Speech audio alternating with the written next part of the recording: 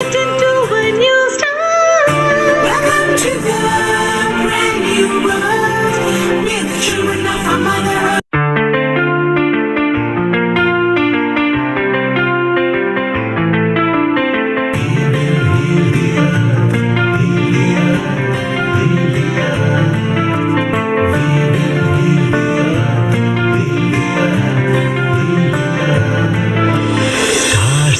Can tell you stories which are brighter than yesterday.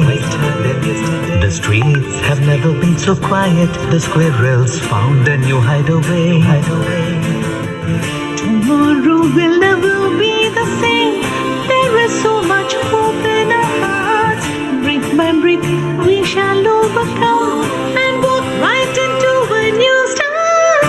Welcome to the brand new world.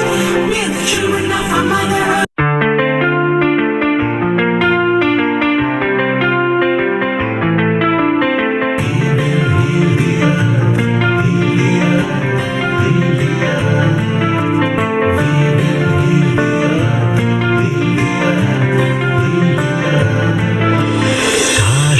Can tell you stories which are brighter than yesterday.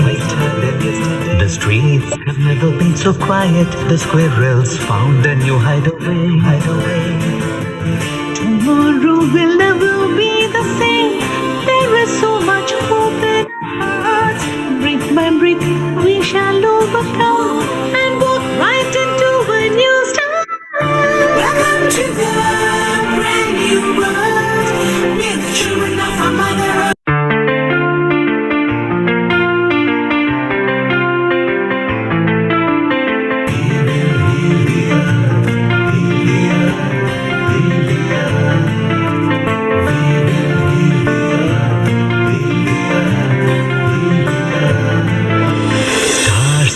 Can tell you stories which are brighter than yesterday. The streets have never been so quiet. The squirrels found a new hideaway. Tomorrow will never be the same. There is so much hope in our hearts. Brick by brick we shall overcome and walk right into a new start. Welcome to the brand new world. We're the children of our mother earth.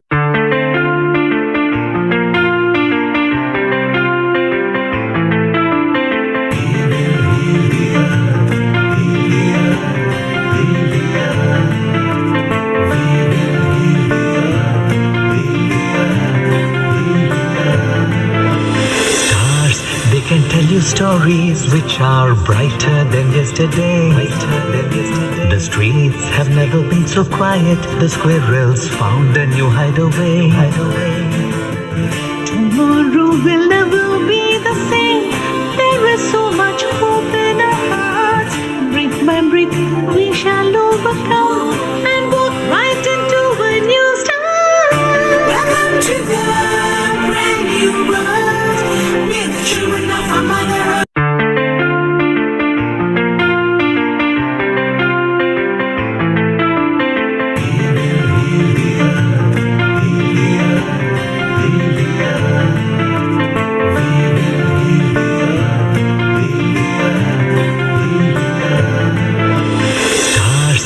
Can tell you stories which are brighter than yesterday. The streets have never been so quiet. The squirrels found a new hideaway. Tomorrow will never be the same. There is so much hope in our hearts. Brick by brick we shall overcome and walk right into a new start. Welcome to the brand new world. We're the children of our mother earth. Tomorrow will never be the same. There is so much hope in our hearts. Brick by brick we shall overcome and walk right into a new start. Welcome to the brand new world. We're the children of our mother earth.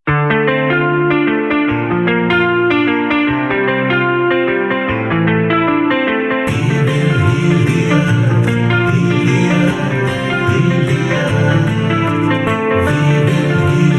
Welcome to the brand new world. We're the children of our mother earth. Can tell you stories which are brighter than yesterday. The streets have never been so quiet. The squirrels found a new hideaway.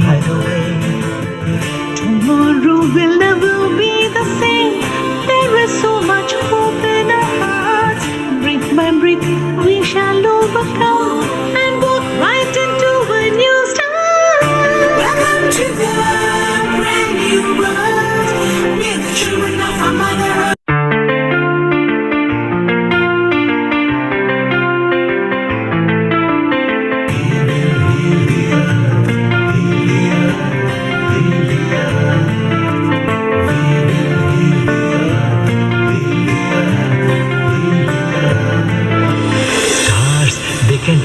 stories which are brighter than yesterday. The streets have never been so quiet. The squirrels found a new hideaway. Tomorrow will never be the same. There is so much hope in our hearts. Brick by brick, we shall overcome and walk right into a new start. Welcome to the brand new world. We're the children of our mother earth.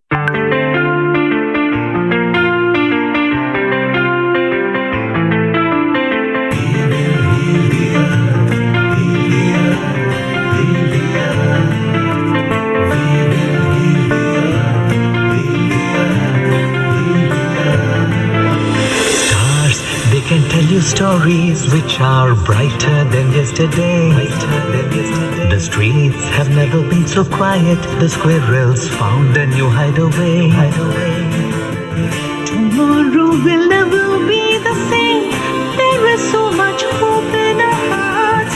Brick by brick, we shall overcome and walk right into a new start. Welcome to the brand new world. We're the children of our mother earth.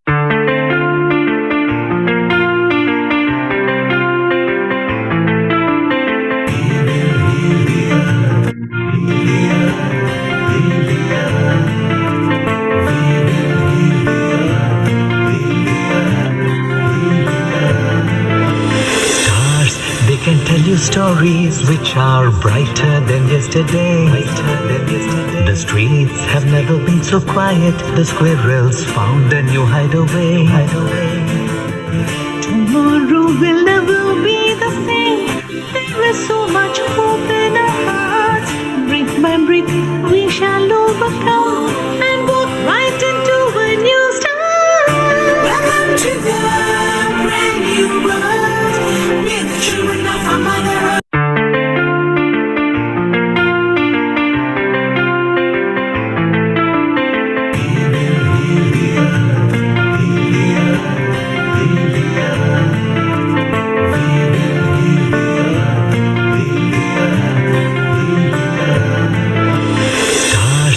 Can tell you stories which are brighter than yesterday. The streets have never been so quiet. The squirrels found a new hideaway. Tomorrow will never be the same. There is so much hope in our hearts. Brick by brick, we shall overcome and walk right into a new start. Welcome to the brand new world. We're the children of our mother earth.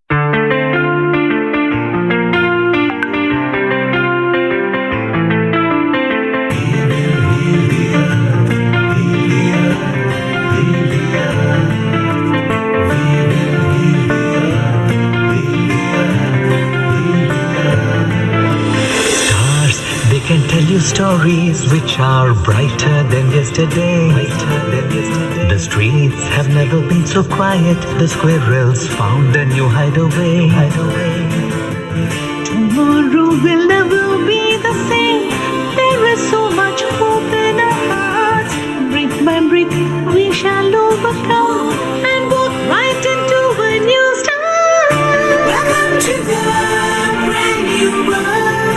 We're the children of our mother earth.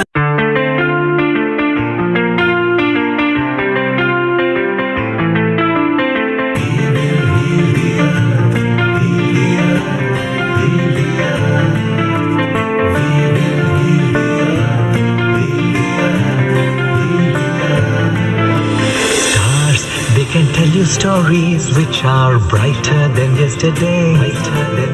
The streets have never been so quiet. The squirrels found a new hideaway. Tomorrow will never be the same. There is so much hope in our hearts. Brick by brick, we shall overcome and walk right into a new start. Welcome to the brand new world.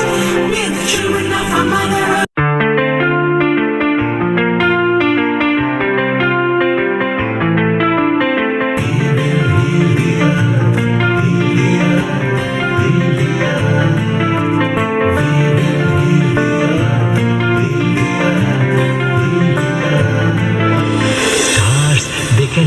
stories which are brighter than yesterday. The streets have never been so quiet. The squirrels found a new hideaway.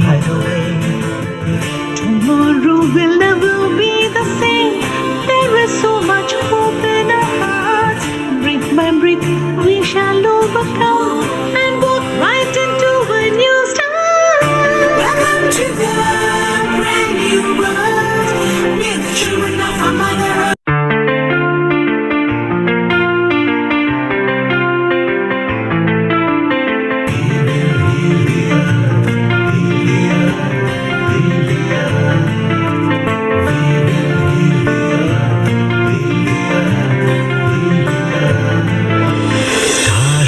Can tell you stories which are brighter than yesterday.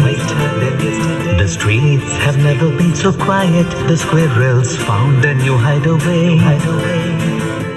Tomorrow will never be the same. There is so much hope in our hearts. Brick by brick, we shall overcome and walk right into a new start. Welcome to the brand new world. We're the children of our mother earth.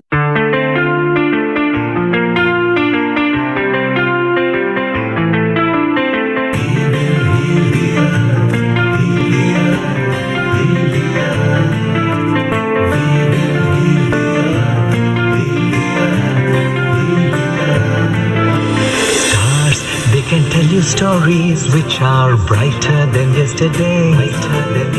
The streets have never been so quiet. The squirrels found a new hideaway. Tomorrow will never be the same. There is so much hope in our hearts. Brick by brick, we shall overcome and walk right into a new start. Welcome to the brand new world. We're the children of our mother earth.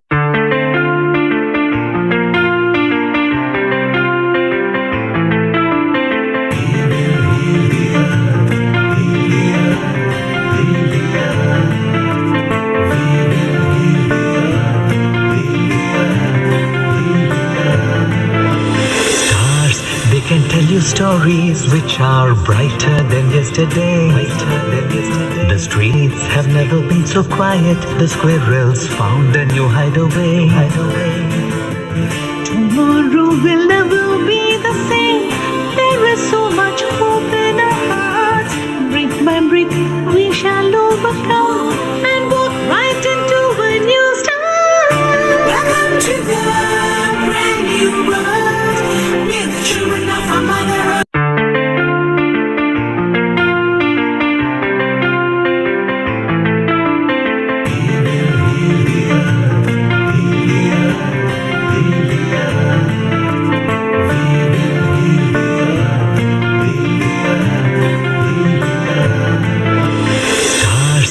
Can tell you stories which are brighter than yesterday. The streets have never been so quiet. The squirrels found a new hideaway. Tomorrow will never be the same. There is so much hope in our hearts. Brick by brick, we shall overcome and walk right into a new start. Welcome to the brand new world. We're the children of our mother earth.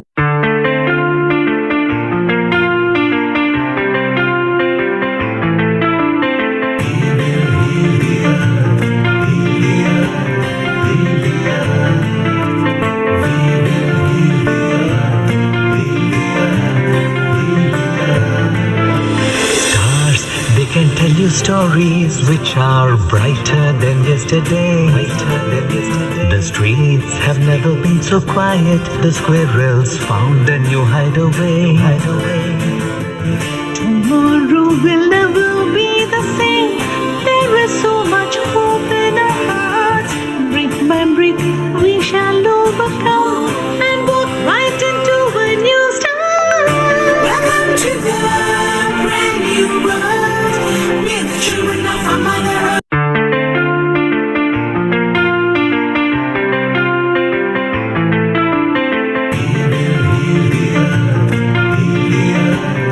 India.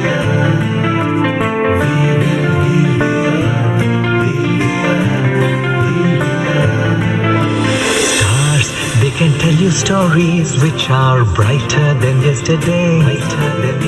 The streets have never been so quiet. The squirrels found a new hideaway.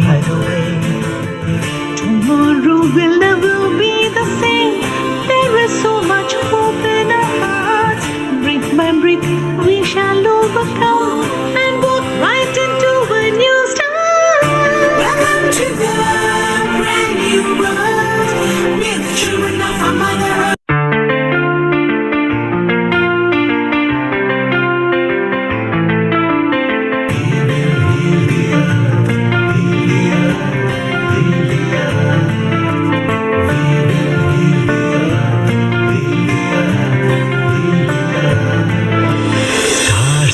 Can tell you stories which are brighter than yesterday. The streets have never been so quiet. The squirrels found a new hideaway. Tomorrow will never be the same. There is so much hope in our hearts. Brick by brick, we shall overcome and walk right into a new start. Welcome to the brand new world with the children of our mother earth.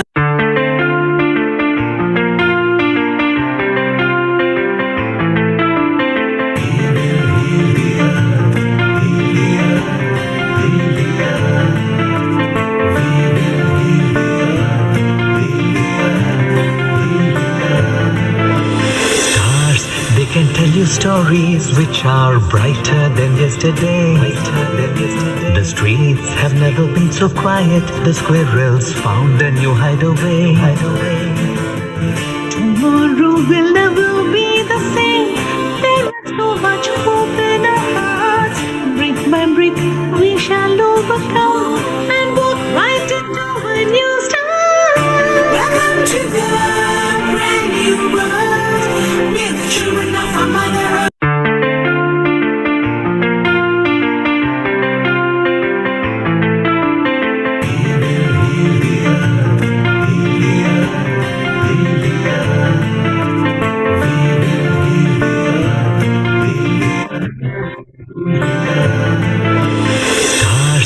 Can tell you stories which are brighter than yesterday. The streets have never been so quiet. The squirrels found a new hideaway. Tomorrow will never be the same. There is so much hope in our hearts. Brick by brick, we shall overcome and walk right into a new start. Welcome to the brand new world with the children of our mother earth.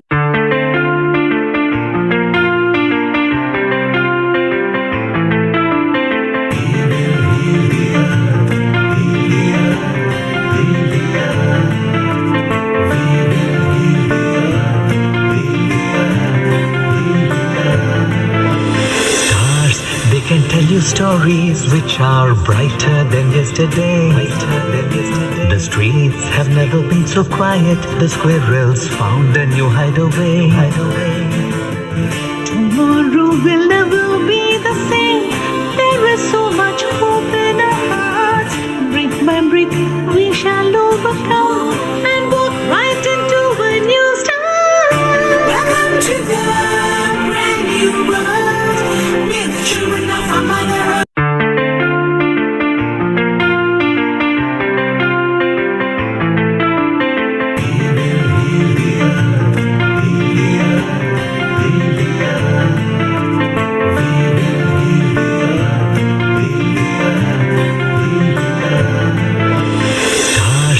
Can tell you stories which are brighter than yesterday. The streets have never been so. 10, 9, 8, 7, 6, 5, 4, 3, A very 2, warm and global 1. namaste from us here at Healing Our Earth as we welcome you to Wellbeing and Wellness on Sunday, the 1st of August 2021. Did you know that today is our 87th show? From our home to yours, wherever you are in the world, a very global and warm namaste. As always, as many of us sadly are still experiencing these difficult and trying times, we come together collectively to pray and raise our vibrations for all of those going through the pandemic over the earth. So will you please join me now in a prayer of your own, or the Gayatri Mantra that I will now do to open our 87th show. Om Bhurbhuva Swaha Saviturvarenyam Bhargo Devasya Dhimahi Diyo Yona Prachodayat. Om Bhurbhuva Swaha Tatsaviturvarenyam Bhargo Devasya Dhimahi Diyo Yona Prachodayat. Om Bhurbhuva Swaha Tatsaviturvarenyam Bhargo Devasya Dhimahi Diyo Yona Prachodayat. Om Shanti, Shanti, Shanti. Om. Shanti, as we know, peace, and peace to all of you together here as we raise our vibrations through these times. Thank you for joining us today, wherever you are in the world. It is momentarily a sunny afternoon in the UK, and we're going to be joining someone very shortly from Hong Kong, where it is evening. So let me tell you a little about today's show. As I said, it is the 87th show from Healing Our Earth. And from the very start of this pandemic, we brought you this show every Sunday, free online for our whole global community, committed to spreading love, unity, harmony, and sharing happiness through these times. We bring you the serious, the fun, the laughter, the culture, the entertainment, and the informative, with our health, mental wealth, physical health, and emotional health at the very forefront of what we do. Please do like, subscribe, and follow us. We are now on so many channels. It's so wonderful. And we are so grateful for your support as you do this through Facebook, YouTube, Instagram, and Twitter. Your support means so much, and it means that we get to spread our mission further across the globe. So without further ado, today's show, Wellbeing and Wellness, I am very excited to introduce our first guest. This is such a prevalent topic. As we were talking earlier, actually, we were having a quick chat before the show started and how important our health is. So today's show from 2 o'clock till 7 o'clock, we're here for 5 hours to bring you everything that you need to know, those golden nuggets. I've got my clipboard ready to make my notes, so hopefully you have. And don't worry if you haven't, the show will be recorded. You'll be able to find it and play it back on YouTube. Let's start. So I'm shortly going to be introducing Kiran Sukhani, and her talk is going to be on COVID and immunity. Kiran is a very talented lady, a nutritionist and an entrepreneur. And she began, surprisingly, with a career in the fashion industry, with global big brands such as Diesel and Calvin Klein, before launching her own brand, Ash. As I said, very talented. Her love and experience for fashion opened up to a world of possibilities and opportunities. She was a catwalk model for various Indian designers.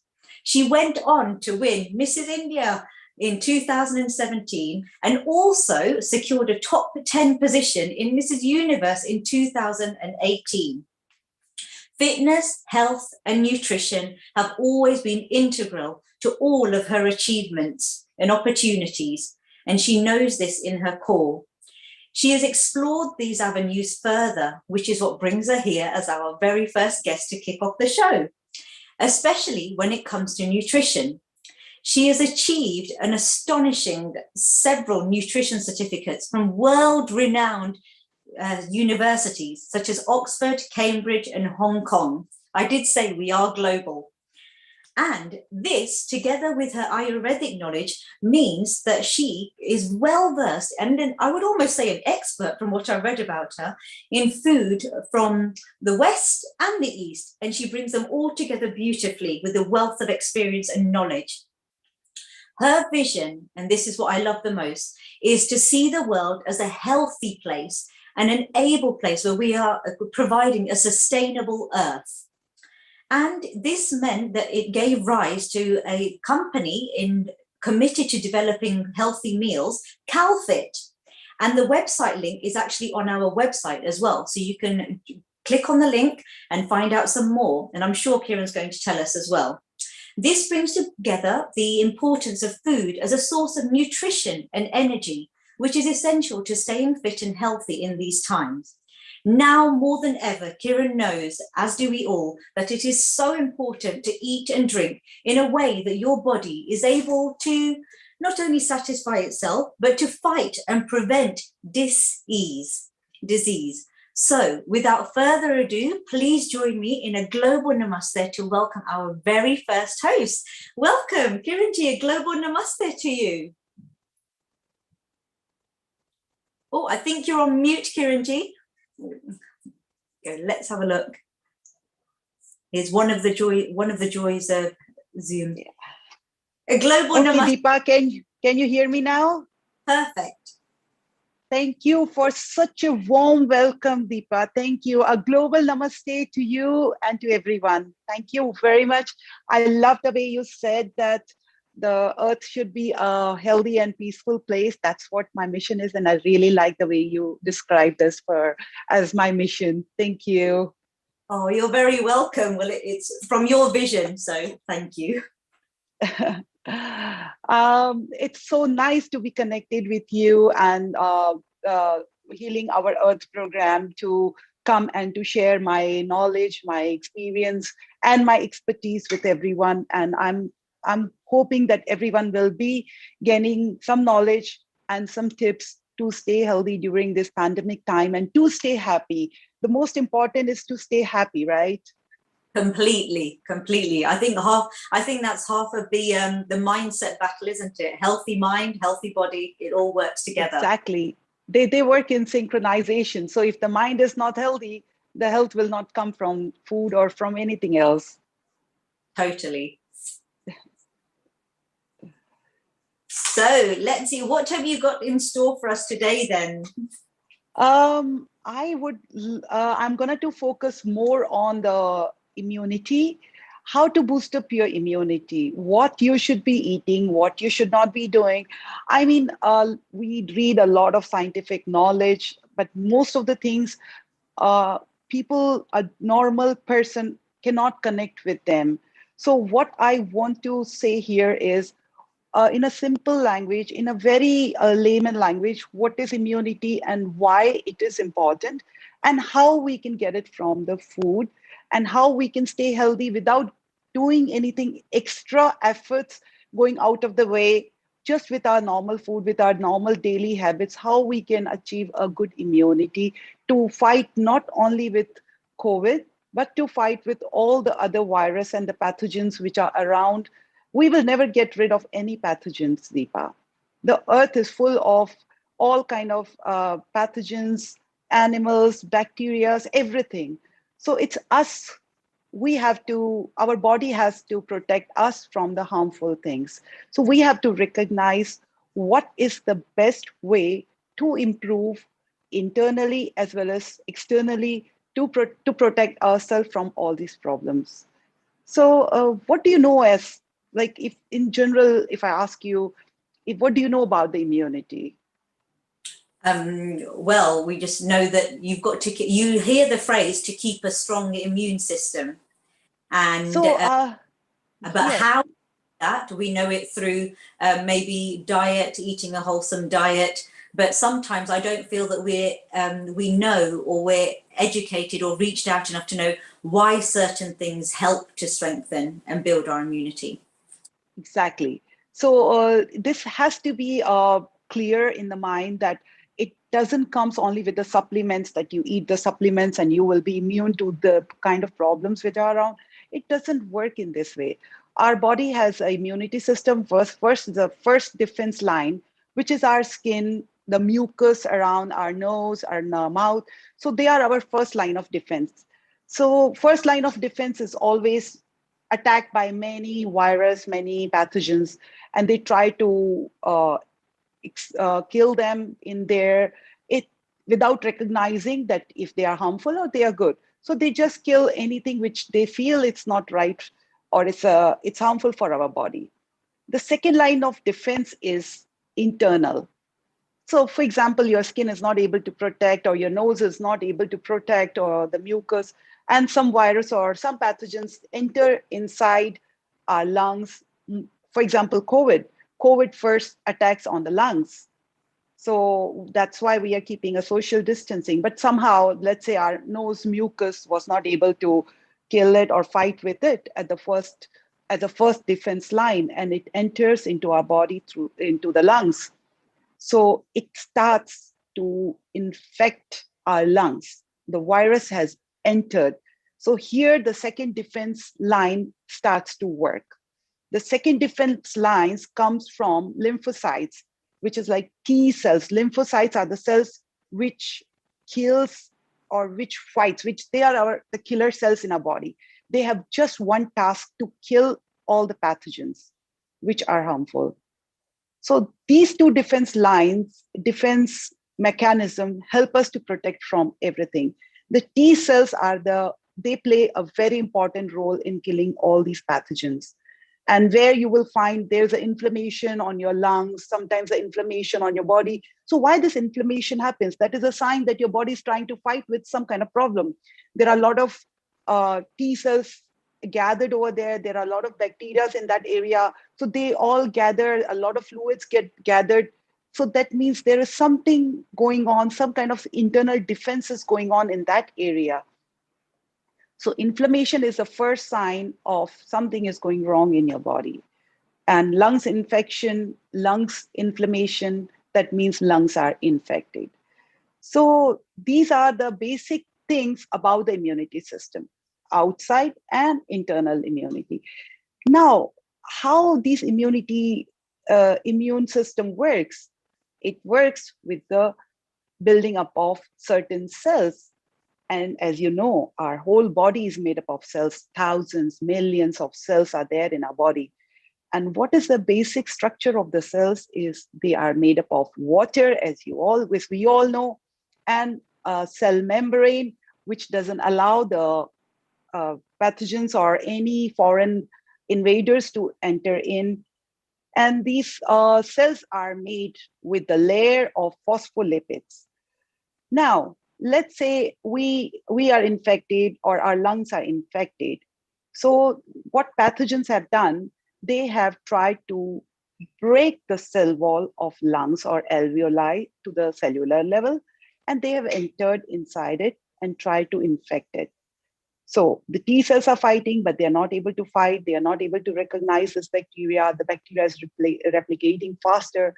So at this stage, what we have to do is, first thing, drink a lot of water. Water is the most important thing to give ourselves enough space, enough fluids to remove all the toxins from the cells. That's the way our cells will become more hydrated to remove the toxins by the process of osmosis from our body. Now, if in case you don't want to get infected, so what you're going to do, you are going to build up the wall around the cells. So when the cells are, as I said, the cells are making the whole body, they need lots of phospholipids to form the outer layer around them. So lipids are again very important. Proteins are making the antibodies.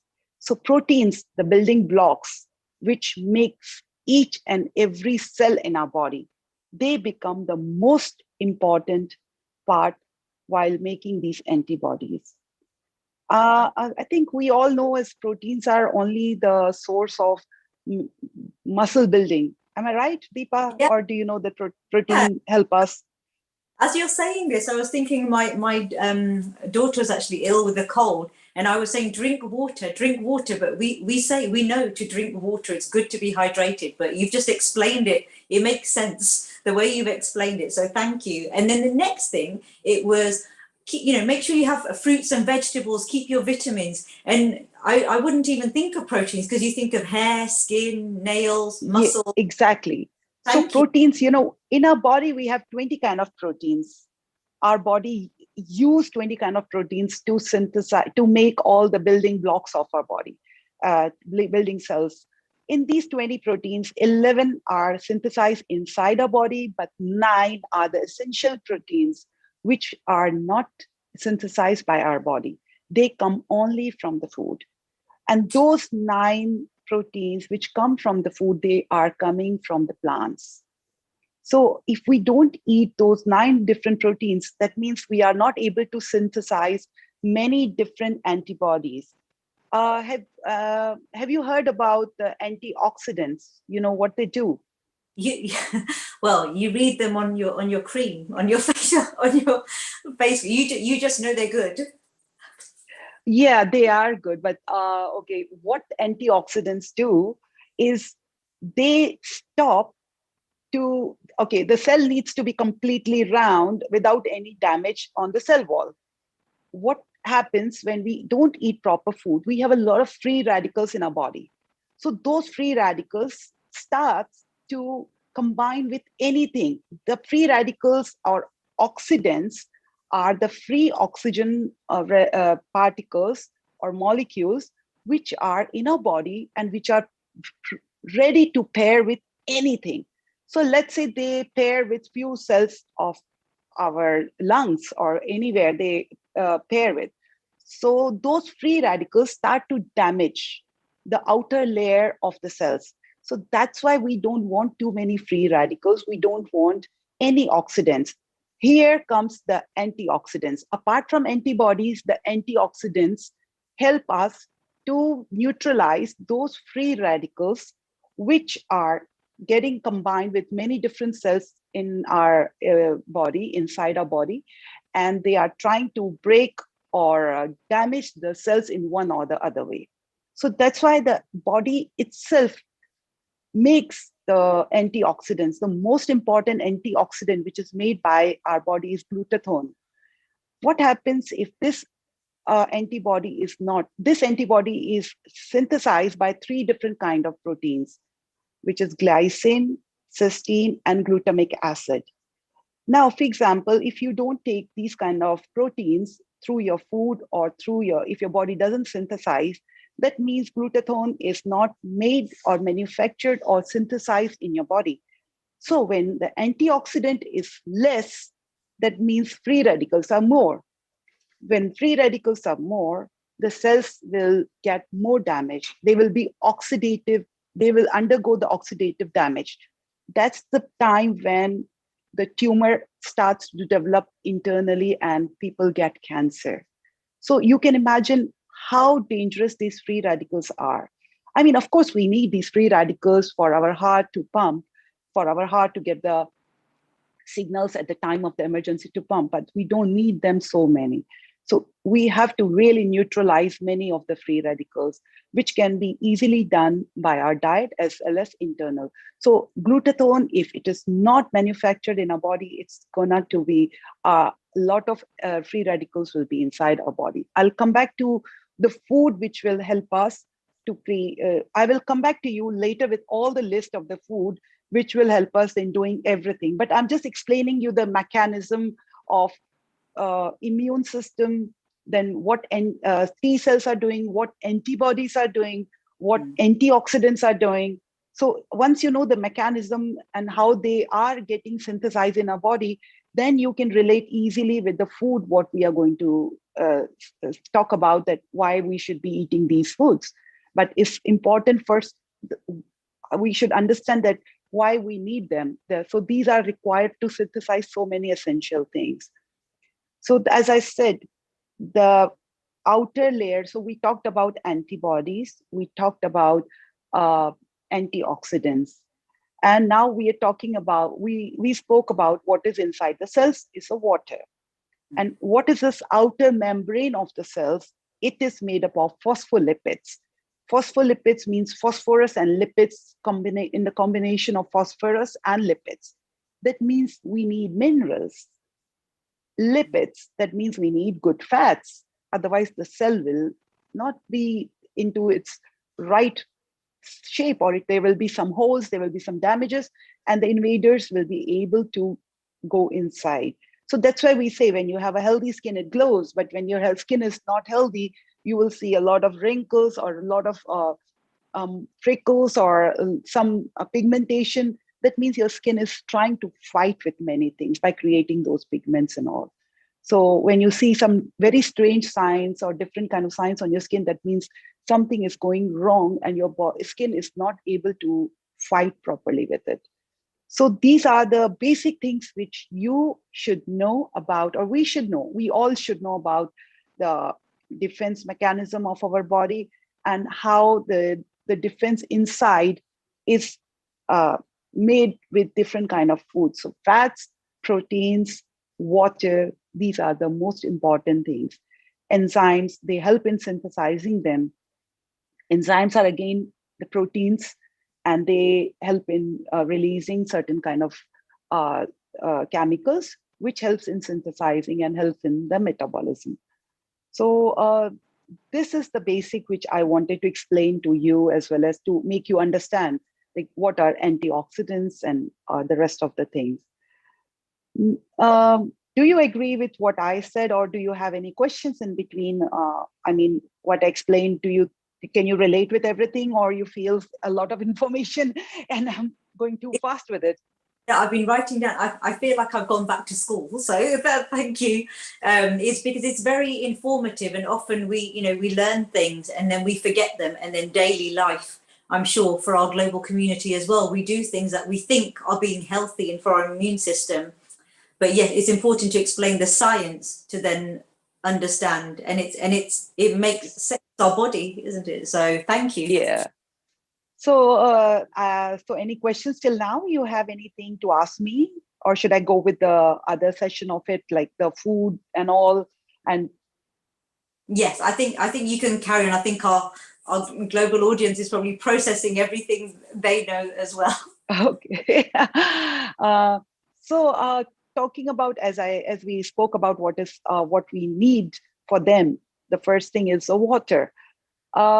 If I talk about the immunity, more than the food, I give importance to the water, because it is a medium. It is the only medium which allows the toxins to go out of the cell through the process of osmosis.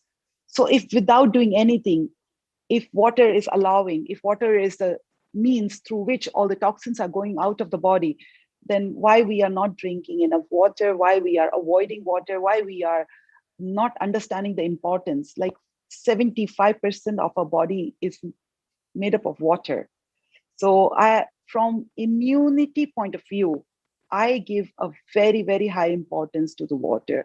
It depends. I mean, I wouldn't say that you must drink 10 glasses of water or 8 glasses of water. If you're in a cold area, you can drink 6 to 8 glasses of water, or 8 to 10 is ideal in general. So I suggest a lukewarm water, which helps the mucus also to be lubricated, your mouth, your nose, everything to be lubricated with a lot of mucus, which traps bacteria externally also. So the first thing which I believe, a lot of water will definitely help us to make our immunity stronger.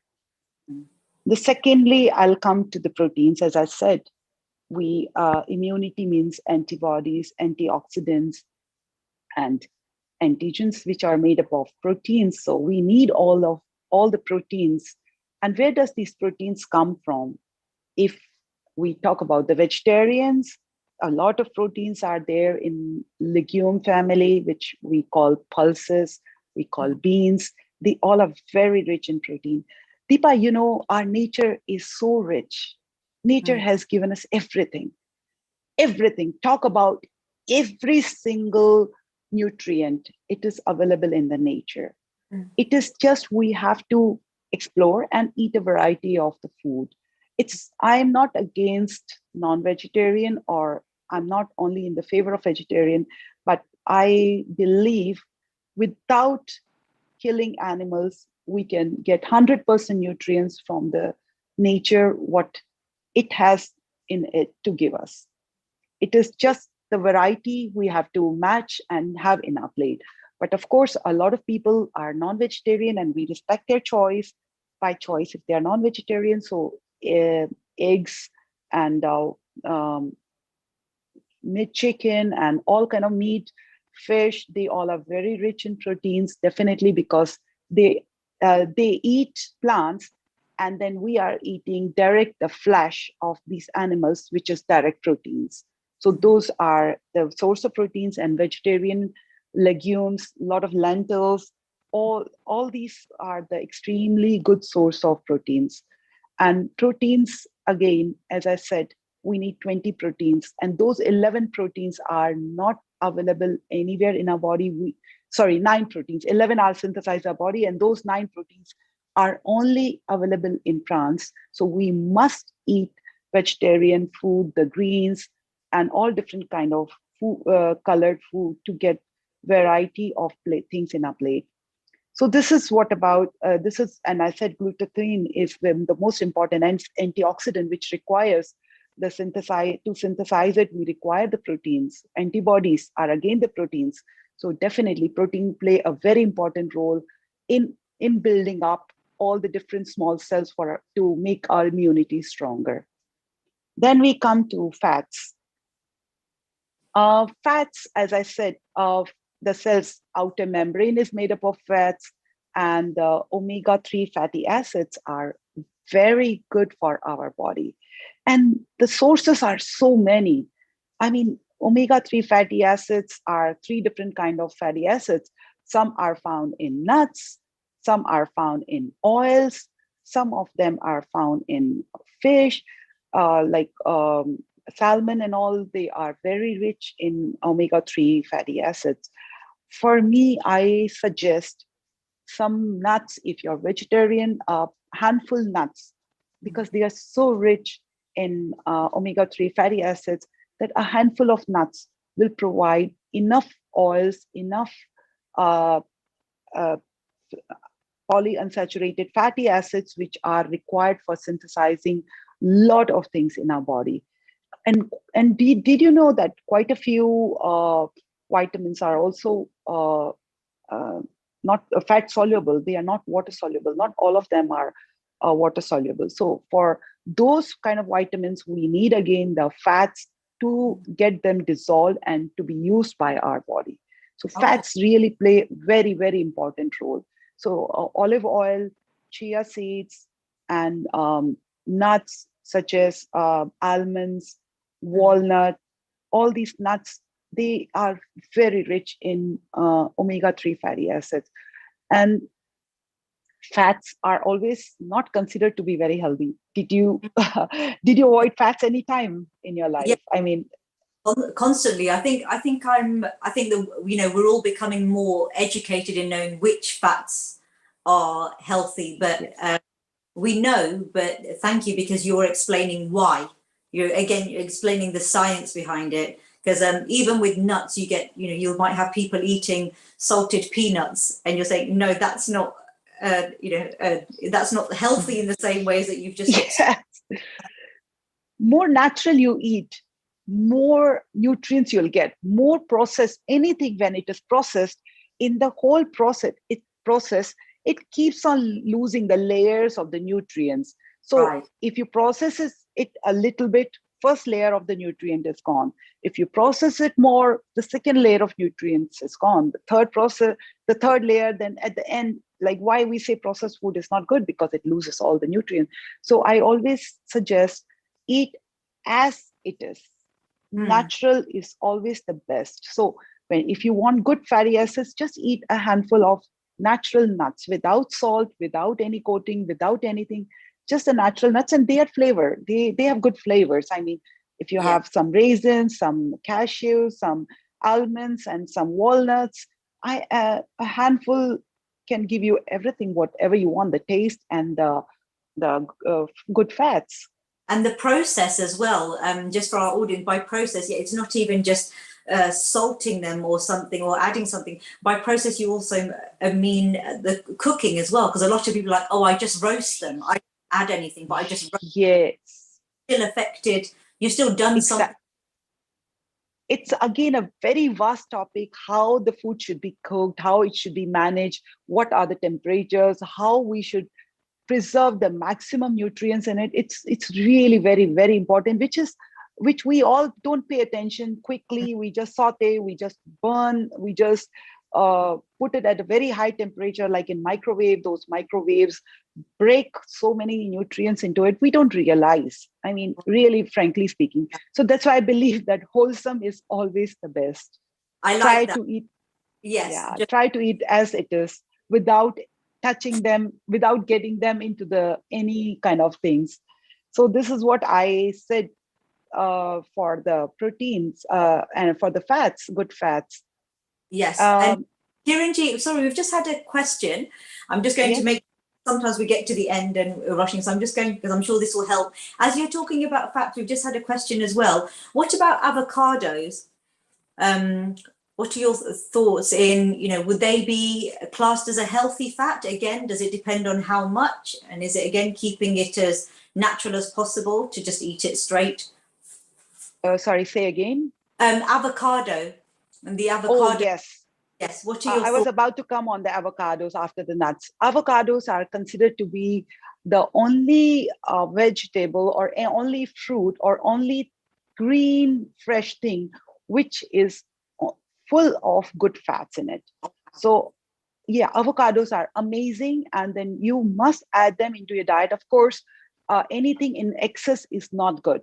Even though it's good, it has good fats, but it's not good in excess. So half avocado or maximum one avocado per day will really help in getting lots of good fats inside your body. Thank you. Okay, so this is about the fats. I told you about the proteins. I told you about the water. Now coming to the minerals, there are lots of minerals which we need in our body to build up the immune system, which is T cells. Copper is the most important component to build up our T cells. And where do we get the copper from? Well, yes, ironically, my mum bought me this. You cannot eat this copper, of course, but we have to eat in the edible form, which comes from the mushrooms. Mushrooms are really rich in copper. Yes. Goodness. Yes. Bananas are rich in phosphorus, but mushroom, potassium, and mushrooms are very rich in copper. So copper from the mushrooms helps in building up the T cells. Zinc, selenium, all these helps in building up, in synthesizing of WBC. Zinc and selenium are available in seafood as well as in the nuts. So again, consuming nuts and all will really help us to build up these T cells and getting the maximum minerals to help in building up the process. Apart from these, there are lots of vitamins. The immunity really becomes stronger with vitamin C. And vitamin C has always played a very important role in building up a strong immunity. So when we get cold and flu, I mean, in the olden days, our grandmothers used to give us some hot lemon and honey, if you remember, to just subside, and with ginger, to just subside the cold. The reason is because lemon is very rich in vitamin C. And it's not, I think there is one misconception among people that only the citrus fruits are rich in vitamin C, which I would like to correct here. It's not only the citrus fruits, it's the bell peppers. If you know the red, the green, and yellow, all different kind of bell peppers, they're also rich in vitamin C. Brussels sprouts, broccoli, strawberries, all these fruits and vegetables, they are very rich in vitamin C. So vitamin C is very important. And then coming to, as I spoke about the minerals, vitamin E is required, which is in the nuts, vitamin A, which is in carrots, and which is good for eyes, and carrots are rich in beta carotene, which is good for eyes. And now we come to antioxidants. What foods are rich in antioxidants? If you would have heard about many berries, acai berries are very high in antioxidants. Green tea has antioxidants called flavonoid. This flavonoid helps in neutralizing the free radicals or the oxidants in our body. So you can say that all kind of berries are rich in antioxidants, and there are many other foods which are rich in antioxidants, such as broccoli. Broccoli has also antioxidants in it. So eating green, eating leafy, eat dark green vegetables are always more nutritious than the light green. So the colors, the nature has differentiated all the fruits, vegetables by different colors in different ways, so that they make it healthy for reasons, for certain things it contains. Like carrots are orange because of beta carotene in it, so they become very fresh orange color. More you eat carrots, you are more beta carotene. So similar way, more darker color leafy vegetables we eat, more nutrients we get. And these are the foods which I say, but I'm going to give you an example to make it more simpler, that how should be your day, how your day should have enough fluids, enough proteins, enough fats, and enough carbohydrates. Carbohydrates give us energy, so we can't avoid them. I mean, we need energy at the end of the day. So we cannot say carbohydrates are bad. But again, if you have a good balance in your body, then of course, carbohydrates play a very important role. But if we don't have a good balance, then carbohydrates are stored as sugar, and then we become diabetic and all. So these are the things which we have to really keep in place into certain limitations, into certain amounts. And I'll talk about the plate in a while. But before I talk about the plate, I want to say that there are many things which we shouldn't do. Can we count on the fingers what we shouldn't do? Lots. Oh, there we get told lots. So let's focus on the things for the immunity. What things are not good or which weakens our immunity? Number one is the sleep. If you don't take enough rest, if our body is not resting, in the resting mode, the most of the repair work is happening. But if we are not resting enough, so we are not into the repair mode. So the sleep is very important, which nowadays in this busy lifestyle, we all are not sleeping enough. We all are awake till late night, watching or working, or maybe just relaxing at home with friends or something we are doing. I mean, many people are so depressed by just being at home, so they just keep on watching a lot of things. So I would say that a good sleep would repair most of the things, and our body becomes again a very strong to fight with everything.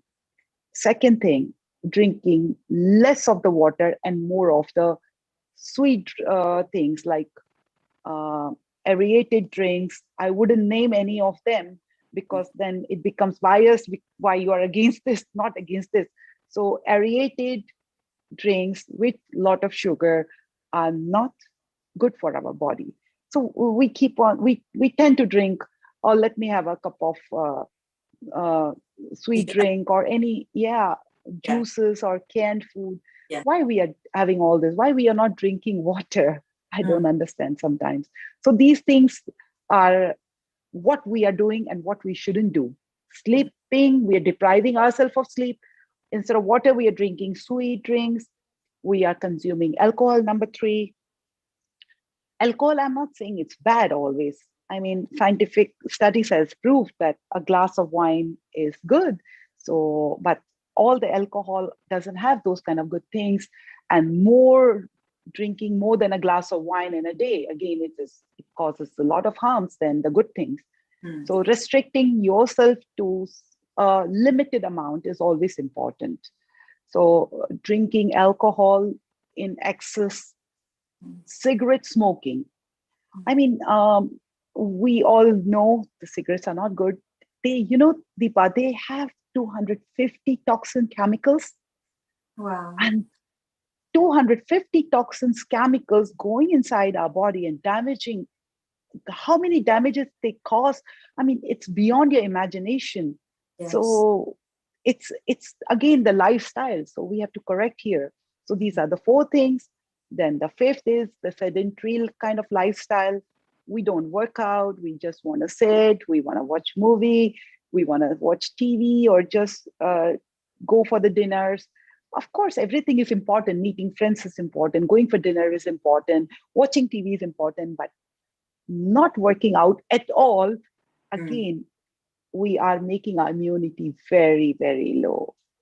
So Yes. it's important to identify these problems, and work on them, and make your body, make yourself stronger by avoiding these few small things. Just improving your lifestyle in a better way already makes our immune system strong. So Yeah. first thing is that we avoided a lot of things which are going to make our immunity weaker. So we have done half of our work to make our immunity strong. Now the half of the work is done by the food. Mm. So as I said, I am going to suggest you a plate, how your food should be. I mean, drink in a day. I always believe keep this finger of five. So what Okay. does this five uh, means? 2 portions of fruits in a day, Mm. 3 portions of vegetables. Make sure that you consume any 2 fruits, 2 portions of fruits, and 3 portions of vegetables. That is the complete five. That's the way you will have different kind of nutrients from different kind of foods. You don't have to eat 10 different kind of fruits or foods in a day, but just keeping these or 5 portions, 2 fruits, and 3 vegetables in a day will give you quite a lot of nutrients to fulfill your daily requirement. So, five things, 2 fruits and 3 vegetables can be divided into the 3 meals, into lunch, breakfast, dinner, or into snacks and all. So, I suggest start your day without any toxins. Again, in our lifestyle, we have a lot of caffeine also, which we should avoid. Yes, caffeine is again not good, but of course, caffeine is important, or it's useful to stimulate our nervous system. So we all want to be get into the mode of working or into the mode of energy.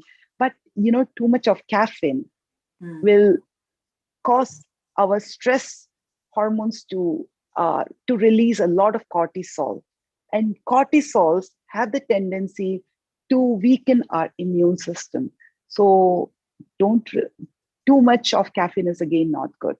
So don't start your day. Now, coming back again to the day, don't start your day with any stimulants. Start your day with a very gentle glass of water, warm water, or at the most, you can just start your water with warm water with honey and lemon in it. That's Mm. all. But otherwise, don't start your day with the caffeine.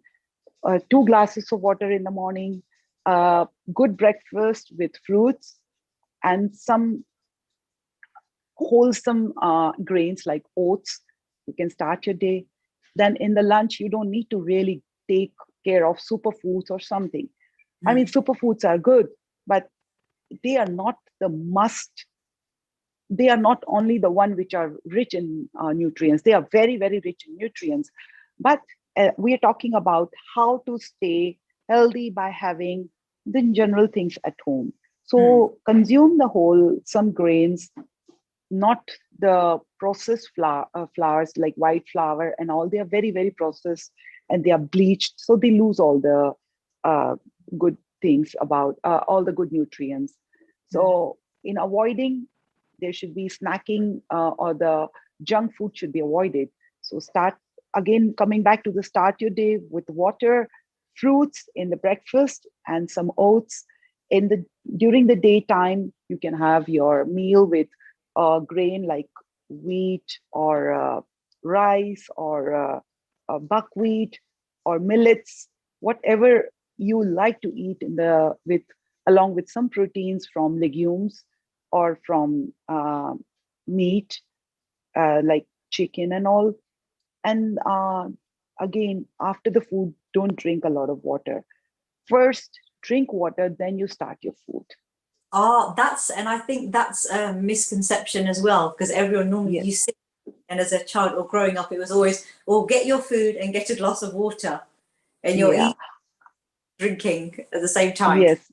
Yes. So we should chew our food in a very normal, in a very relaxed, in a very calm way.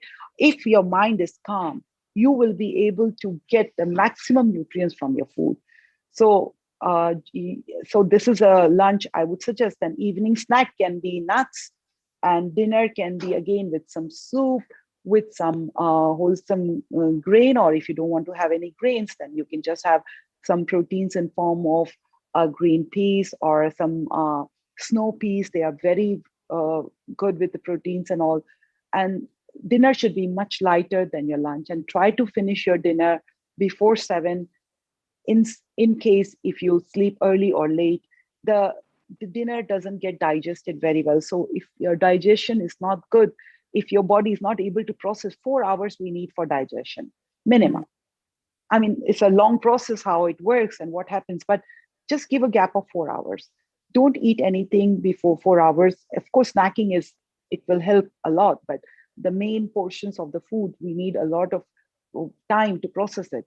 So 7 o'clock, if you eat, that means by 11, your food will be completely digested. So never eat too late and go to the bed. Then the food is not processed, and everything will be accumulated in forms of fats, in forms of unwanted fats, which we don't need in our body. Yes. So Yes. this is a way I would say to divide your day into different meals, and keep on drinking, sipping up a lot of water, and rely only on the wholesome and the natural foods, not on anything else.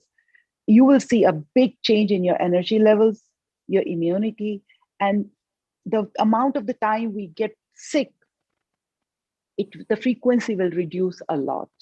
And that's, I think that's important what you said about caffeine, because we're so used to, especially, us, the Western world as well. It's, coffee. First thing is coffee to start your day, because feel we need that Yeah, boost. you're right. It's an alternative as well. Instead of coffee, you can start with green tea. But again, green tea also has stimulants. I mean, it's good, but again, it has stimulants. I suggest to start with the water your day. And if A cup of coffee is fine, but not more than a cup. Like a glass of wine is good. Similarly, a cup of coffee is fine, but it should not be too much. And and our immunity becomes very strong if we start to enjoy our sports, and our mental health is good. Then when your mental health is good, it synchronizes with our food, and then we are able to get all the nutrients, and we stay happy for whatever we eat, whatever we do. So sports play a very important role in making our life more active, more happy, and we become much more relaxed after doing sports of our kind, of our choice. It can be anything. It can be swimming, playing badminton, playing golf, going for a soccer, or running, jogging with our friends, or anything it can be. It doesn't have to be the gym. Is understanding that activity isn't in the way that it doesn't have to be in a box like you think it is. And even through these times of lockdown, it's just going for a walk. Now we could meet outside. It's going for a walk with friends, and like, that's. I'm so happy to see you, Deepa. So it's such a great happiness to see you. So basically, I'm feeling happy. I'm feeling great when I'm being with you, with on this platform with everyone. I'm feeling happy and great. So feeling happy for everything is also very important. Yes, exactly. And Kiranji, I'm really sorry. We've had another question for you from Nigeria. So Yes. so this is going to challenge you now. I'm going to get you thinking. So we want Georgina in Nigeria would like to know, what are the 3 foods that you would highly recommend in terms of immunity boosting? You had to make sure that you include, had a top 3. What would you say they were? and why? Okay, as I said, vitamin C is the most important source for immunity booster. So I would say please add citrus fruits as fruits, and broccoli, Brussels sprouts, and bell peppers.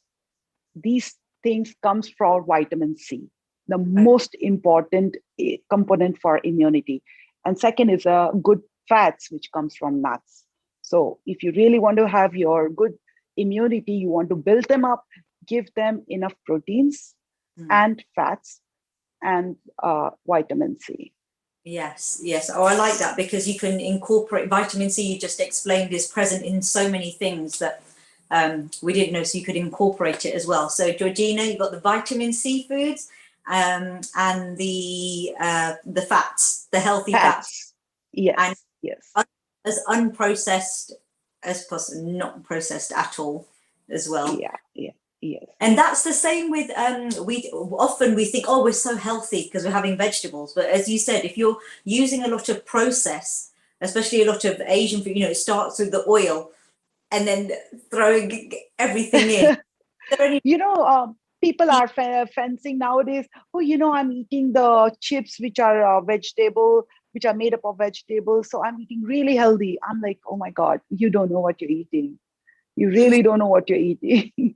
Yeah. So there are a lot of marketing gimmicks around, but we have to know that just eat as it is without cooking, overcooking, and social distancing also. It's very important for immunity, because we get a lot of bacteria from many different people where we are meeting. So keeping a good social relationship with your colleagues, with your people, it's very important again. Oh, wow. Okay. Another element to social distancing. Yes. Basically, I wouldn't say social distancing always, but a good social relationship. So if you are hugging anyone who is coming from some place, so just be careful before you move, before you touch many things, and you touch the person. So just wash your hands as much as possible. So these are the social relations. You're not passing your germs to others, and you're not getting others' germs to yourself. So I think we should all know what is a social relationship in terms of not getting infected and not infecting others. Yes, as well. So I think that's really important, because that's still part of immunity, not just through nutrition as well. Yes, exactly. So you've got the main takeaway for our guests as well. I like the 5 because it's on our hand. We can apply, as you said at the beginning. You said you're going to give us something that's manageable. So we're very grateful, because if we just, that's something we can use with children as well, to say, have you had your 5? Yes, exactly. So just give me your high five if you had your 5. I'm going to try that. I'm going to let you know how I go. Actually, all of you, if you do try this and let us know how you've tried it, remember we've got many social media platforms where you can show us and see what have you taken away from Kiranji as well, on this as well. And I think especially the proteins, I really, as you said, you really educated me. So I'm sure you've educated people all over the world on the importance of proteins in not just, healthy hair and skin and nails and what they're as well. And I think in lockdown as well, I think many of us working at home and being at home and at our tables with caffeine, with that more sedentary life, you do notice changes in your skin, though. What you're making makes, because we weren't doing those things. Yeah, I mean, these are very, very small things, Deepa. I mean, these are very manageable things. We are not talking about taking the supplements or taking anything else, just this, some changes in the lifestyle, some social distancing, and some good habits, and some good foods. That's all. And we are ready to fight with everything. Yes, well, that's what I love. You really educated us in a purposeful way. I mean, and at the beginning we shared your vision of, a healthy place, to be in a healthy place. You've taught us about sustainability. As you said, everything is from our glorious Mother Earth. Everything we need, all the nutrition we need, not through the tablets and the supplements as well. Yeah, very true. I mean, if you take the complete full meal, you don't need to be dependent on anything else. Mother Earth is the richest source of all the nutrients. Exactly, and it's about keeping Earth sustainable then through our action. That's why we should heal. That's why we should heal our Earth. We should not damage it, right? Exactly, that's why we're here. Oh my goodness, I could ask you so many more things. I'm very conscious of times, but I'm really pleased because I believe that you've added a website link on our Healing Our Earth website as well, where people can find out more about. Was it CalFit as well? Yeah, I would like to tell you that we are serving healthy prep meals, as well as our restaurant is serving the very healthy food for people who are conscious or who really want to eat something very healthy. So we in Hong Kong, we have our restaurant called CalFit, where we serve healthy food, and we have it's basically a big takeaway and prep meals company. So we prepare the prep meals with the healthy prep meals with the proper proportion of the nutrients for individuals for their requirements, and we serve them. So whoever is watching us in Hong Kong, they are more than welcome to come and try food at CalFit.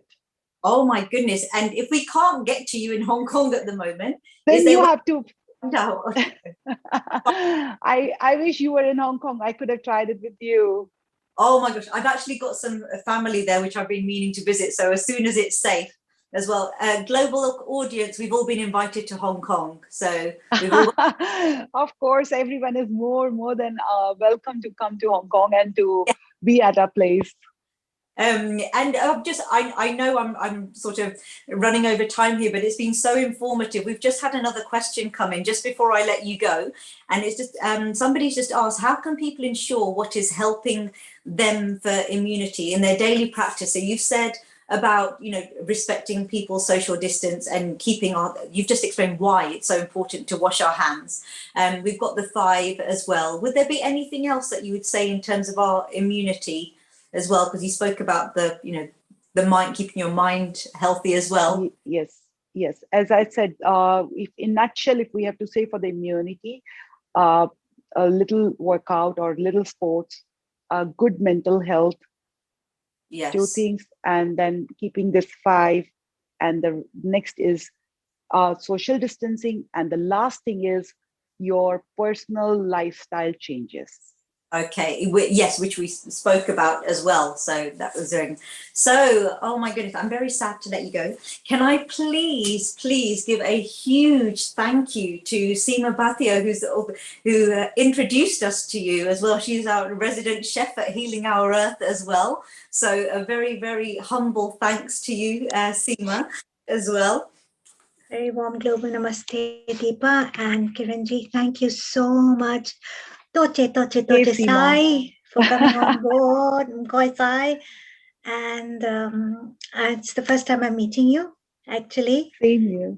Yeah, I heard a lot about you in Hong Kong. Never really got the pleasure to meet you, but very honored to meet you on this platform. Thank you so much. And thank you so much, Deepa. Oh, you're very welcome. Thank you. Bless you both.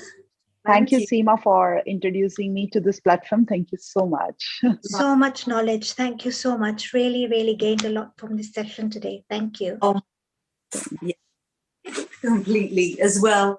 Oh my goodness. And Kiranji, thank you so much from all of us here at Healing Our Earth. I think you're going to be getting a lot of attention on your website and other media platforms as well for your informative and educational and your real talk on how we can really help ourselves in a manageable way with what's in our own environments. We don't need to go anywhere. It's all within us as well. So a humble thanks to you from us at Healing Our Earth.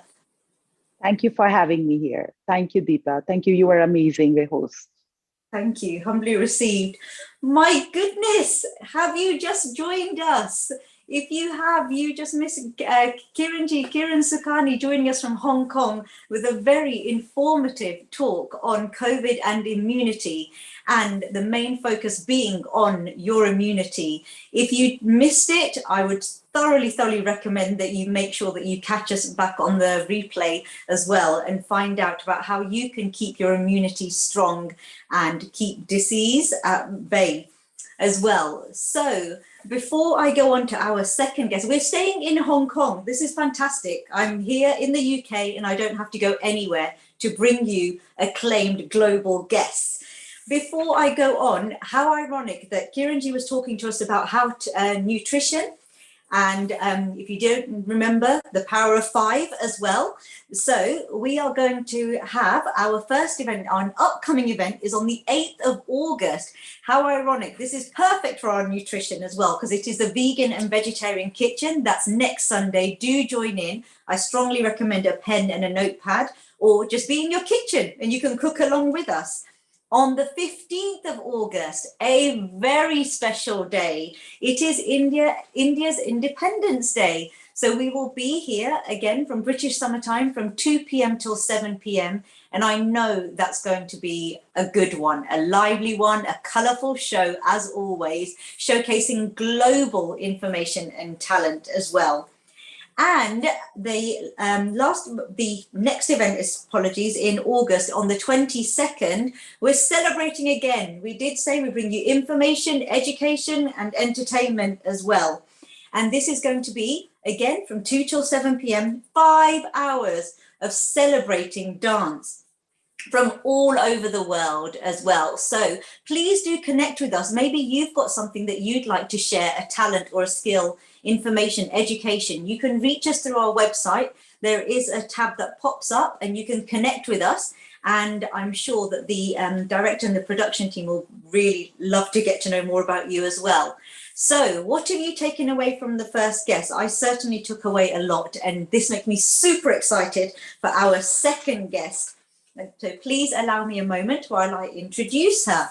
And so we're going to have Angie Turani, I hope I've said the name correctly, and her talk is going to be on how to strengthen the immune system, building on from the immunity that we just heard through nutrition.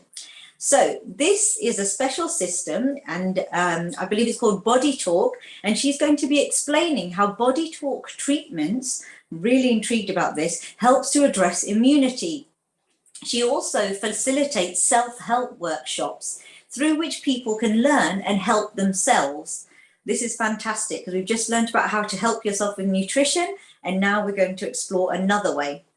We're going to be listening to Angie, who specializes in working with a whole host of mental health concerns that can come up for people, such as emotional issues, anxiety, depression, insomnia, a weak immune system, and sensory integration disorder. This is something new to me, so I'm really excited. Through the way that she does this is through physical and distant healing. Angie is passionate about self-help techniques. I love this. It's all about empowerment. And through various forms, such as an access seminar, meditation and mind skills through Mindscape seminars, and training others, sharing your knowledge and training others to become Body Talk practitioners. Given the times that we're in, Angie is committed to emphasizing how important healthcare is. It's more important almost than the treatment that happens after. And we can do this through a mind-body approach. I'm not going to talk anymore because Angie has developed this, is going to educate us on this Body Talk system. And there is also further information on her bio on our website. Without further ado, are you ready? A global namaste. Angie, welcome to Healing Our Earth. Thank you. Global Namaste, Deepa. Thank you for having me on this beautiful platform. It's a privilege to come and share and talk to you about mind-body medicine. Excellent. I can't wait. I've never heard about this, so I'm really excited. Sure. So I'm going to start a screen share so we can look at some slides as I talk through it.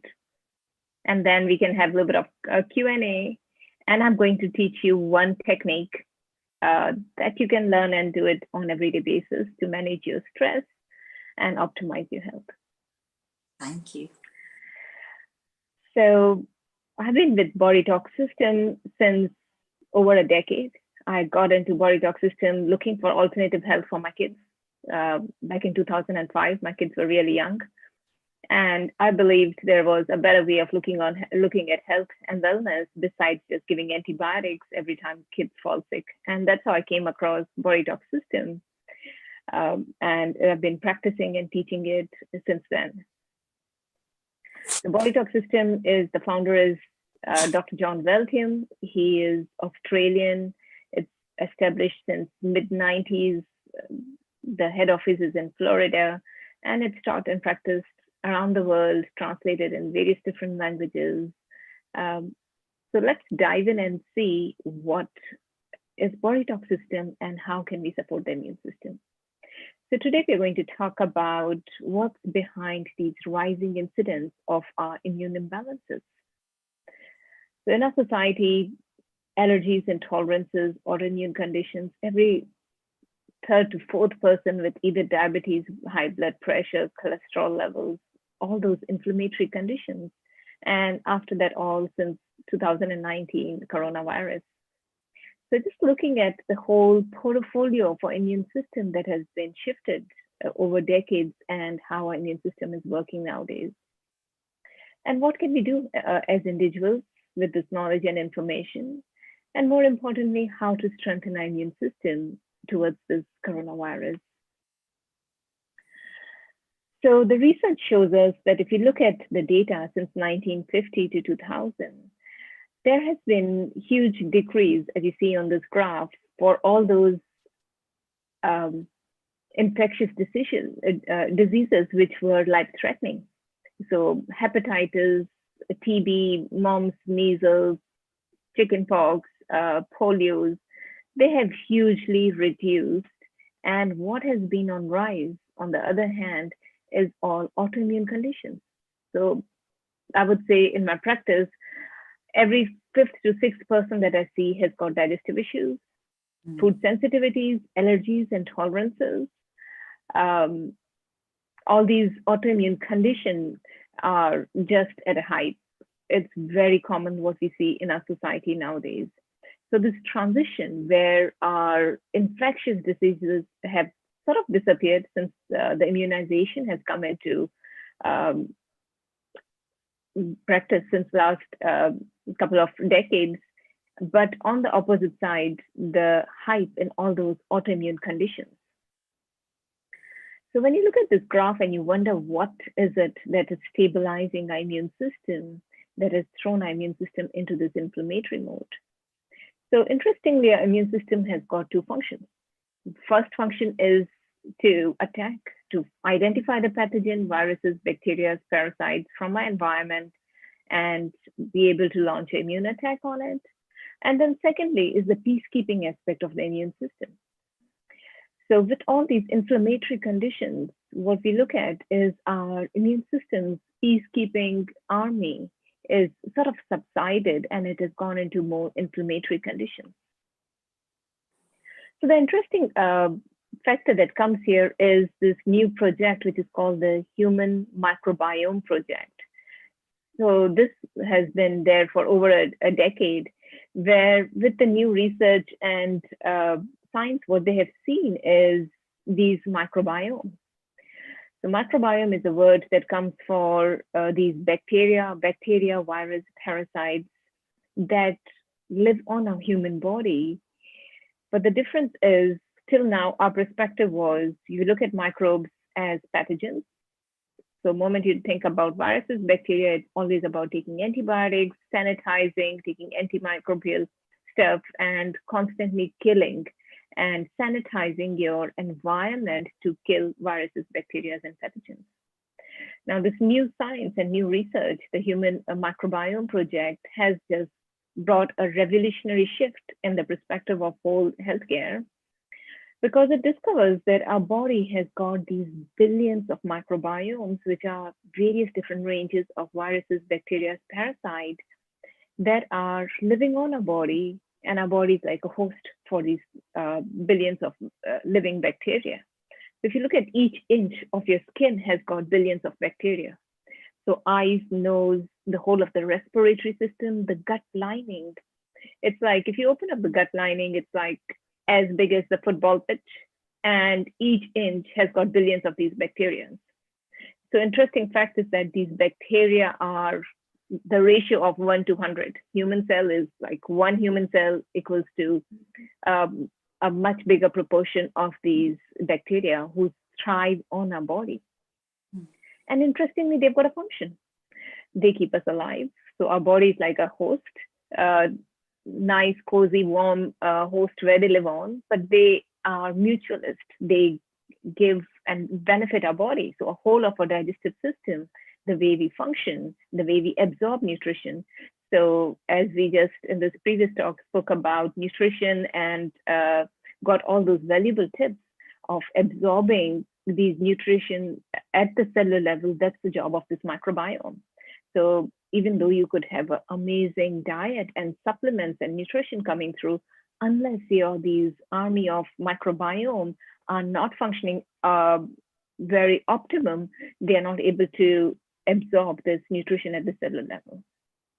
So this human microbiome has been a transformational project where it shows that literally when we're talking about good health, good immunity, we're talking about these microbiome doing their function optimum and in harmony.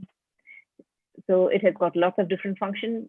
Digestion is one of it, but training our immune system. So when we speak about this immune system that has gone into inflammatory mode, where the immune system is attacking its own cells and causing us autoimmune conditions, or resisting the insulin and getting the diabetes or high blood pressure and the inflammatory conditions which are on hype in our society, is simply when this immune system is not producing enough of anti-inflammatories, and what keeps this immune system under track is our microbiome. So this new vision, where till now we were looking at these bacteria and viruses as deadly germs that we need to get rid of constantly, and we are using antibiotics and vaccines, antibacterial wipes and cleaners to constantly kill that. The new project shows us, and the science shows us, these are our friends with benefit. And our body is basically like a jungle, home of these trillions of microbiome, which outnumber the human body at the ratio of 10:1. And these are essential for our survival, and you can't live without them. Interestingly, with the whole of this pandemic, mental health has been a huge issue, a lot of anxiety, depression. Now, science shows us our gut is our second brain. So when you're talking about anxiety, depression, emotional issues, immune system, which is not functioning well, it's all these gut microbiome. So when we talk about these gut microbiome, I want you to think about a biodiversity. I want you to think about this whole ecosystem with trillions of different species of bacteria microbiome in there. And once this whole ecosystem is out of balance, then the body gets into diseases or anxiety, depression, and so on. So the biological reality is that we are vessels to these vast microbial ecosystem, which is radically altering our basic understanding of medicine, nutrition, public health, and the very scientific foundation of what makes us sick. Now, how do we get this microbiome? The first initiation of this microbiome is through the natural birth. Through the birthing canal, the baby gets this coding of the microbiome from the mother. So the babies that are coming through C-section, they miss out on this opportunity of first embedding of this microbiome. And thereafter, the second opportunity is through breastfeeding. Imagine a child that has missed the natural birth and breastfeeding. Their immune system is already deprived of this microbiome, which prevents it from getting into the inflammatory mode. And then the biggest disaster thereafter is antibiotics. Taking antibiotics, but nowadays antibiotics are literally there in our diet. So when you're talking about all the animal products, meat, seafood, and even into our plants and also antibiotics, once they're consumed or they're hugely consumed, let's say in our poultry and in the red meat and so on, they get transferred into our system, as well as when they are excreted, these animals are excreting into the land that comes into our sort of vegetables and our food. Now, these antibiotics, either you're directly taking it or it's coming through the cycle, it hugely disrupts your microbiome. So each time that you're taking antibiotics, it not only kills that particular bacteria, but it throws this whole ecosystem out of balance. And many a times it takes literally months to rebuild this whole gut flora. So why should we care about this information? Because how this lifestyle choices and this approach of microbiome is altering our mental health, our immune system. So disruption in these microbiome biodiversity has spiked our modern diseases. So when you're talking about all these inflammatory conditions, allergies, intolerances, food sensitivities, diabetes, autoimmune conditions, that is that immune system with two functions. One is attack and other one is tolerance, is totally out of balance, because we have trained our immune system to attack with constantly training it through the vaccinations and antibiotics, that the peacekeeping arm of the immune system is totally out of balance and it goes into the inflammatory mode. And as we spoke about it, the biggest causative factors would be C-section, antibiotics, and our diet. So nowadays, when you talk about diet, most of our diet is processed food, packaged food. So for our microbiome, what you eat is life and death for them. So we have got these billions of different bacteria which are growing in each corner of your small intestine and large intestine. So if you're eating a lot of green and fiber, that particular community thrives. Whereas if your diet is mostly based on sugars and carbohydrates, that particular community is growing and flourishing. Whereas the species of microbiome that thrive on fiber, plant-based fiber, that is deprived and it's wiping off. So with your diet, what you eat is just not for your taste, it's literally life and death for these microbiome. So our diet plays a big role. And this is what disrupts our immune system into this inflammatory mode. So when we're talking about allergy, autism, asthma, autoimmune condition, diabetes, these all are there in picture when our immune system is out of balance. And now the new one is coronavirus since 2019. Now, is coronavirus really that deadly? How is it different from any other viruses that have been around? It's a virus that generally comes with every cold and flu season. Why is it so deadly? Or why there's such a big pandemic and the stress and the panic mode about it? So with coronavirus, we are looking at it being highly infectious. And if you look at the data, the people, how there's people in the death rate and people who don't survive coronavirus are the people who have got this compromised immune system. So most of the people, it's like literally, if you look at Americans, every 5th to 7th person has got one out of the 3 major issues, either diabetes or cholesterol or high blood pressure. So some sort of underlying autoimmune condition. Now, when your immune system is already compromised with these sort of inflammatory conditions, then naturally your coronavirus is sort of wins the battle. And those are the people who have been mostly dying. So when we're talking about this whole panic about a pandemic and how to take care of ourselves, if your immune system is strong, virus is like any other cold virus that your immune system would identify it and tackle it. But the problem comes when our immune system is already compromised with this inflammatory condition that this additional virus, the immune system is not able to identify it, multiplies, and it basically is causing that high death rate. So when we talk about immune system, it has got warriors.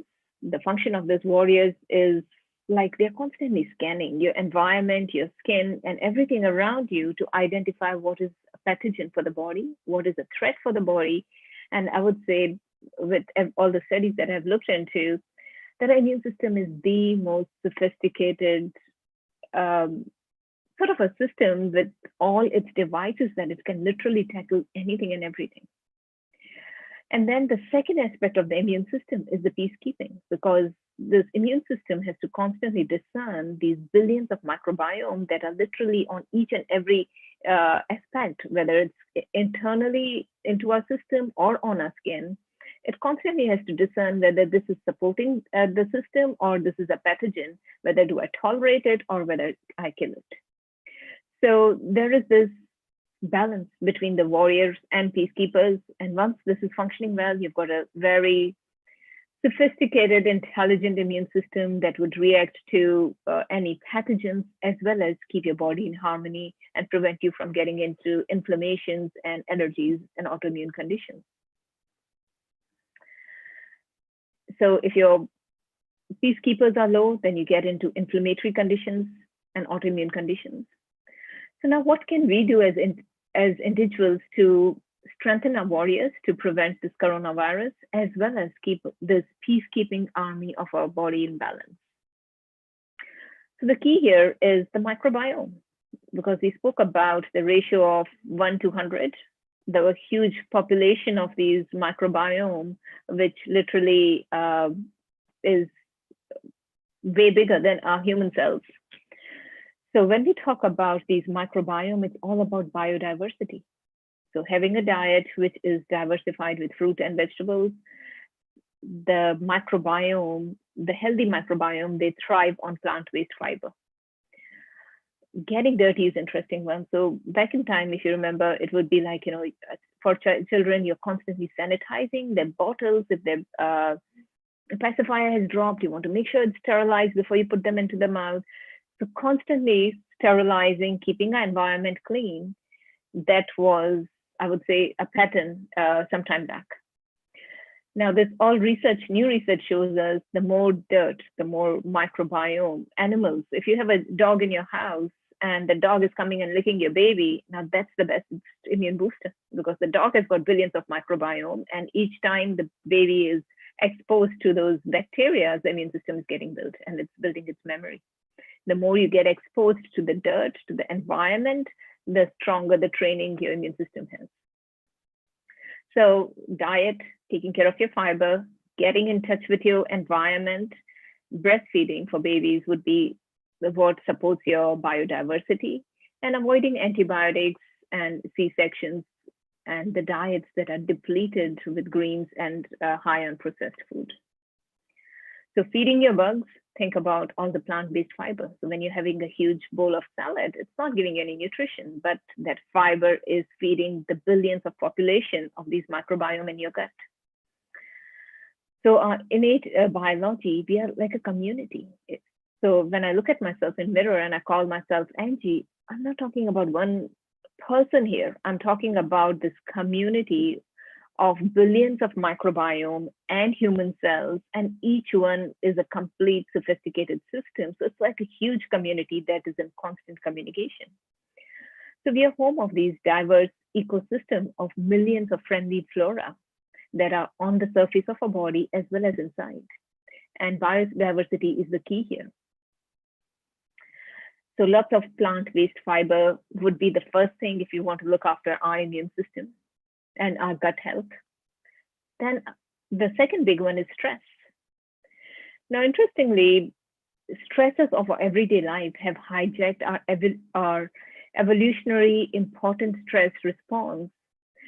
So as per evolution, we have got this two types of nervous system. One is called sympathetic, which is also called fight, flight. When you're in survival mode, stress mode, the sympathetic fight, flight mode gets activated. And when you're totally relaxed, calm, your parasympathetic nervous system, which you also can call as repair and regeneration mode. So imagine your nervous system has got, again, parallel two arms. One is each time you're stressed, it activates this fight, flight, survival mode.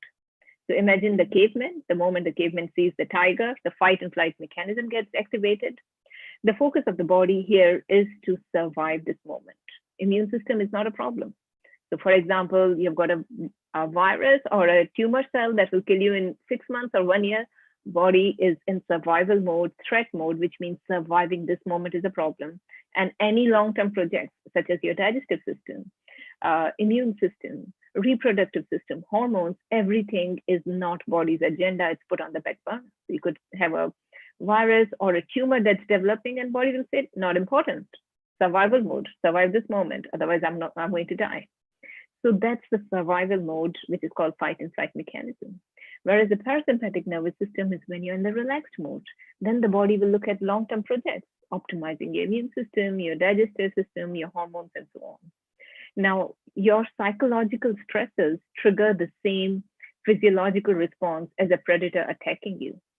So in caveman's time, let's say this caveman would see or sense a tiger in his environment once in a couple of days or once in 10 days, and that's where the fight and flight survival mode gets activated.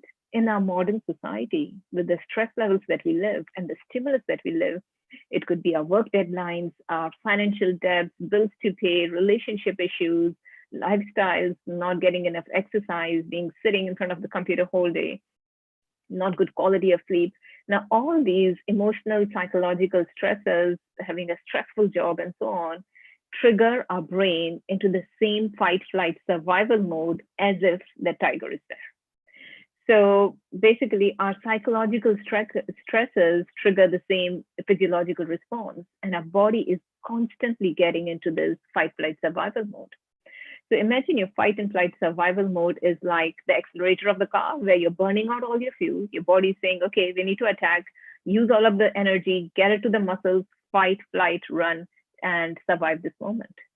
Whereas your parasympathetic nervous system is like the brake of your car, and you can't use both at the same time. So with the modern lifestyles that we live, and specifically with this whole fear and panic about pandemic, there's this heightened stress. And the stress is constantly keeping us into this survival mode, preventing our body's opportunity from healing and repairing. So there was interesting research where they did a survey. So they surveyed about 100 people, and they sort of took a score of their stress levels on 1 to 10, how their stress levels are in different aspects of the life. Then they did a test where they swabbed the nose of these people with a cocktail of virus. They brought virus and put some virus in the nose of these 100 people.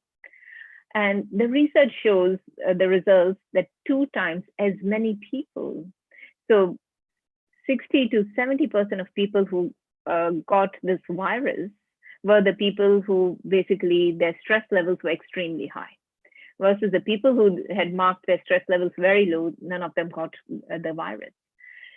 So this experiment shows us that how our immune system is highly sensitive to stress. It's simply when your body is in stress, it is in that fight, flight, survival mode, immune system or any long-term projects, which is digestion, reproduction, hormones, is not body's priorities. Imagine your country is at war and your government wants to use all the resources towards the army. Now this country could be having unemployment or a famine or some other problem going on, but simply there are no resources to invest there.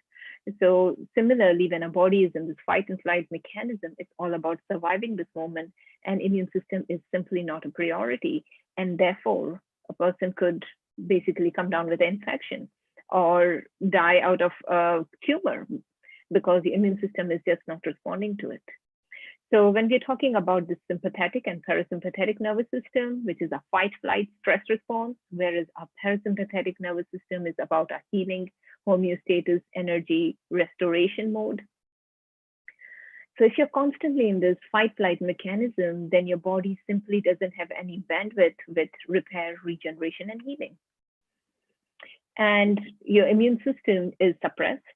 You're into massive inflammatory mode. So nowadays, this hype of inflammation that's going on in our society is hugely related to stress, as well as our depleted immune system, due to which our body is not able to fight off coronavirus and it's basically getting infected.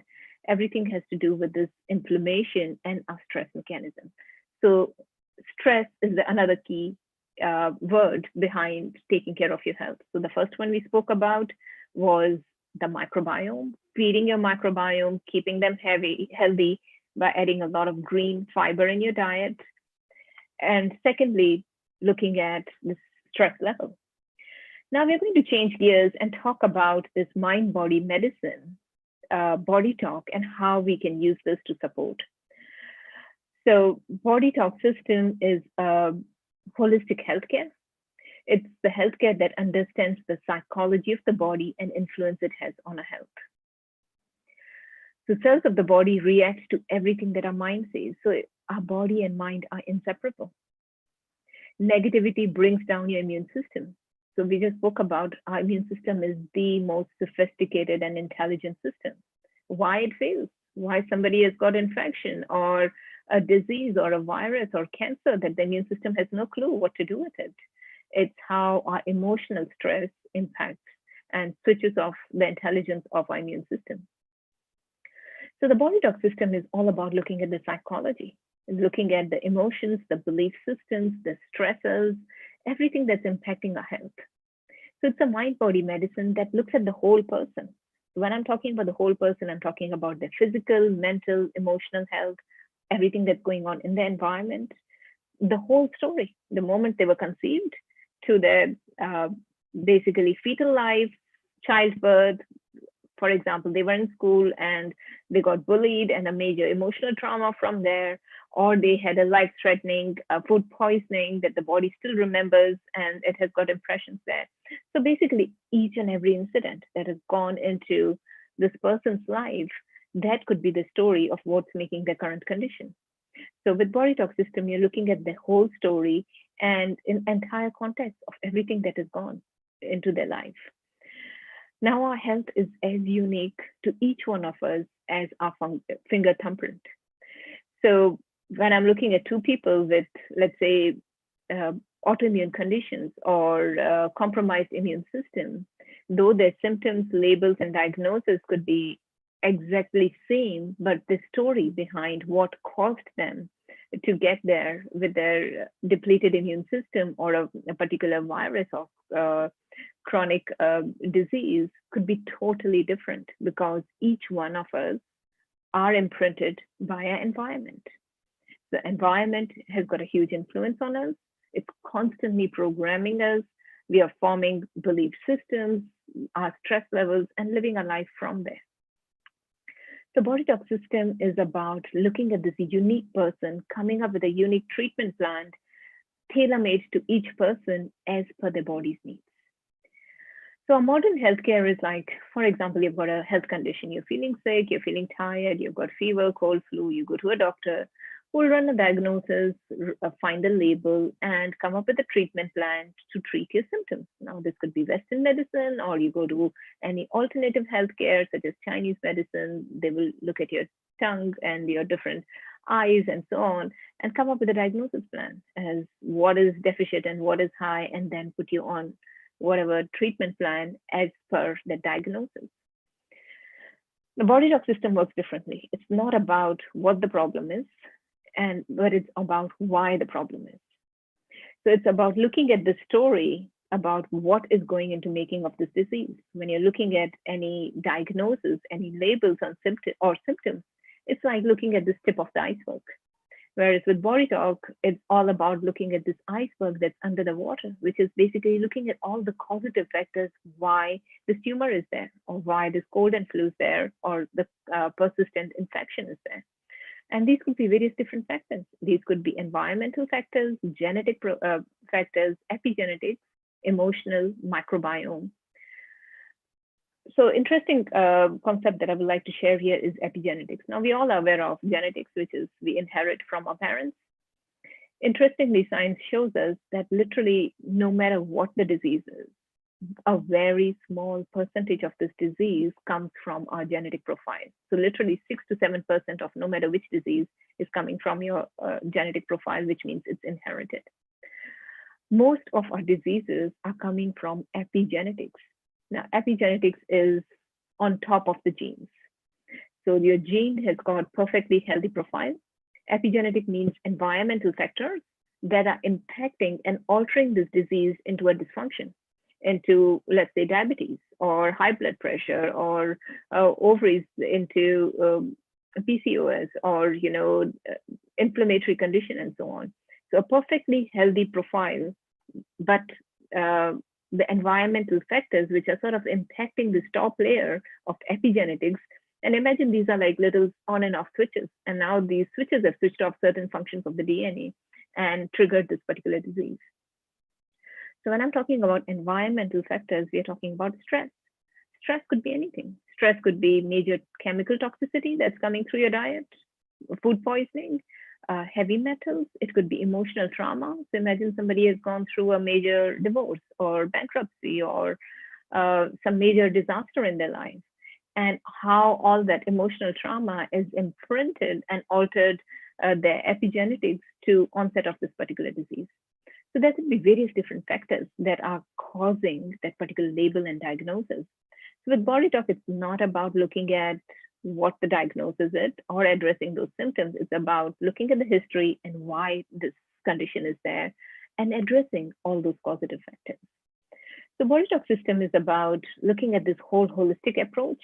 It works with the concepts of Western medicine, so whole of the anatomy, physiology, Chinese medicine, so we are looking at all the meridians, 5 elements, environmental factors, psychosomatic factors, belief systems, emotions, traumas, stresses, Ayurvedic and Vedantic philosophies, as well as the quantum physics and dynamic system philosophy. So it's like a bigger picture.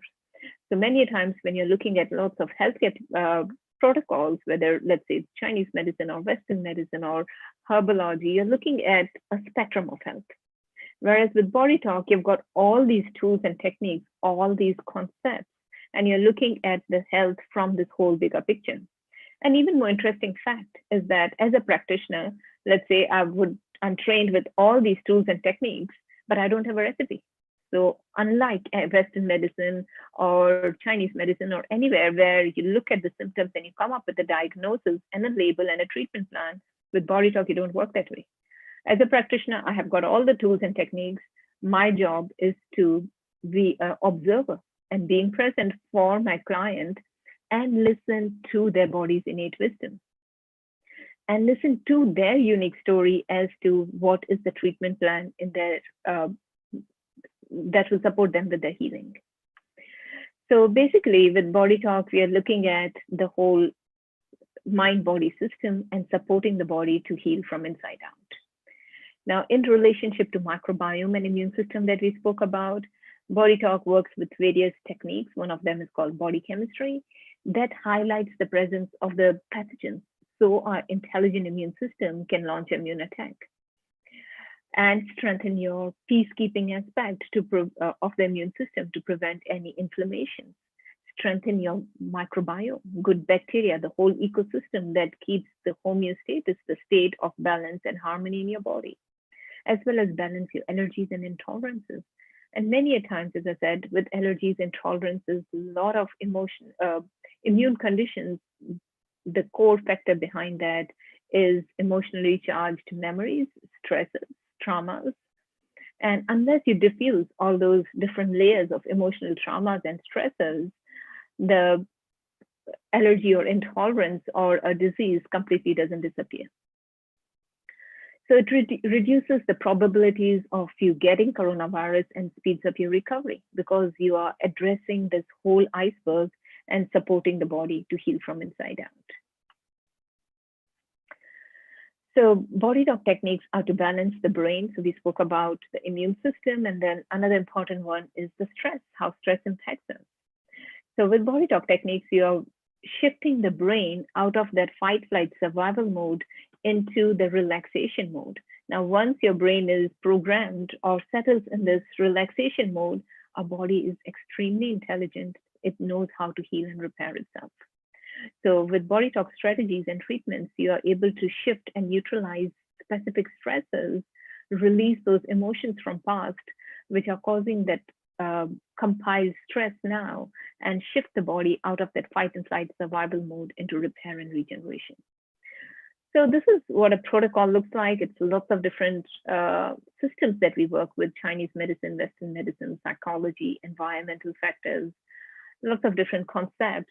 And as a practitioner, using these concepts of Western medicine, Chinese medicine, Ayurvedic system, emotional release, we come up with a languaging program to communicate with your body's intelligence and use a biofeedback system as a communication tool. So biofeedback system is a muscle testing. So it's a gentle muscle testing, which is like, imagine this is your mouse of the computer that helps you navigate and identify the information. So with Body Talk, we are using a gentle muscle testing to get a yes or no response to surface the story and the causative factors as to what is going on for this particular client. The key factor of body talk system that it works with is our innate wisdom, which is our inborn ability to heal and repair. Now, our body is extremely intelligent. You fall down, you scratch yourself, you're bleeding. In 2 days, your skin will repair and heal itself. So there is that intelligence at work that's constantly healing and repairing itself. And therefore, we are healthy most of the time. Think about an embryo, a fertilized egg. From this fertilized egg, a complete functional human being is made. The intelligence that is guiding that whole process is your body's inborn ability to heal. And we simply call this inborn ability to heal our innate wisdom. So with Body Talk system, we are communicating with the body's innate wisdom to identify where the blockages are and supporting the body to heal itself. So we look at health as communication networks. So as I mentioned, when I'm looking at myself in the mirror, I'm talking about these trillions of human cells and microbiome. Now, each human cell is like a complete body, mind, spirit, a complete function on its own. And we are looking at this community of these trillions of cells that are in constant communication. So imagine the dynamic communication system that's going on. So imagine in our country, when the communication system is compromised, your mails are not going through, or your postage is dropped, and your transport is completely blocked. The whole country is in a mess. So similarly, in a body, it's nothing works in isolation. It functions with this dynamic philosophy, which means each tiny piece, each cell is in constant communication with everything else. Now, many a times these communication networks are compromised due to stresses. And with Body Talk treatments, we are using this gentle muscle testing, which is a languaging program. We are getting yes and no response, communicating with the body's intelligence, listening to the story, what is going on in this body mind, which is compromising its healing process. And then we are running programs and treatments to address it. Interestingly, the treatments are extremely simple. We work with activating the central nervous system, the heart brain, and the gut brain. So imagine your central nervous system is your computer, and we are using a gentle tapping system on the nervous system, and this is to activate your computer to look at this communication network that is compromised and send signals to fix it. Then tapping on the heart is to activate your heart brain. So imagine this is your memory stick that will store the correction that the brain has just made, and your gut brain is all about assimilating and digesting it.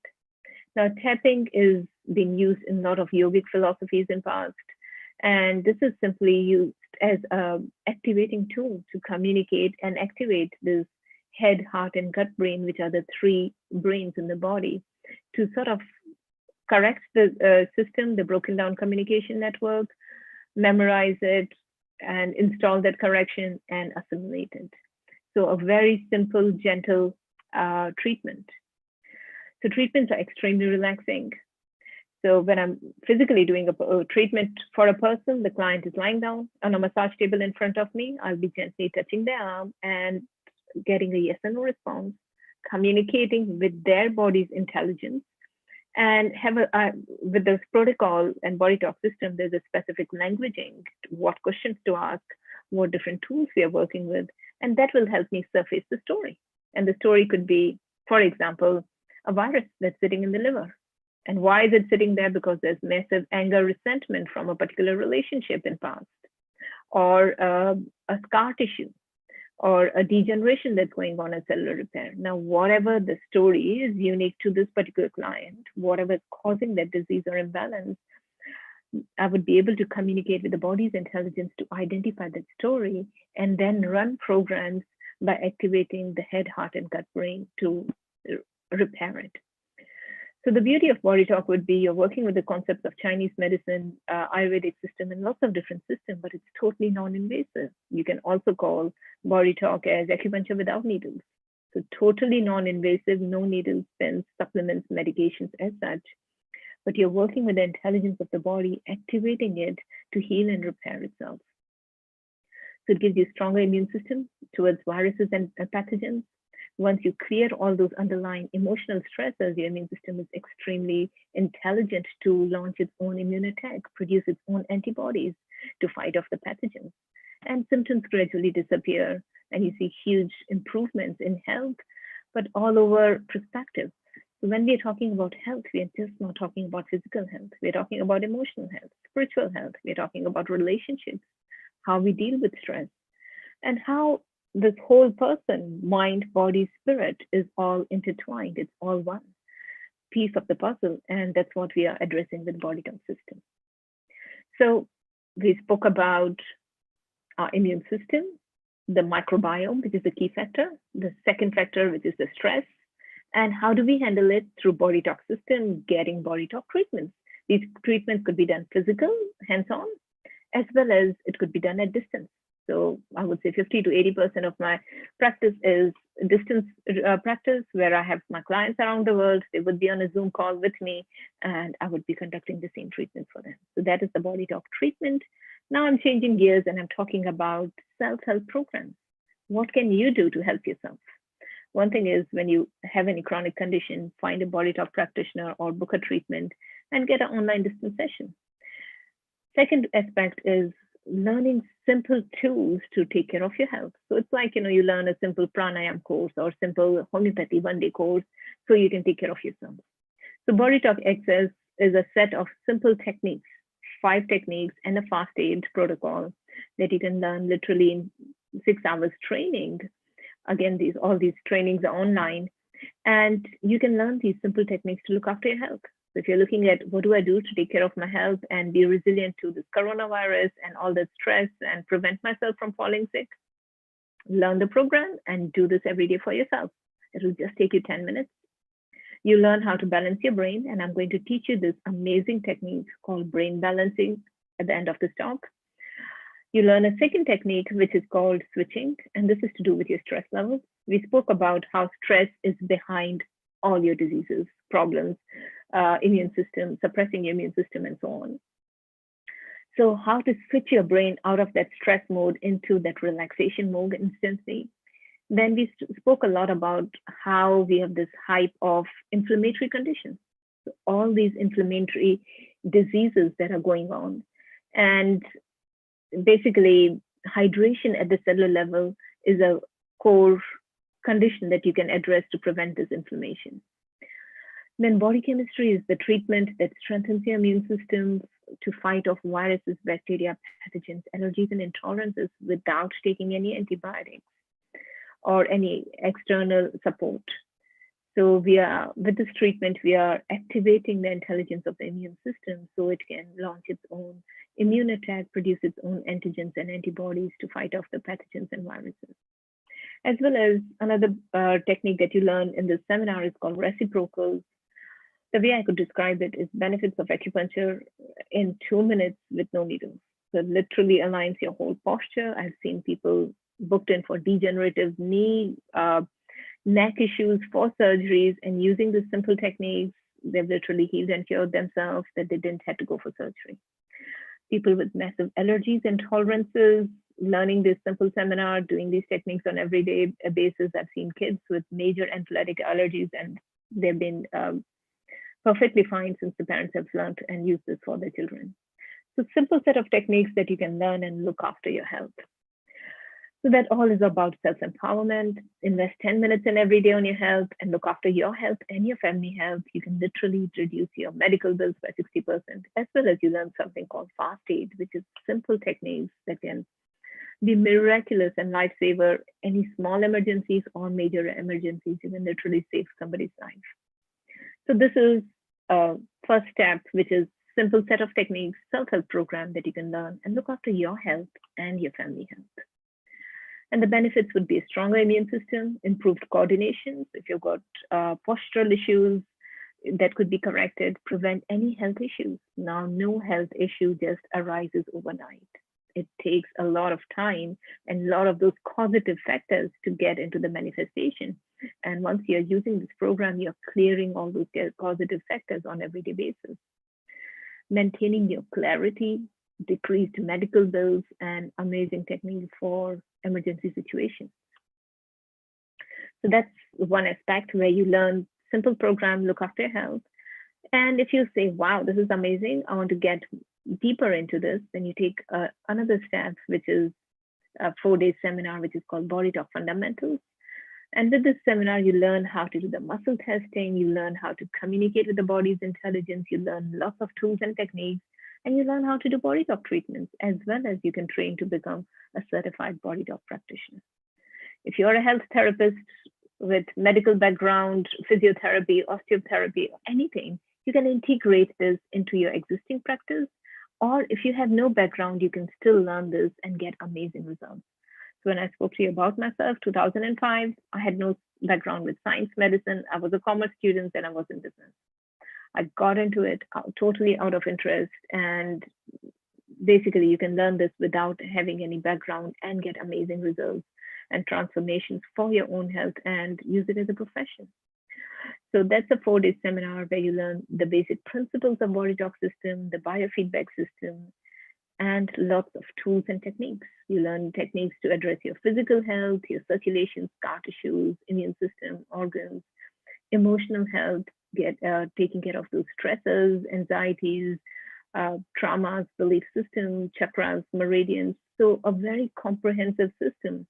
I would say the genius behind this system, Dr. John Weltium. The beauty of the program is how Dr. John Weltium has taken these sophisticated concepts such as Chinese medicine, which will take you literally a couple of years to get a simple diploma degree in college, or Western medicine, or all these different East Oriental concepts, how he has simplified and put it into simple program that any lay person with no medical background or no background with science, medicine, or energy as such can learn and get amazing results and train as a practitioner. So a very sophisticated seminar with amazing results. So now I'm sharing with you the third self-help programs. The first one was Body Talk Access, simple 5 techniques, learn it, do it for yourself, become a body talk practitioner, use it for your family, use it professionally. And the third one is called Mindscape, again by the same founder, Dr. John Weltium. So when we talk about mental health, we talk about stress. This is simple techniques to help you unleash your creative genius. So it's a sort of active meditation form. So imagine if you could get your brain out of this fight, flight, survival mode into this altered, relaxed state of mind, which we call alpha state of mind, which is also the state of mind when you just wake up in the morning, you get all your bright ideas and solutions, or when you're sitting in the nature scene, you're just coming up with all those solutions and creativity, that relaxed state of mind. Imagine if you could learn how to access that state of mind while you're in the middle of a board meeting, while you're running a marathon, while you're writing your exams, or talking to your clients. So being able to access that relaxed state of mind and being able to function from there 24/7. So when you meditate, you know the benefits of meditation. You can meditate for 20 minutes or 1 hour. Imagine being in that state of mind and being able to perform on everyday basis. The excellence of your mind that you get is your heightened intuition, your creativity, enhanced memory. You bypass stress, and you've got amazing tools for conflict resolution and overall optimum functioning of your mind. So Mindscape is a very valuable tool to optimize your mind for your personal growth, spiritual growth, stress release. And naturally, once you bypass stress, then it helps you with your immune system. So what we have learned today is what you can do to take care of yourself. Firstly, think about your microbiome, feeding your microbiome. Secondly, stress levels. You could be having lots of different tools and techniques such as meditation, Reiki, being in nature, and so on. Other things that we spoke about, how to that could help you, is Body Talk System, which is a totally holistic modality to dive into your subconscious mind and clear all those causative factors. And you can learn things to help yourself. A simple 1-day seminar called Body Talk Access to look after your health. Invest 10 minutes every day, and you can literally take care of your immune system and any degenerative conditions, as well as have that optimum state of mind. Or become a practitioner, as well as learn this mindscape, which is sort of a guided meditation, active meditation, that you could be in that state of mind 24/7. So now, as I'm wrapping up, I'm going to, oh wow, we're running tight on time. I'm going to quickly show you this technique, as well as this technique is on my website. So there's a YouTube, maybe I can forward it, and it could be posted on your website, and you can check it there or on my website. So this technique is about balancing your brain and getting your brain out of the state of shock and stress. So you start from the base of your head, and you're gently tapping head, heart, and gut for 2 full breaths. And while you're doing this, you're thinking about balancing the brain and improving the circulation. Then you slide your hand up to the next hand position. And basically you're tapping out the whole of the head, heart, and gut.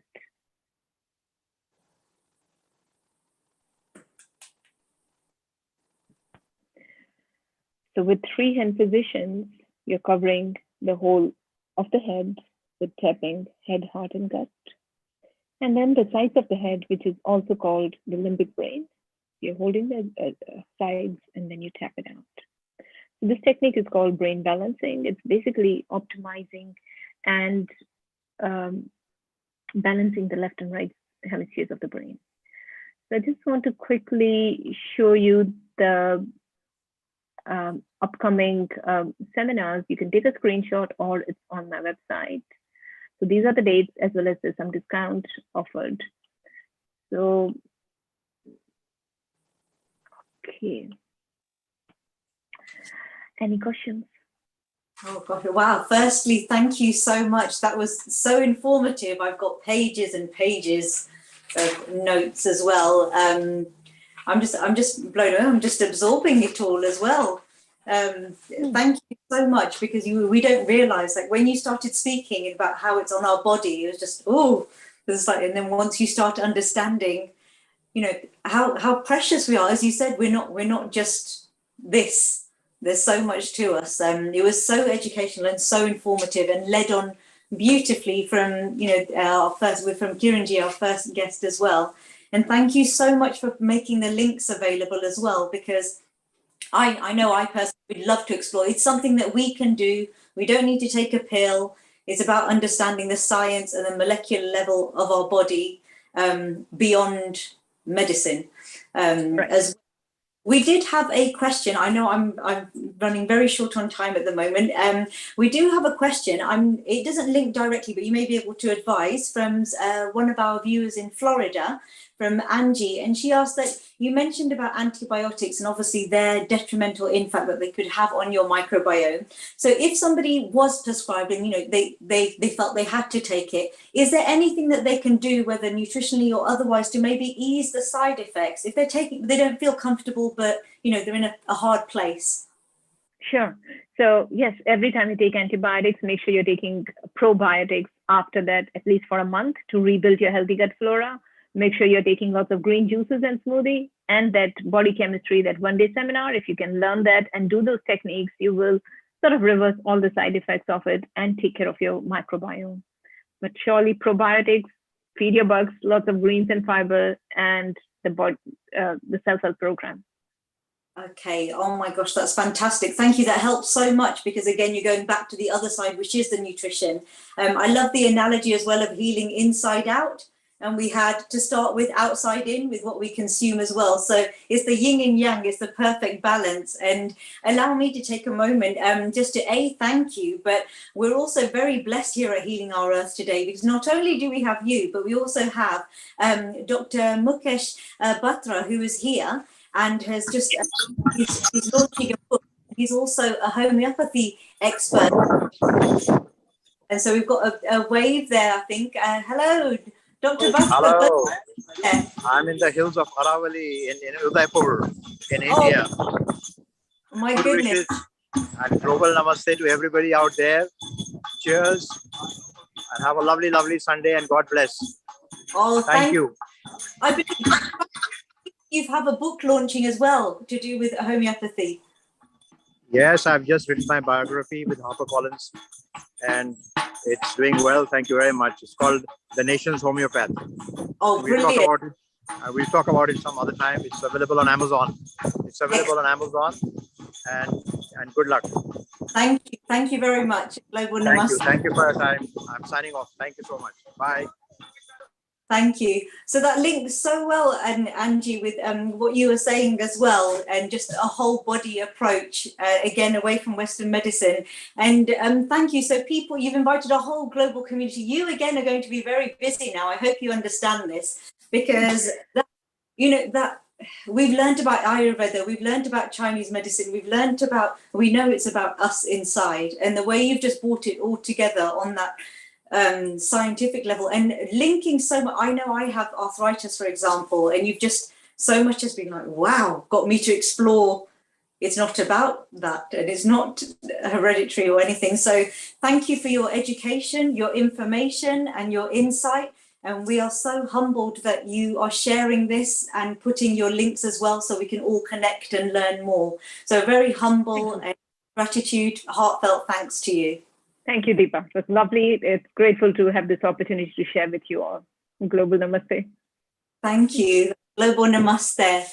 My goodness, wow, we've had healing inside out, outside in, from two, I'm going to call them experts, from two experts from Hong Kong as well, with a wealth of knowledge that we can all apply whether you're in the East, the West, North, South, anywhere you are. I told you we're global with our one mission: happiness, unity, support. We grow and learn together. And it gives me great pleasure to actually go and sneak off and write my notes. And I'm going to go and connect with Angie and Kiranji straight away now, because I'm so excited. They gave us a nugget of their wealth of experience, so I can't wait as well. And so I'm going to hand over to our next esteemed host to take you through the next part of the show with more fantastic guests. The sun is shining here, you can see. I hope you can see me, global family.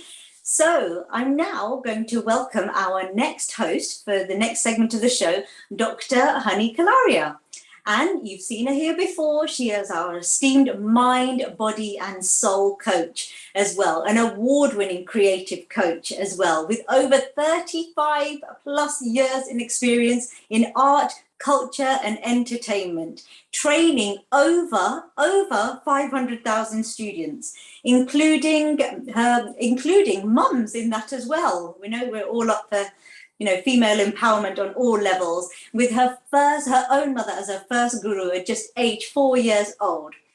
Dr. Kalaria is also a media presenter appearing on TV. She has choreographed for many films and has conducted celebrity work as well. And her coaching expands to a global level. We are so humbled to have her here as part of our resident host as well.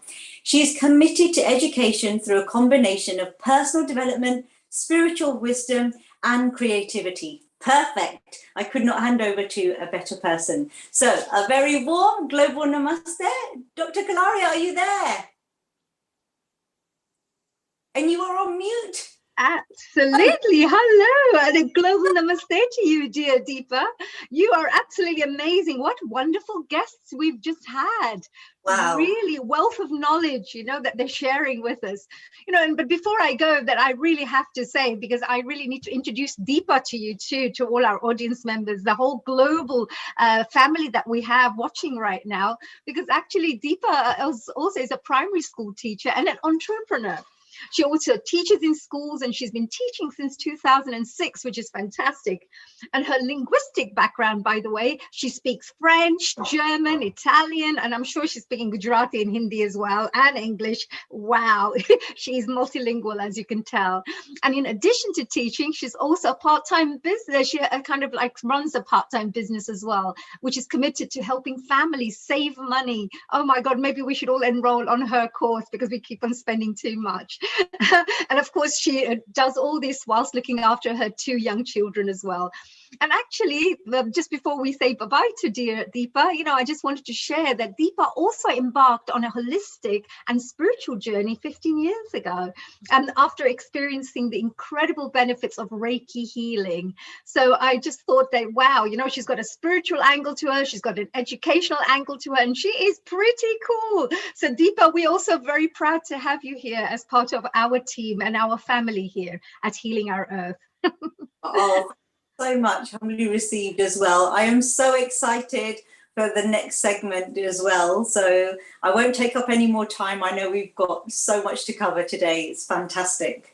Absolutely. And of course, you know, we have, of course, moving on to our next guest now. We've just had Deepa and all her wonderful guests who joined us just now, but we also have another fantastic guest coming on and joining us right now. And her name is Jyoti Bonsle.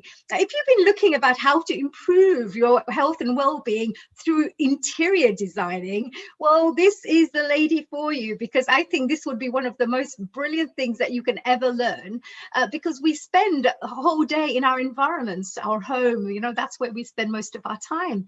So what she will be talking to us is, of course, to improve our well-being through interior designing. But before we speak to her about this, let's have a little introduction about her. Now, Jyoti Bonsle, she's an architect with over 20 years of work experience in India and USA. She holds a bachelor's degree in architecture from Pune University, India, and a master's degree in construction management from Stevens Institute of Technology. Whoa, what a talent. And what a talented lady she is. Now, she also currently is pursuing her second master's degree in real estate valuation from a distance learning program. So I can tell that she's a constant learner, which is fantastic, because she'll be passing on all this knowledge to us too. Now, she has vast experience in residential and commercial projects. For the last 6 years, she's been working in New York City and, of course, other various cities.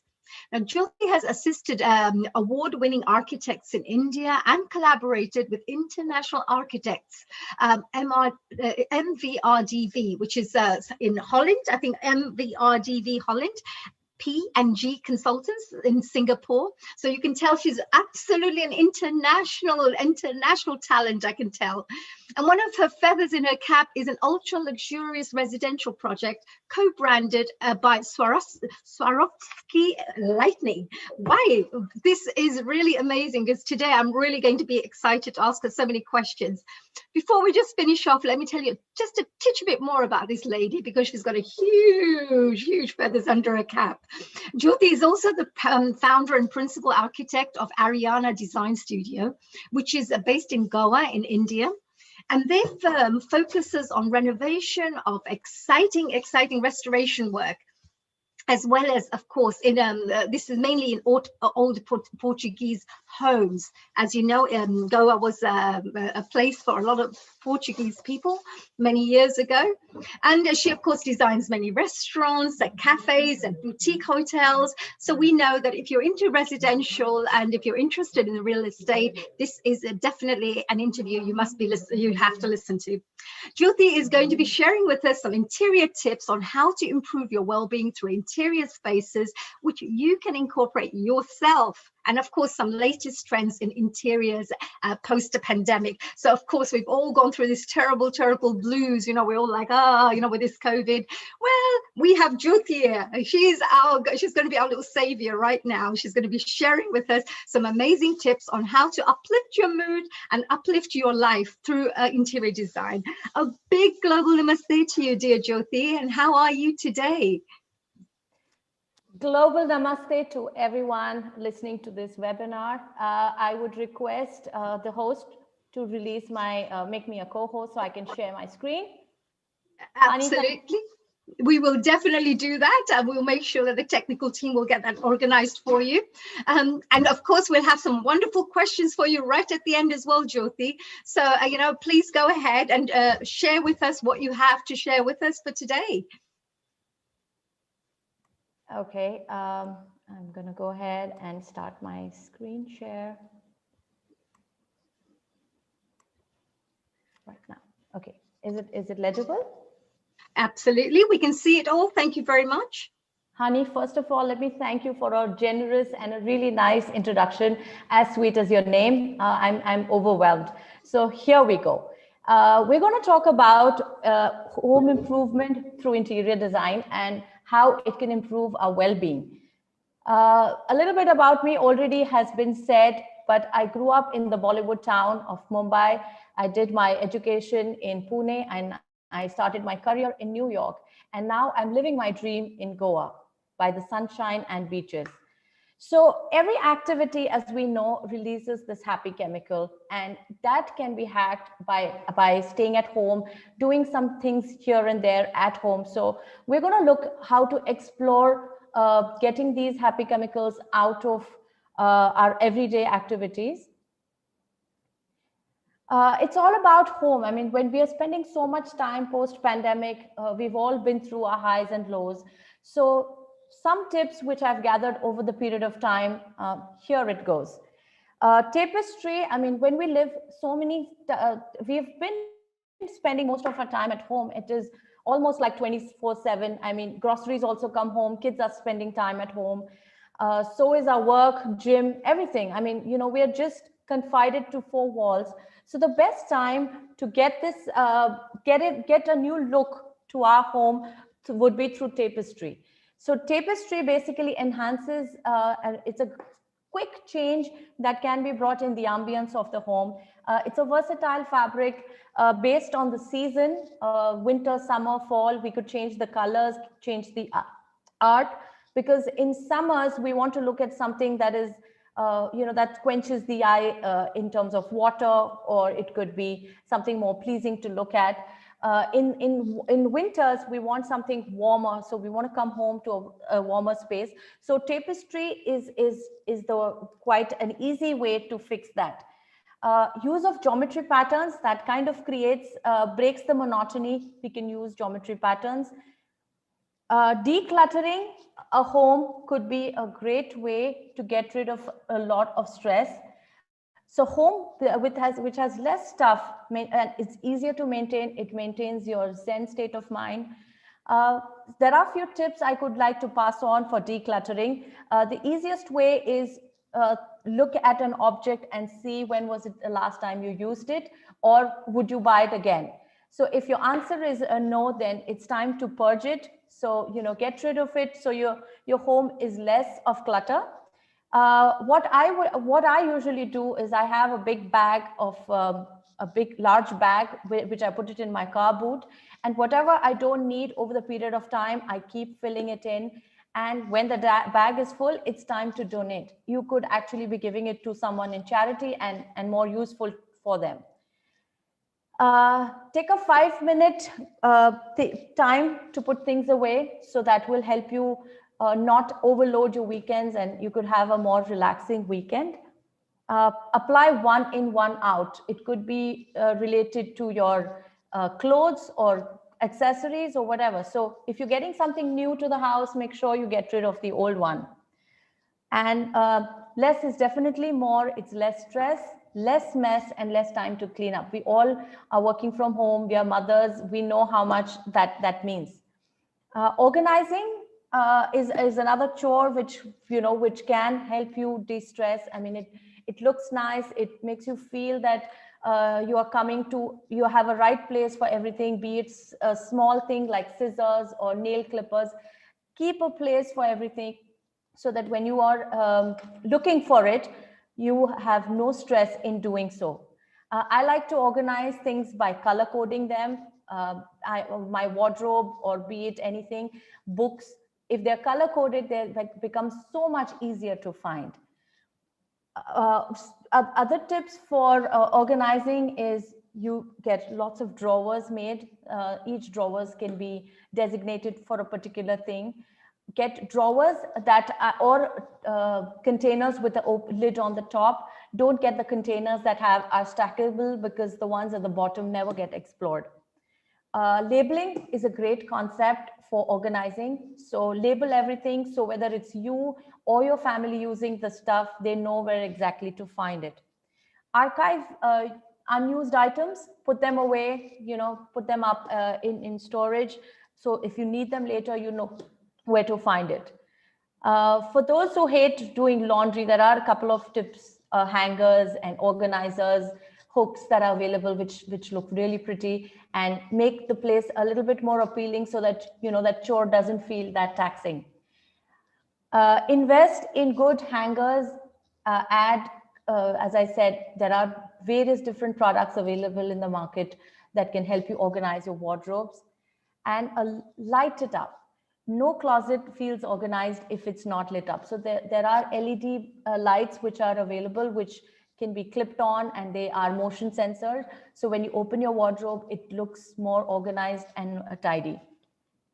Decluttering any space basically clears up your mind and helps you improve your mental state. And after doing decluttering, it definitely gives you a sense of achievement. It gives you that adrenaline rush. Uh, by adding a personal touch, when I'm doing someone's home, I'd like to know what the family is like, what the husband is like, what the kids like, because your home is your story. So make sure that you have a personal touch to any home. The best way to do it is capture the moments, make an art wall of family photographs, be it Thanksgiving, be it Diwali. The smiling faces will always, when you look back, they remind you of the good time, and it's a great way to unwind. Souvenirs, I mean, yes, we haven't traveled much, but looking at the souvenirs, where you picked it up, it could remind you of your time in Caribbeans, or it could be your time you spent in Paris. Being an architect, I like to collect the little miniatures of Eiffel Tower or Statue of Liberty. So every time I travel, I pick up one souvenir and it goes on my shelf. So every souvenir reminds you of a story. And of course, a personalized mementos. If you have kids that are growing up, making up these little DIYs is the best time spent together. And it's something that you create together, and it could create that moment, and you could relive that by hanging it up on your wall or making a DIY. One of the other mood lifters is lighting.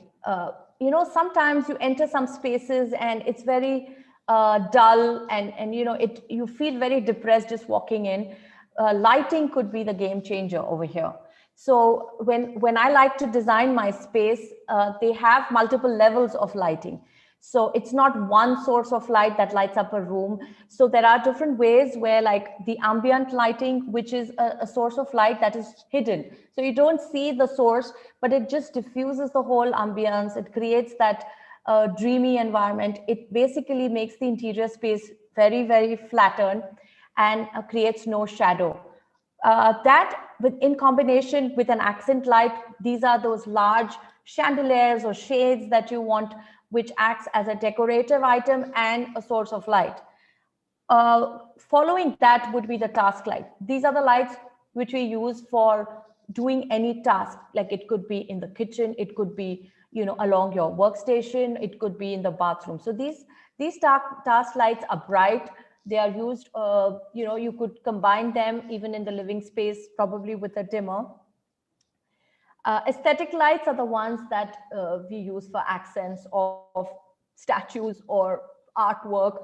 And these only emphasize on the element of art that is there in the space. So a combination of these lights with dimmers can create magic. They can create that very bright task kind of environment and mellow it down to an evening sundowner where you're ready to go to sleep. So light is a very, very important element when we are doing interiors. And I would say it's pretty much a game changer. Lights can be selected according to their light. So basically, you have cozy lights, which are 2700 Kelvin. These are warm lights used in the living room. Usually they look like yellowish.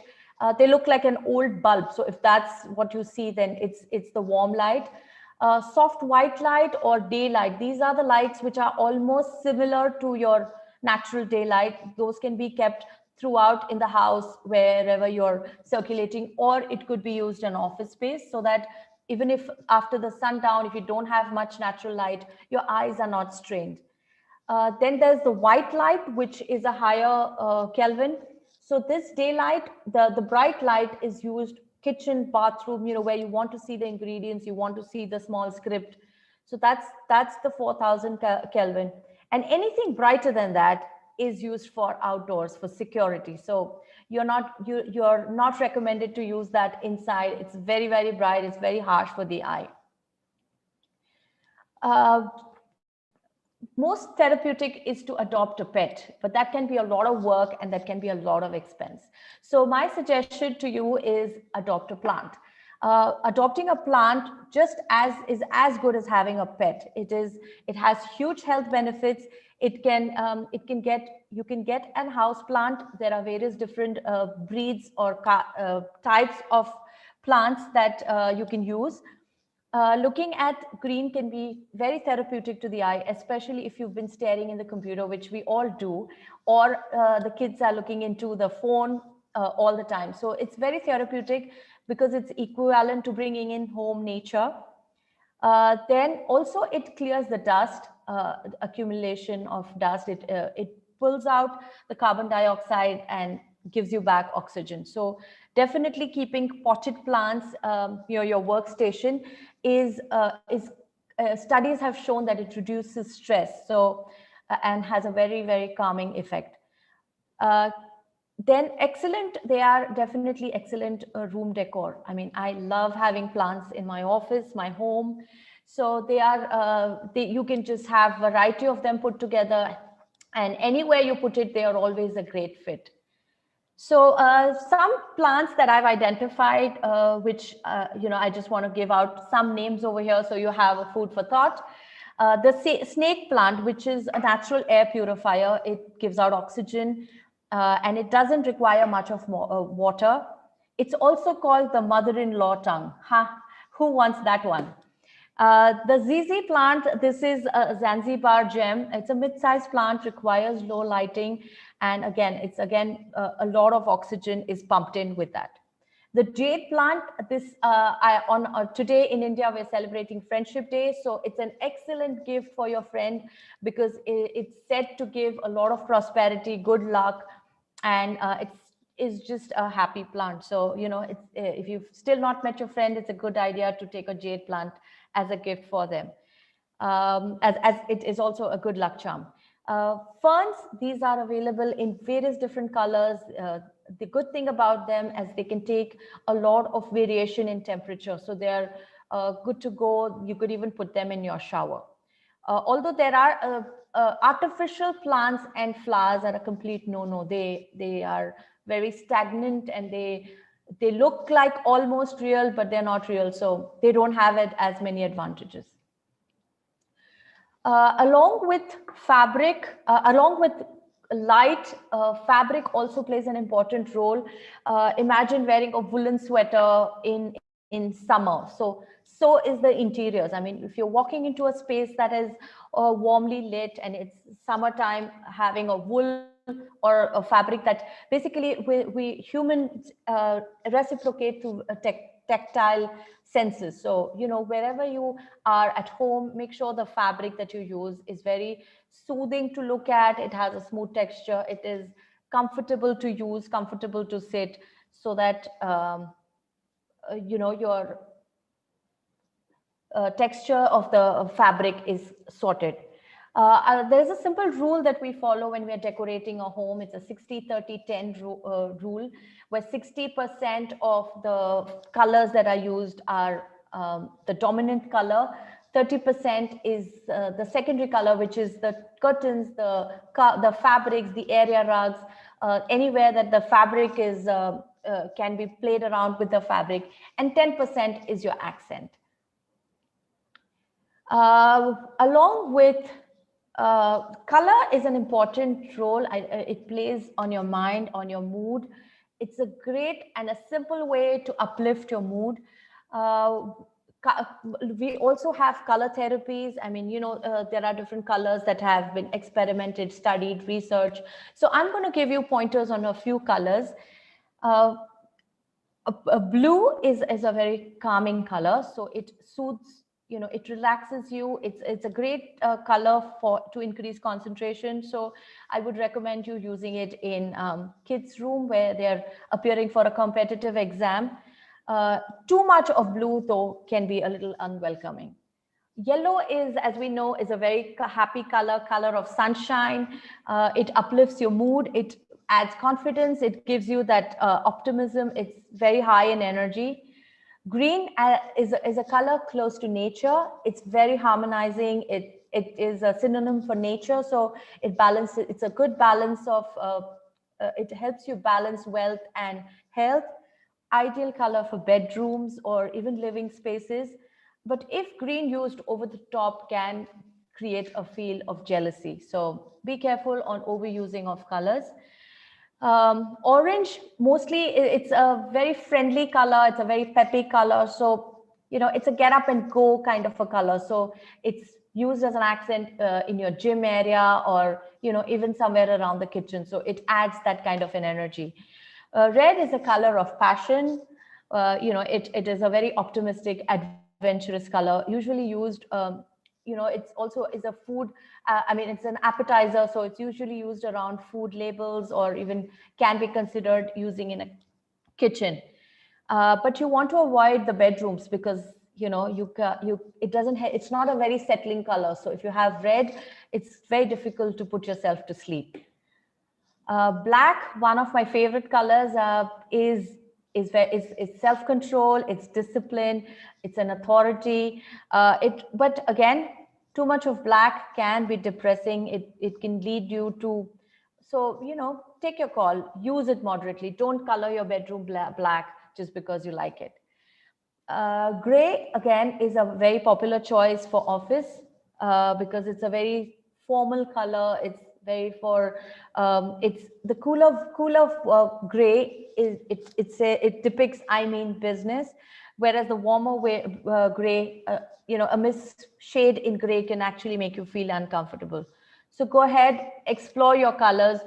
You know, they definitely affect your mood and and you can add it when you in your upholstery, in your wallpapers, or it can even be used to as an art, you know, so you can add it in your art.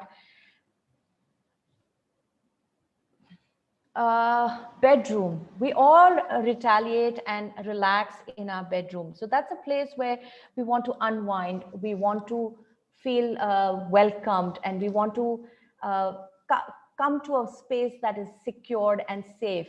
So it should be a place that is absolutely personal.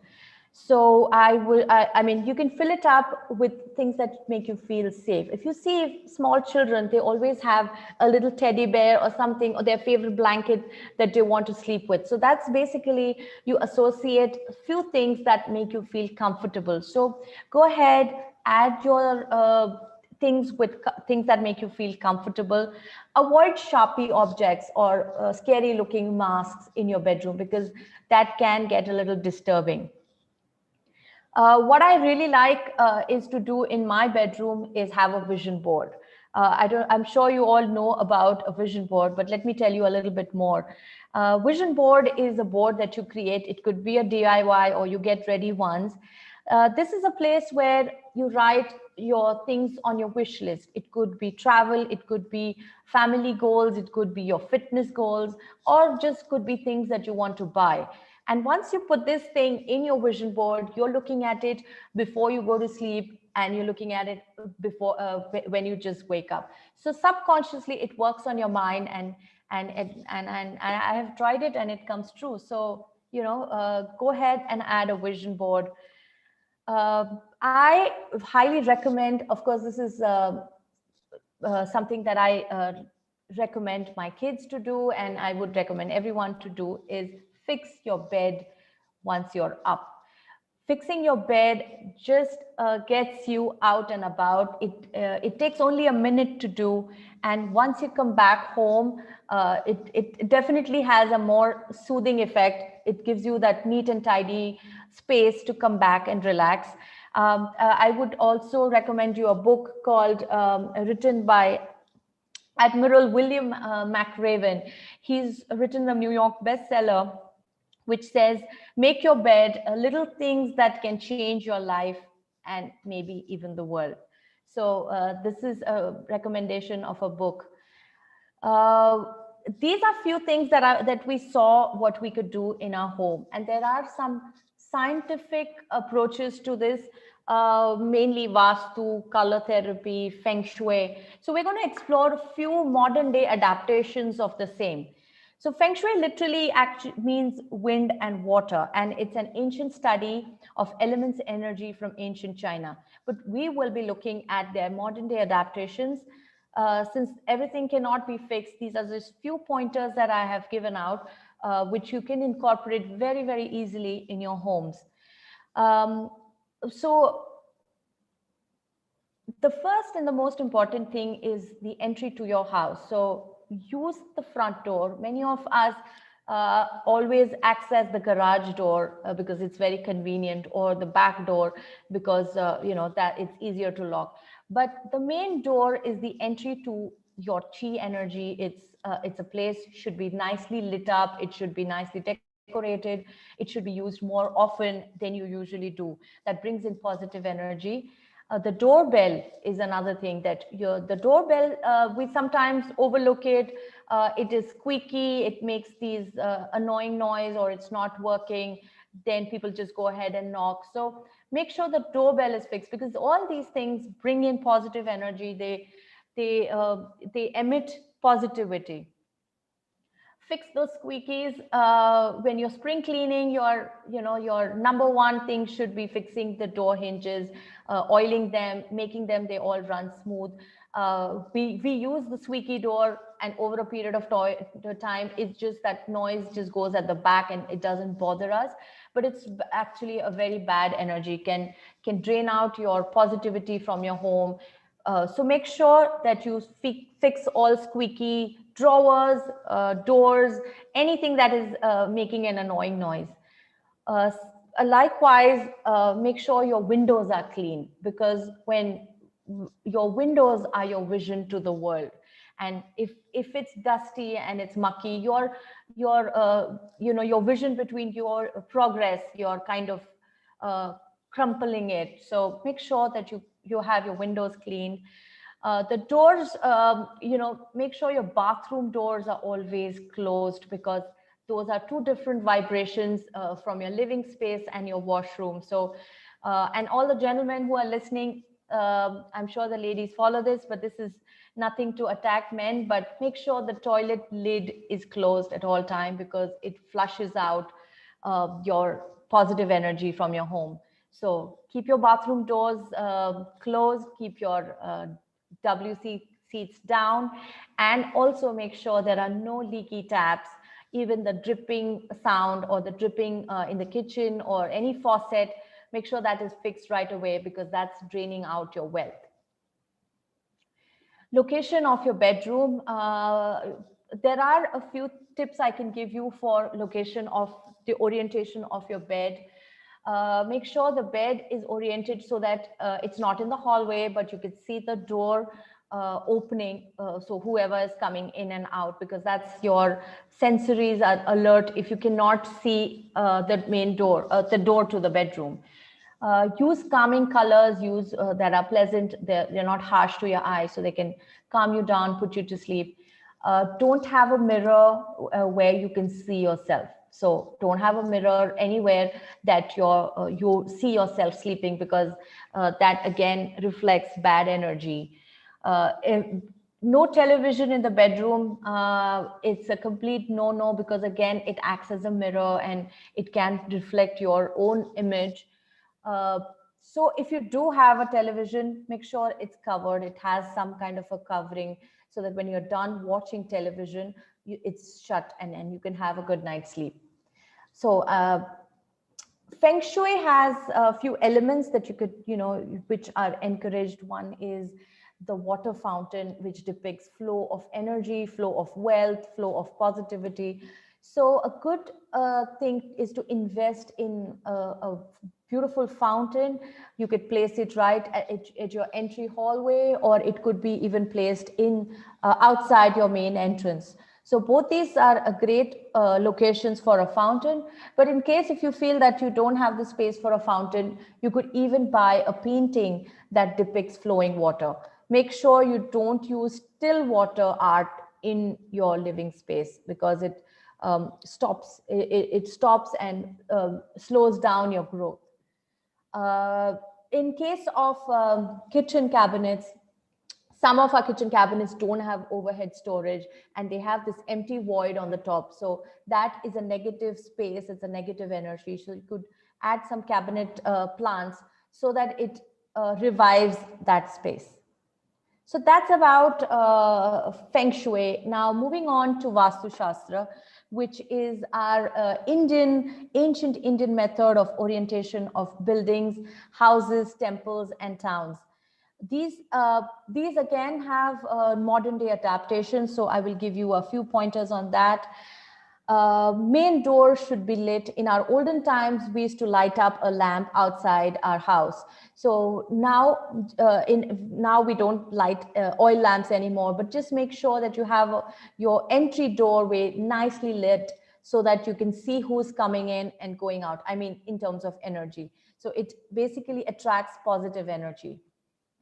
Ishanya is a direction which is a northeast direction, very auspicious direction as per Vastu Shastra. Without going into too much detail, I would tell you the northeast corner of the house should always be neat, clutter free, and you shouldn't keep any heavy items in that direction. Avoid sleeping under a beam because that emits negativity, it adds anxiety and depression. And also you could feel a sense of body pain. So avoid sleeping under the bed. Make sure your kids are not under any beam. Keep a good distance between the toilet and the kitchen. These two should not have common walls. That again emits opposite energies and opposite vibrations. In the olden times, our washrooms always used to be outside the house because that's where you throw things out. So, and kitchen is a place where you would cook your meal. So, you know, it just a clashing of energies. Avoid metal beds, have wooden beds if possible, avoid too much storage under the bed because this again creates a negative energy. It especially electronics. I mean, if you have electronics stored under your bed, can cause you harm for your heart and your mental instability. Mirrors in the bedroom are an absolute no-no. I mean, if you can avoid it, or if you do need a mirror in a dresser, it could be inside a dresser. They both run on the same philosophy. It's like you shouldn't see yourself sleeping.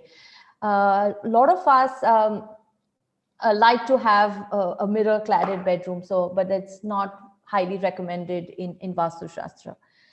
Avoid temples or a place to pray or a painting that depicts a waterfall in your bedroom because that can cause emotional outburst. Moving on to the trends in interiors since the pandemic, a lot of things have changed for each one of us. Most of us are working from home. Our kids are schooling from home. Our gyms are at home. Our vacations are at home. Our recreation is at home. So how do we adapt this into the interiors? Here are a few pointers on that. Now we can make our rooms multifaceted or multi-hyphenated spaces. So this and that and more. So it revolves around most of the time we spend in our living space, kitchen, dining. This is the space that we spend most of our time. So how can we smartly use the space going forward? Having an office chair, which is comfortable and yet aesthetically pleasing. It doesn't look like that typical office chair with the net back or a high back. It could be just a comfortable chair, which can add aesthetic value post your work hours. A dining table can be adapted. We can add a little drawer or a shelf under it so that you can safely save your laptop post your work is done and you're ready for dinner. A clever use of screen. There are different materials that can be used for a screening. Could be metal, could be fabric, could be a decorative kind of a screen, which completely doesn't collapse your room into compartments, but yet can give you that sense of privacy, or when you're on your webinar or on your video call. So it creates that a little space.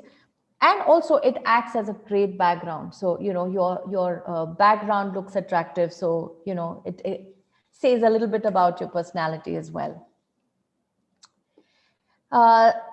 have, I mean, when you know that way forward is going to be work from home, and that's, we need to have a secluded space, if that is possible in your case, where you could have like a place where you could, you know, decorate it, have it kind of soundproof, so that, you know, there's no chaos. There is, your husband is not walking in his boxers, your kids are not crawling around. So it's a secluded space where you work your, focus your time, give your 100%, create that office-like home environment, so that you're not putting, your home is where you know, stay, not the other way around, where you live in your office. At the end of the day, you know, you should be able to unwind and not go back to that space. So, you know, it disconnects you from your work and your family life. Make sure that there is a lot of light coming into your workspace, because it's almost very convenient and comfortable to work in a natural light. But at the same time, there should be a blind which cuts off the light as and when required. Many of us are on Zoom calls these days, so a great way to have your back of your Zoom call nicely organized, or have a colorful painting, or a screen which creates that, emits a little bit of professionalism, yet gives away a little bit about your personality. So dress up your back, shelfie, as they would say it, which is decorated and yet neatly kept, so that it says a lot about the person presenting. And integrate your indoor and outdoor space. This is where now our living is mostly, we are spending a lot of time at home. So let's bring in that weather, let's bring in that nature inside. So way forward would be integrating indoor and outdoor space. So, you know, it could be your backyard, it could be your front yard, you know, so you're just adding in a additional space, not just few tables and chairs, but it could be outdoor dining, it could be working from outdoor, it could be just lounging or entertaining guests. So these are some of my projects. These are interior makeovers that I have done for a couple of my clients from all over India, and where I have tried to integrate their personality and transform the space to this new space. We all want a safe space that makes us feel protected and accepted. If you don't feel warm or welcomed when you come home, it's time to rethink your home design. Whether it's a tiny apartment or an enormous estate, simple changes in interiors can make a big difference in your mood. And when you're ready to take professional assistance, we are just a video call away. So walk us through your home and we can help you revamp your home. And you can get in touch with us on our phone number, that's India code, and or email us on my personal email address, posle.jyoti@gmail.com. Visit us on our website, www.arianastudio.com, or follow us on Instagram, Ariana_design_studio. Thank you. Hope this was helpful. That was absolutely amazing, Jyoti. So brilliant, and so much information all packed into one little hour. Wow. You've got this wealth of knowledge, and you've gone from so many different subjects, you know, how to look at the room and how to lay things out, and the lighting and the plants, and so many different aspects of the interior design, which is fantastic. Actually, you know, you also have worked with a lot of award-winning companies yourself. So you've had a chance, I mean, can you perhaps share one of your most memorable projects that you have worked on? One of my memorable projects was the Swarovski lighting project. It was a very high-end residence.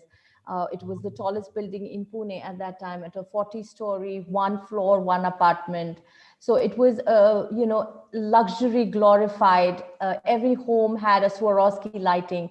So it was a great project for me to do, because we did an amazing scale, and we went all out. So, you know, very rarely that you get to do what you really want to do, because since we did a show flat for that, and we got to choose what, you know, as a designer. Otherwise you have to go with the personality of the owner. So one of the projects. Right. That sounds really actually exciting. So you had a little playground to play in.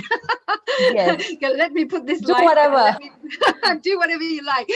We pray that you continue getting many more of those kinds of projects, actually, you know. So Jyoti, it sounds fantastic. So we had a couple of questions, actually, you know, there, because you know, we get some questions coming through from our viewers, and there was one really interesting question that we received, and that is, how can we give a home a makeover without spending much? Because, you know, sometimes you want to do a bit of a makeover, but you don't really have the funds available. And with COVID around, you know, everybody's, you know, there's so many people struggling financially, etc. But if they want to run out there and make some changes into their homes, what do they do? Few changes, you know, which don't cost much is, first thing is rearrange. You know, if you're tired of looking at the same arrangement, just spruce it up, rearrange it, pull out some old, you know, stuff that is stacked up. So just rearranging, giving a fresh look is what I would just start off with. If you have a little budget to spare, paint, you know, painting an accent wall, adding a little wallpaper, or just giving a fresh coat of paint to the house can revive the house like nothing. So that would be a few things. Art is another way of doing it.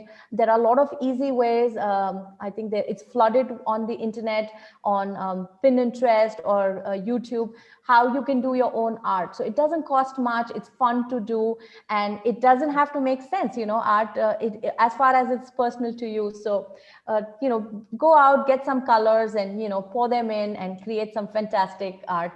That Absolutely. would be yes, the creative art, the artistic side sounds fantastic, because anything could be art, and some people may like historical things, and some people may like really colorful things, and some people may like just flowers or so, you know, in their home. How important it is, do you think, because interior design art that people use, sometimes it also changes your moods, don't they, the kind of art you use within their homes? Absolutely, you're absolutely right. Art plays a very, very important role when it comes to home decor. Not only do they elevate your mood, they brighten up the space. You know, it could be the most important feature wall in your house. And what the art also depicts has, you know, it runs on your feelings, on your emotions. So anything happier, free flowing, elevates your mood. On the flip side, if it's depressing, sometimes, you know, artists draw certain things which are their emotions, and that can get translated to you. So when you're picking art, just be careful that, you know, what it signifies, because you're bringing that energy home. So it definitely is an important part of home decor, and it plays an important role on your emotions. Yes, I mean, and like they say, color therapy as well, isn't it? Like if you need Yes. a bit more energy and a bit more passion or a bit more motivation in your life, you need to have more reds and more brighter colors. And if there's a lot of depression, let's say, you know, you're feeling down, or you've had really tough, you know, challenges in your life, maybe a bit more yellows and oranges or something like that, right? So the colors tend to change your moods as too. So in your interior designing, perhaps bearing in mind the colors as well. Yes, very important. Colors play a very, very important, it's a principal rule. Colors play the important role in any interior decor. Absolutely. And, you know, what do you say about this? Because, you know, Jyoti, you know, you get people who are like hoarders, you know, because you talked about how you can just empty out, put things in a bag and take it out to the charity shop and just, you know, to clear up the space and get some energy in. What do you say to people who may be, you know, like hoarders or just cannot let go? You know, it's like sometimes people have sentimental value or something, or they think they have sentimental value, but just don't want to get rid of things. What do you say to people like that? Well, I think the newer generation doesn't have too much sentimental value to things, because we keep moving. I mean, you know about my background. I've moved so many cities. So every city you move, you cannot take everything. So I think the younger generation specifically doesn't hold on to things. But the older generation is used to holding on to things. I would say, like to keep because they have sentimental values. So if it is so important to you, bring it out in the open. Let it be the centerpiece of your attraction, of your decor, and then everything else around it should be subtle, because then you can work around and keep the old things, and at least when you get the new stuff, stabilize it. So you have some old stuff blending it with the new stuff. So function is important. I would look at any piece of thing. Does it serve any purpose to me, or it is just a junk sitting around? So take your call. I think times have changed, and we need to get new things, bring new energy, is what I would say. So go ahead, chuck that thing, purge it, declutter your home. Absolutely. Now, that's a good point. Yeah, because it depends on the sentimental value, and there's different age groups that maybe. Yeah, that is absolutely right. Because now we have a lot of young professionals who are traveling all over the world for their work, so they cannot take loads and loads of bags and big boxes everywhere. That is absolutely a good point as well. So I mean, when we talk about interior design as well, there is also things like people say, like feng shui. Feng shui talks about how the right energy also helps you to achieve more success in life, or it can help you to attract more money, or it helps you to attract more harmonious relationships. How does that work? I mean, how actually does this energy work? Because that's quite an important, I feel, important factor to your environment. These are sciences that have been, time tested. And in case of a relationship, if you want to increase a relationship in a bedroom, everything should be in pairs, two side tables, two dressing tables. It should not be one odd. So that way you're giving it out to the universe that we are equal, or it's an even, it's a balance. So there are things like that, because we are subconsciously absorbing these things, disturbing things. Even if you feel that it's a painting that is out there, a dried up or a shipwreck. A lot of times there are paintings that have a shipwreck or a cyclone. Those things translate, and they work on our subconscious mind, and it creates a disturbance in our mind. So what we put out there in our home is a reflection of what's going inside. So subconsciously, we even pick up things which disturb us, because we're going through those emotions. So you should be time and alert, aware of the fact that, what each thing should depict. Like there are these really scary looking masks. Sometimes we get them for Halloween or whatever, but then they should be put away, because we use them for that very moment, but it shouldn't be hanging around, because it can disturb your psychology. So whatever you see, you absorb it, and then it translates into it goes in the back of your conscious. Absolutely. Oh yes, the mask thing, that reminds me. Yes, when you're younger and you watch these movies and there's these masks there, then you don't even want to look under the bed, right? You jump from the bed quickly. So I'm sure that you have these subconscious little things that will affect you. Absolutely. And what inspired you? Because you must, in the world of arts, and you're talking about well-being through interior designing. There are lots of different types of things you can do in creativity. What made you go into the interior arts? What was so interesting in that area for you? I have studied architecture, and building is what I do for a living. But my passion lies in interiors. I work with existing structures, because every structure has a story to tell, and I feel I can express. Be it someone's home, be it someone's office, be any place. I try to put myself in my client's shoes, and every time I'm painting a new picture, every time I'm telling a new story. So that really excites me, that every time I'm doing a new assignment, I'm reliving a new dream. So it's amazing. I mean, like over a period of time, I've done so many projects. Every project is very special to me, because I've lived it. So Yes. that's So yeah, but you know, but were you when you were growing up, when you were little, is it something that you loved to do, little houses, and was it something that was already in you from a young age?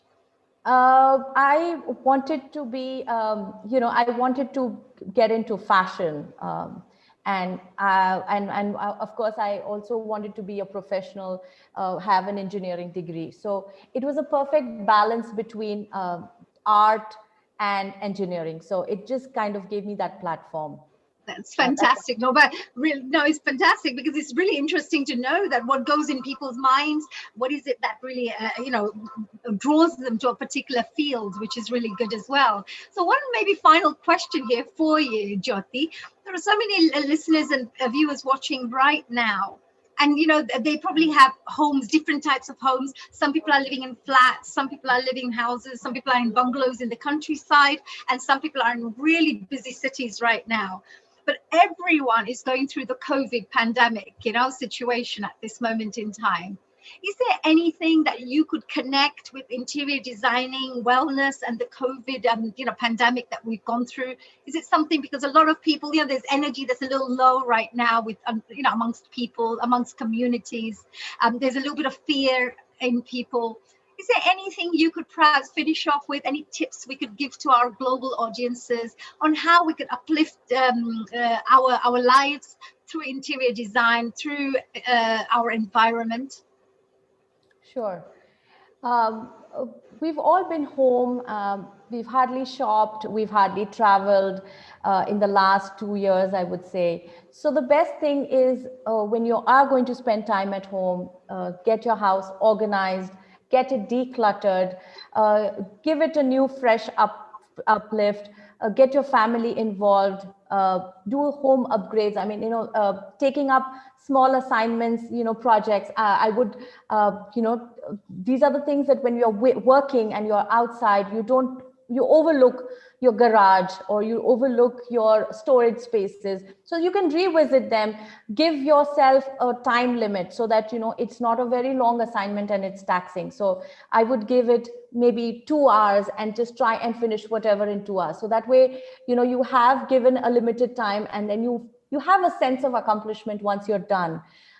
Again, dig down in your wardrobes, throw what is not required, repurpose things. I mean, I'm very big on repurposing furniture. You could de-stress your existing furniture, give it a new fresh coat of paint or color it in a different way. There are so many techniques and things available in the market. So if your dining table is got mundane, get it a new cover or put something new that it spruce it up. So A, it's a task completed. B, it's a new look to your home. So art is another great way. Get yourself paint and try your hands with art and DIYs. It's a great family activity. Bring the kids together, and it's a sense of family time, and it's not. It's something that you do. It's creative, and yet it's going to add value to your house. So these are the few things I would say. Wow, that's amazing. Yeah, thank you so much. That is such amazing information as well. Jyoti, it's been an absolute delight to have you here. And thank you so much for joining us on Healing Our Earth. And I also wanted to say, of course, that please do keep joining us over and over again, because I'm sure that all the global audiences out there would love to hear more from you with all these great tips that you share with us. And of course, the best of luck with your career too, because you're probably uplifting people's lives in such an impactful way through your environment and through the way you're working, with the interior designing. So thank you so much. We really appreciate having you around. Thank you so much. Global namaste to all of you. Yes. So a global namaste. And I know that we're coming to the end of our interview here. If you had any more questions or so, then please drop them into the actual Facebook, through our Zoom, or through our YouTube. YouTube links also. So just keep sending us our messages and we can pass on your questions to Jyoti. And of course, if you want to know more about Jyoti's work, then please do go ahead and check our website, Healing Our Earth, because you'll get a chance to read a bit about her background and of course her website too. So thank you so much, Jyoti. Have a fantastic day, and we really love having you around. Thank you for that. I feel like jumping into my room and clearing all those boxes that are around there. Thank you so much. Thank you so much. A global namaste to you. Thank you so much. So we are now moving on to our next host, and it's time for our next host. And I have to say that we've had really amazing special guests who've joined us up till now. And we still have some amazing guests who are going to be joining us right now. And very soon you mustn't leave, because we've got this beautiful host who's joining us right now and an amazing guest. And if you're looking to have this beautiful, clear complexion, then you don't want to miss this, because you're going to have this really amazing information that this amazing talented lady is going to share with you. So first of all, I'd like to say a very big global namaste to Sheila. Hello, dear Sheila. Hello, honey. How are you? So good to see you. Hello, so lovely to have you all the way from the USA. Sheila is always amazing. She's always smiling, glowy, and she's the most beautiful woman that I know, really. Thank you, from the USA. Thanks, Sheila, for joining us as a host. Before I let you take over, let me do a bit of an introduction to you.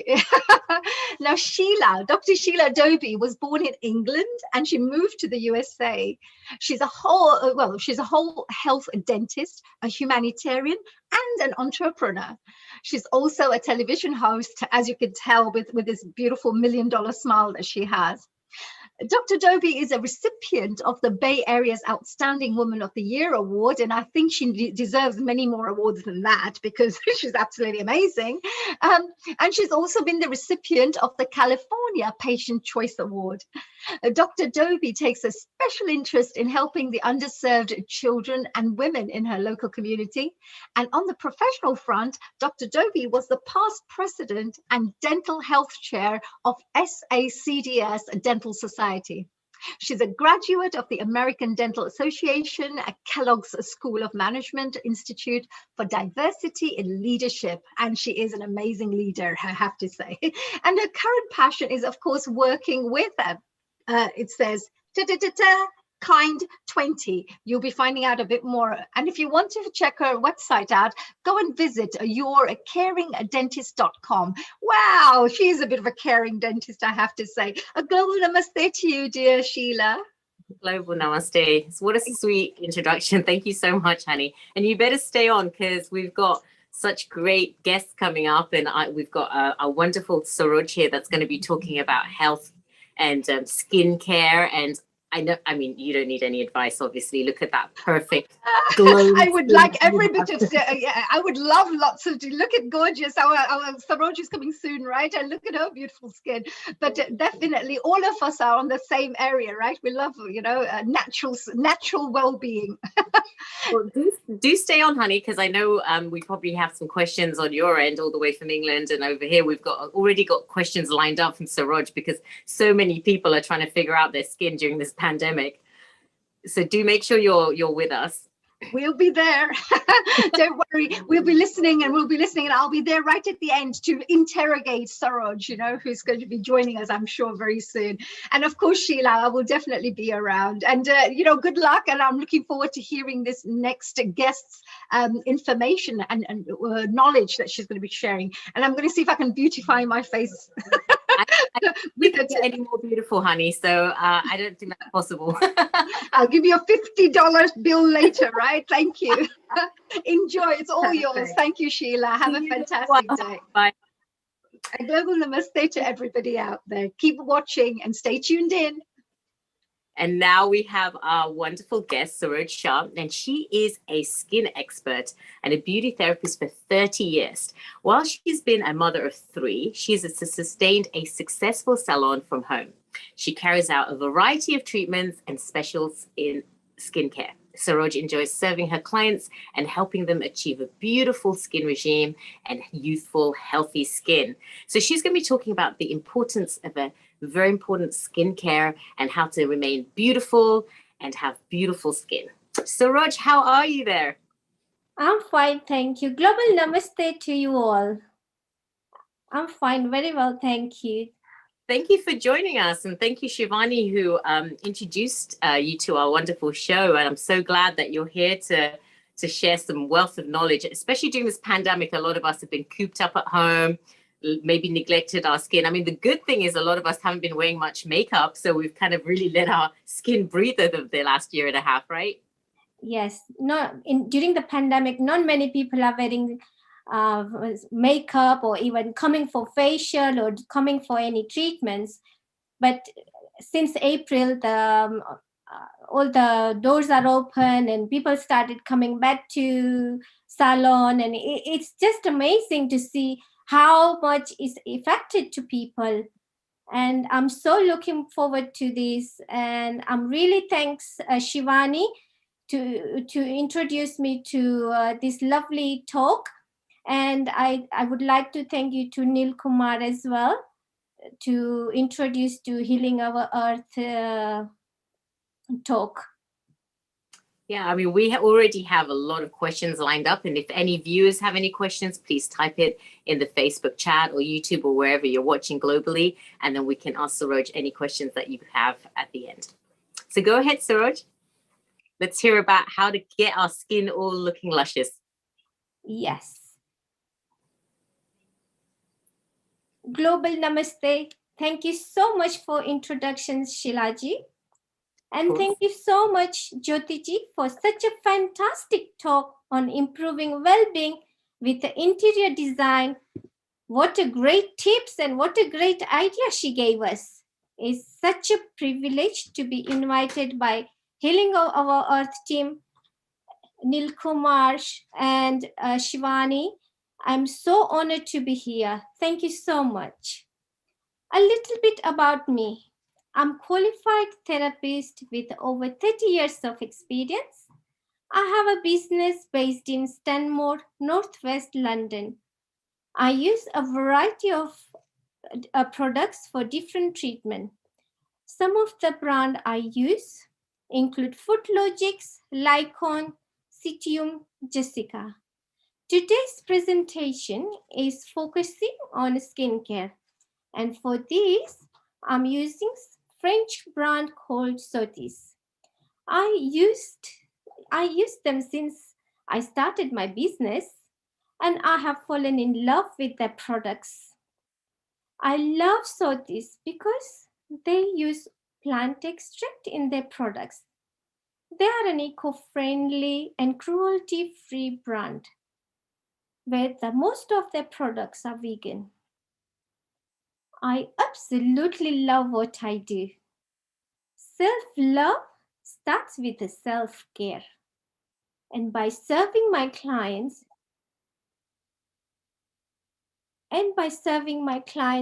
to help them improve their skincare routines and achieve their skincare goals is really exciting. My motto is, to look good, you must feel good. We have got to take care of ourselves.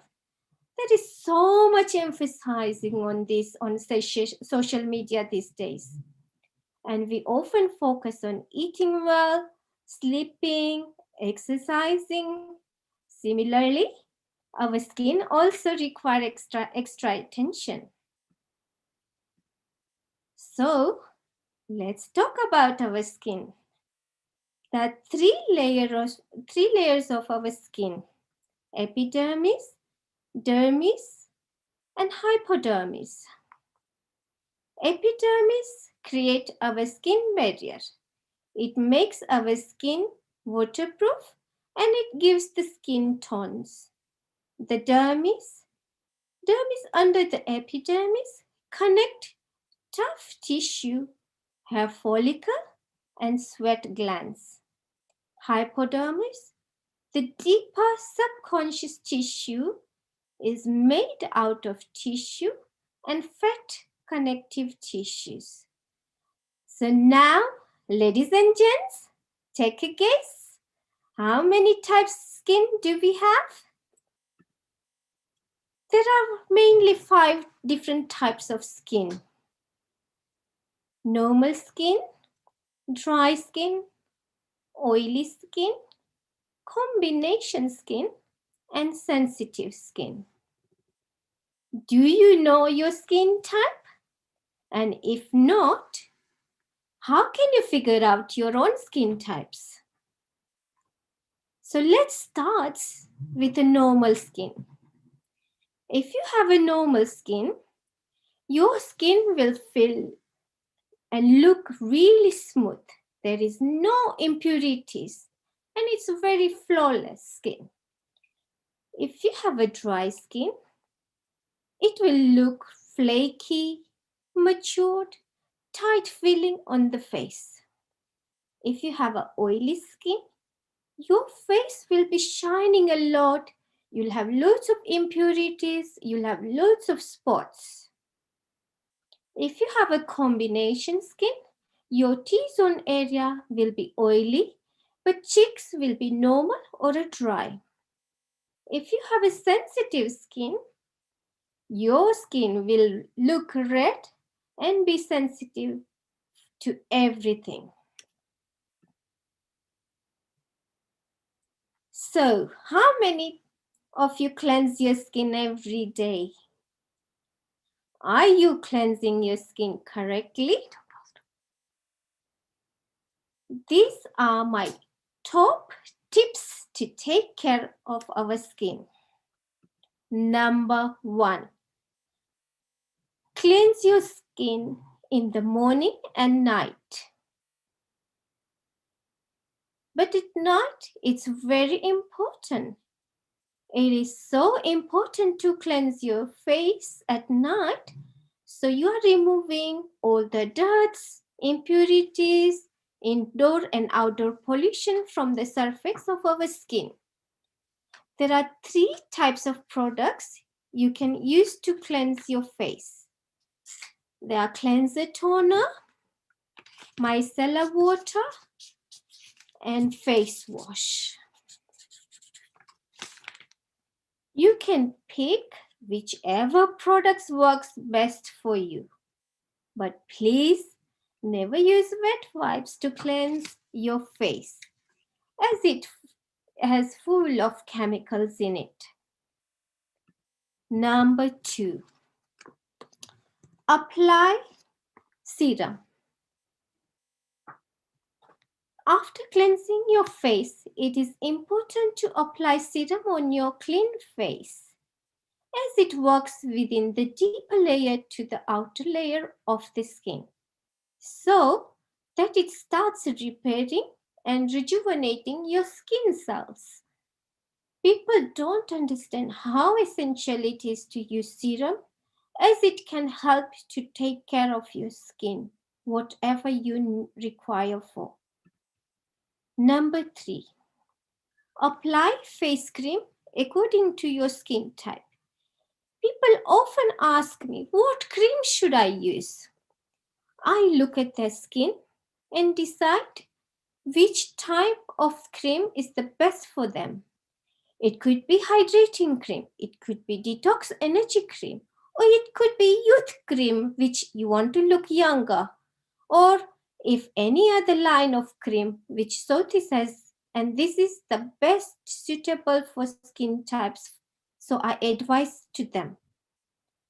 Number 4, use SPF. I would highly recommend using SPF 50 on your face and neck. So it helps to protect your skin. Number 5, exfoliate your skin exfoliate your skin and use a mask. You should exfoliate at least once a week to remove all the dead skin, so that serum and the cream which works better on your skin. And use mask maybe once a week. Number 6, it goes without saying, make sure you stay hydrated. Drink at least 2 to 3 liters of water every day. So this is a range of different types of cleanser. For normal combination skin type, it's a vitality cleanser toner, which contain grapefruit extract, coconut oil in it, which gives you an antiseptic and astringent effect on the skin. It's very soft on the skin, which removes all the dirt, pollution, everything from the skin. Oily skin type. It's a purity cleanser and toner, which contain rosemary extract, which helps as a healing agent on the skin and on the spots. Sensitive skin, it's a comfort cleanser and toner. It has cotton wool extract and the coconut oil in it, which really gently apply on the skin, and it gets rid of all the dead cells from the skin. I often ask client, do you cleanse your skin every day? And they always says, oh yes, I clean my face every day. Then I ask, how do you clean it? The response I get, oh, I clean it in my shower. Cleanse my face in my shower every day in the morning. That is not the good way of cleaning, as they are not cleaning at night. This is not the way to cleanse and have a good skin. You must cleanse at night to remove all the dirts and all the impurities. So I cannot stress enough about how important it is to cleanse your face at night. Why should we exfoliate? There are few types of exfoliate. Today, I'm going to talk about Sothis Desicrum exfoliator, which has been around for over 50 years.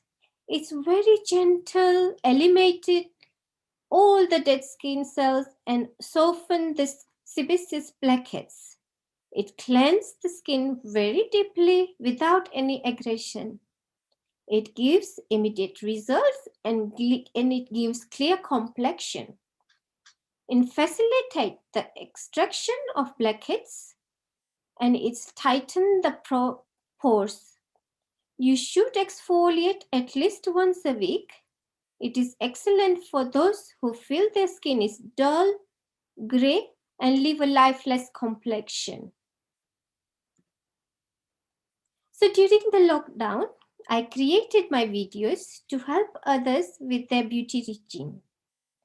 This video is my morning skincare routine. When watching the video, notice how much of each product I'm using, and I'm only using my fingertips when I'm applying the products. So you can watch.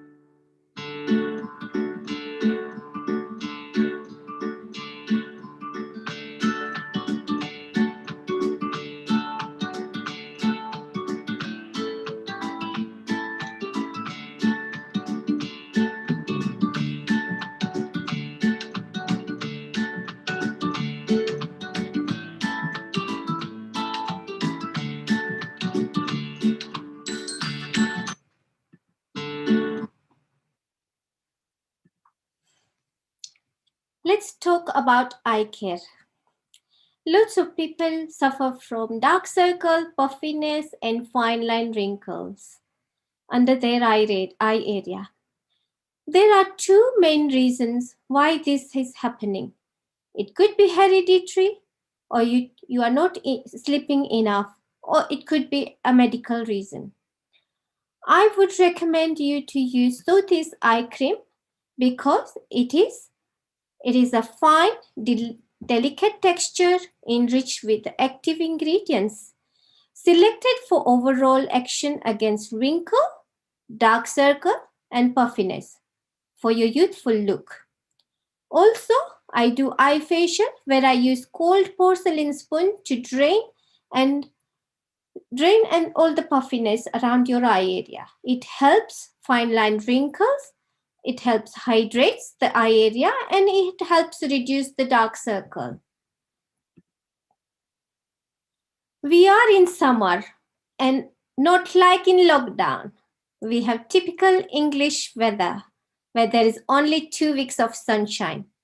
But we all need vitamin D and we all wanted to go out and enjoy out and about.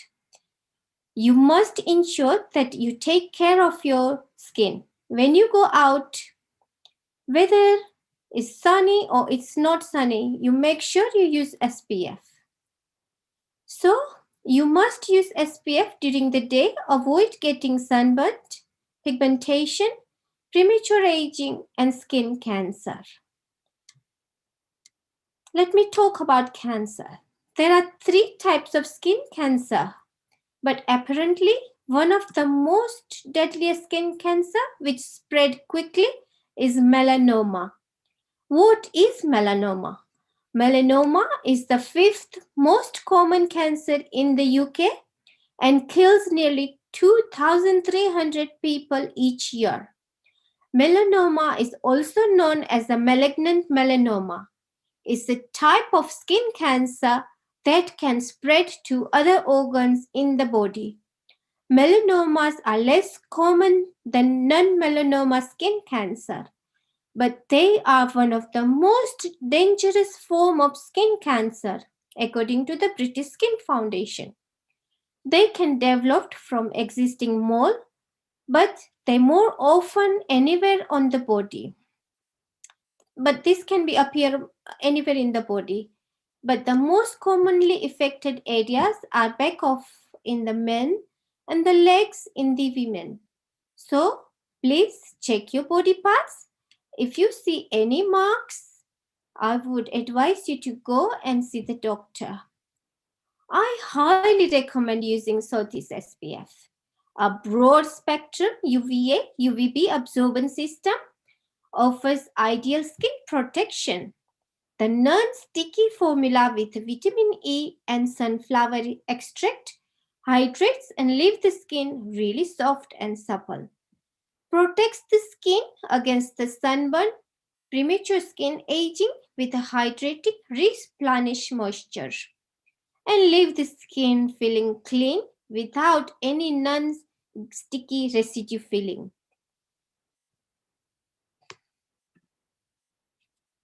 A lot of ladies have come and asked me about pigmentation.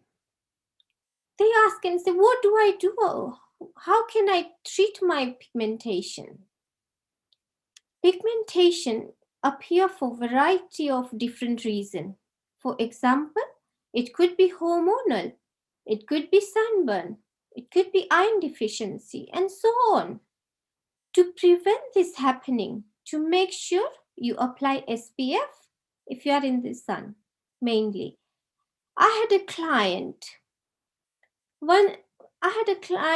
came to me where one half of her face was pigmented and so much wrinkle on her one side of the face, whereas other side of the face was normal. This happened because while she was driving, her job was a driving job and she did not wear sun cream and she had a face with a direct sunlight. So one side of her face became more pigmented and one side was more wrinkly. If it's due to hormone, It is hard to treat, but I recommend rubbing lemon on a area, pigmented area. And I do a peeling facial that really helps and eliminates the pigmentation with the facial. It definitely lightens the pigments area with the facial. So this is my night skincare routine. This is a very important routine. You should all do it. Again, when watching the video, notice how much products I'm using and that I'm only using fingertips then when I'm applying the products.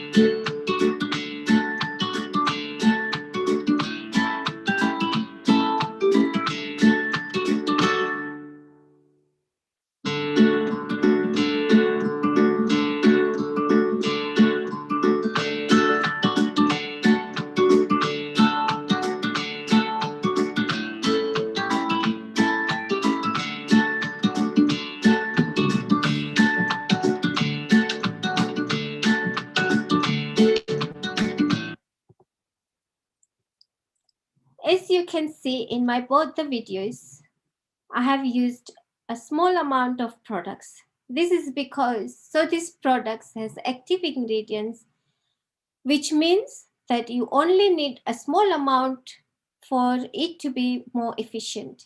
It also paraben free.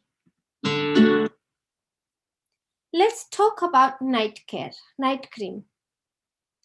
I would say night cream is so important for people over 40, and you should all have it in your nighttime routine.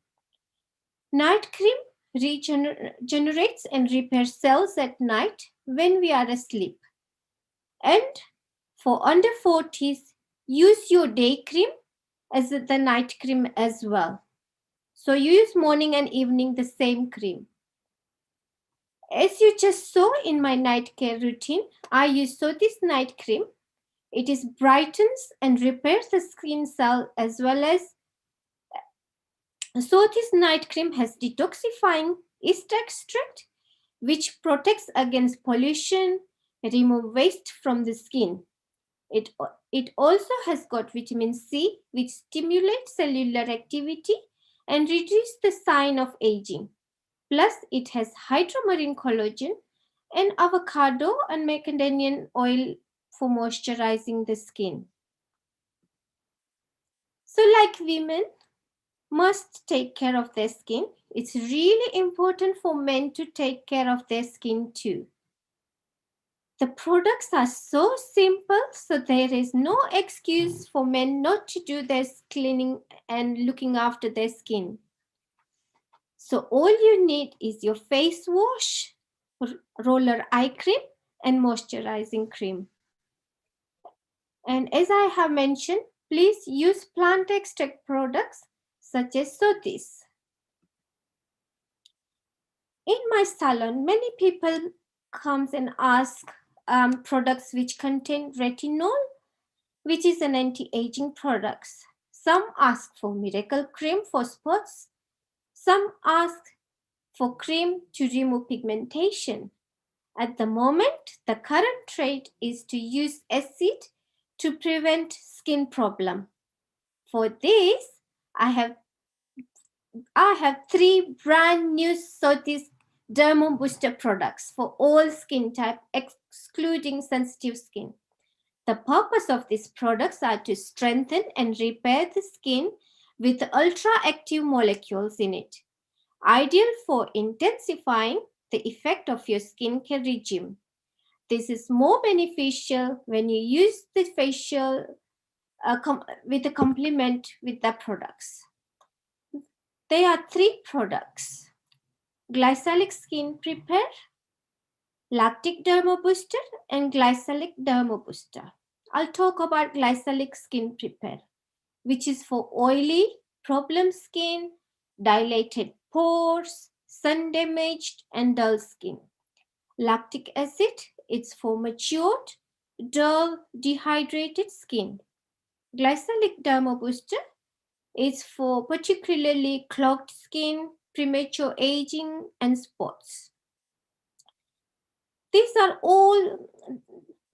all products designed to be used under professional supervision, so make sure you seek professional advice before you use them.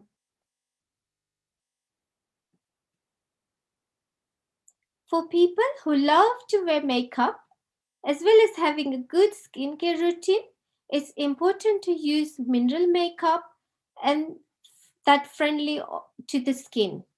So when you choose makeup, please be aware of the products.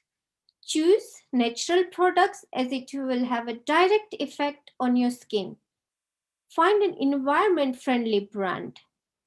You might not know, but Sotis have a mineral makeup range that suits individual skin types for better skincare results. It's a treatment foundation. So Sotis have 3 types of mineral-based liquid foundation. One for mattifying finish, second one for anti-aging, and third for normal skin. So mattifying, I'll talk about mattifying. So mattifying for oily skin, for example, the ingredient, it contains rosewood extract, which helps on the spots, leave the skin non-greasy finish. So it doesn't give you any shine on the face. Similarly, there are key ingredients for anti-aging foundation, which helps to diminish the fine line wrinkles. Natural skin foundation, which is naturally flawless finish foundation. Sotis are constantly innovating to improve their products. So the latest line of the products in foundations are silicone free, and it's such a great results. So another example I'll give you, Sotis lipstick has a really lovely omega-3 6-9 in it, which helps your lips stays hydrated, so it doesn't dry your lips. So my suggestion is that choose makeup that will benefit your skin, not just for look. So now we have spoken about using the right products and the skincare routine. That is all working from external surface, and your well-being is the key for healthy skin. Having a good uninterrupted sleep is important. Drink at least 2 to 3 liters of water a day. Try and drink majority of the water before 5 p.m. Have a healthy diet which is free from refined sugar, processed food, Eat plenty of fresh fruit and vegetables. Do deep breathing exercise. Work on your mindfulness to eliminate stress. And of course, make sure you exercise and go for a walk. Do all this to look after your skin, and you will from young age. So ask your children or everyone in the family. Thank you for listening. I hope you enjoyed the presentation and my skincare routine videos. I have more videos on my Facebook page, which is SS Beauty Clinic. You can contact me on a WhatsApp and Facebook. I have an amazing offer for you ladies.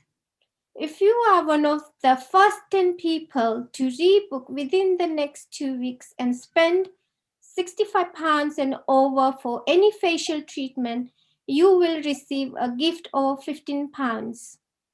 Thank you again. I will now hand over to Shilaji for any question.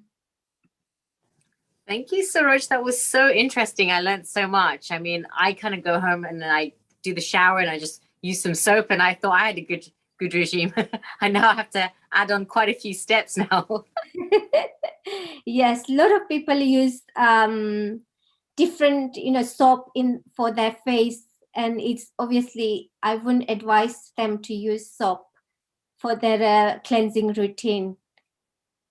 Yeah, I can see. What is it? Because it's too dehydrated. I guess it doesn't have all these great products and minerals and everything in for your skin, right? Yes, it's definitely dehydrate the skin.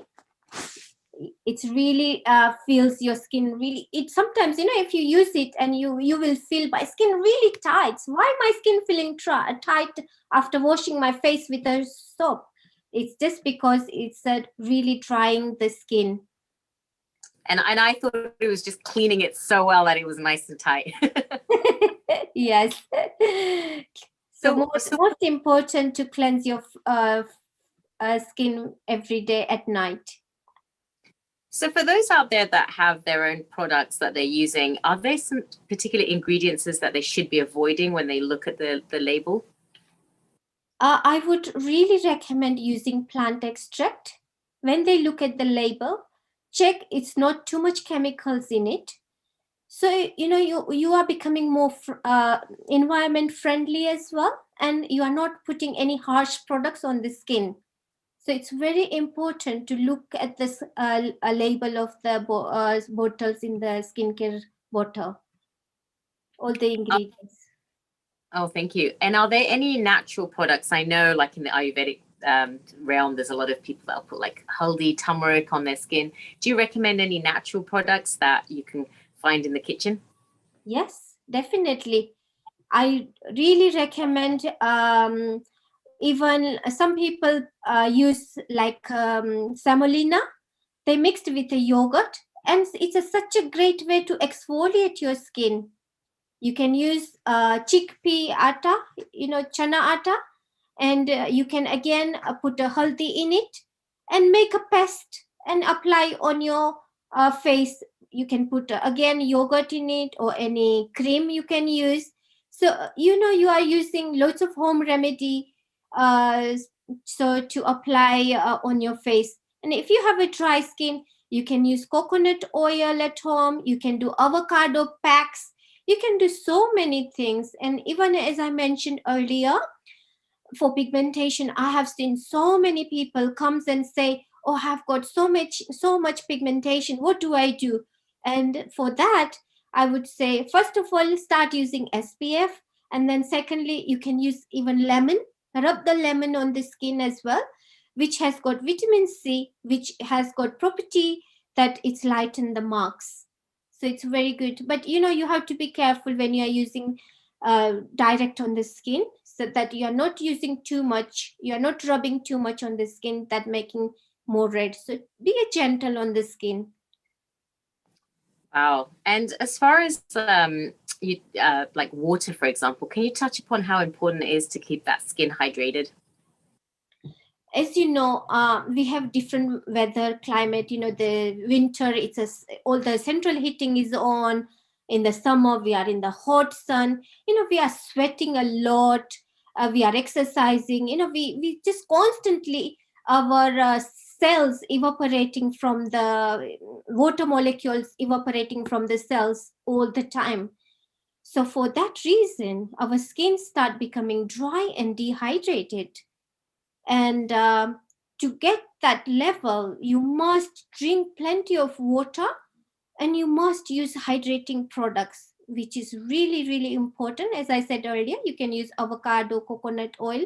So you know that you are using proper, hydrating your skin while you are out and about, doing whatever exercise or central heating or anything you are doing, workout. Thank you. Are there any external factors that affect your skin, like stress and anxiety and things like that? Stress effect, big problem on the skin. The stress gives you so much spots. People become so unrelaxed with the stress, as you can imagine. So direct effect comes on the face. And as soon as I start doing facial, clients become so stress free. And they say, oh, I just want to stay here for longer. Can I stay even half an hour in your couch? But then, if I have next client coming, then obviously it's a different talk. But then, yeah, they really feel as soon as they enter my beauty room, and they feel really stress free. So this is the key to, talk about it and do a little bit of breathing exercise to relieve all the stress. Definitely, yes. Yeah, and our next guest, Dr. Nora, who's going to be coming on soon, she's going to be talking about stress during the pandemic. So that's going to help with our skin. I've noticed that stress affects everything. It's just so detrimental to the body. That's why these wellness sessions are so important on Healing Our Earth. And we've had past sessions that viewers can go and look online and watch. And we have many future sessions to just help with stress so that we can kind of help get it under control so that it doesn't affect so much of our bodies. We have a few questions from around the world. We have Fatima from South Africa, and her question is, instead of using beauty products, are there any foods that are best for skins? It depends what is the problem, first of all. I always advise Fatima, what sort of skin problem do you have? So according to that, I can advise you what food you should have. And it's no point me saying that, oh, use avocado, and if you have an oily skin, so it will secrete more sebum, secretes more oil into your skin. So I would really like to know what sort of skin type do you have? According to that, you should go for your food intake.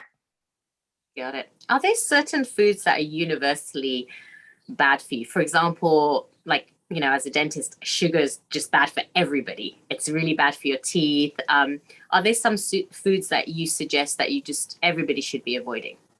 Yes, I would highly recommend sugar. Sugar is one of the thing, I get client who comes in a clinic and they have so much spots. And first question I ask, is it hormonal? What's your diet? Do you exercise? Do you drink plenty of water?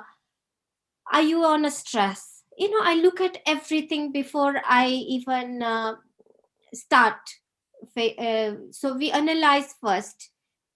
So I would say, sugar, fried foods, which is again quite, it's not good for your skin. And just be healthy, like eat plenty of fruits, eat vegetables, and be mindful what you eat. That's what I would say. Yes, thank you. The things that we all know that we should be doing, the fruits and vegetables and the low refined foods and the sugars. But it's during the pandemic, a lot of us have been just kind of eating so unhealthy just to kind of cope with the stress. So we have another question from Cassandra from Greece, the beautiful island of Greece. And her question is, she's saying that I am very fair skinned, but I do break into spots when I eat spicy foods, which I love. Any advice on this? Yes, if you some people do get spots as soon as they eat spicy food. So for that, I would say eat your spicy food. I wouldn't say not to eat, but cut down a little bit spiciness. And make sure you're drinking lots of water. So you are eliminating whatever too much spiciness you have eaten from your body. So you are eliminating through the toxic waste. So, you have to enjoy your food. You have to live your lifestyle, but make sure you eat right amount of food, right amount of things you do. That's what I would say. And I know you kind of touched upon it on your talk, but as far as the anti-aging, the wrinkles, any advice on that? How to kind of stay young and vibrant? Everyone wants to stay young and vibrant. So many clients comes and say, I want to look young. I have this party to go to. How am I going to look young? That's the key question at the moment, right? So for that, I would say make sure you hydrate your skin by using correct products, and use a right amount of anti-aging products. Use serum. Again, I would say serum is key factor in your skincare regime. And you can do facial. You can start looking after doing facial for healthy looking, younger looking skin. And how often are you recommending facials? Depending on your skin type, roughly I would say once a month is really good to do it. But if you have a really good skin and if you have really good skincare routine, then maybe you can stretch 2 months once. But I do even package like four facial in within 2 months. So sometimes people comes every once a week for facial, sometimes comes every fortnight to facial, and it really gives big difference on the face when they do the facial. I'm just going to have to fly down, Saroj. Anytime you come.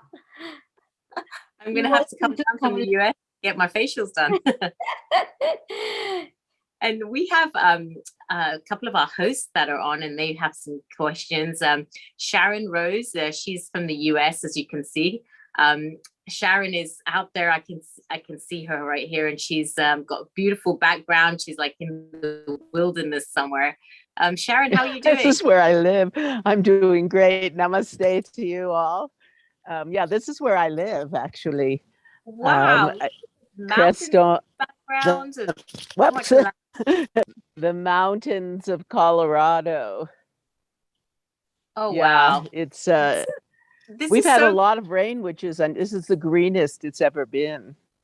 And my question and my thought really is about longevity. I would say that one of the keys is, number one, really hydrate. Yes. And number two, live in joy. Yes. Lots of exercise, I would say, dance, sing, and really, and eat well. We have a greenhouse and like a mini farm we are dealing with right now, and here. And I was thinking the other day as I picked a cherry tomato and ate it, that I wished every human being could experience what it's like to grow food and to eat it directly from the vine.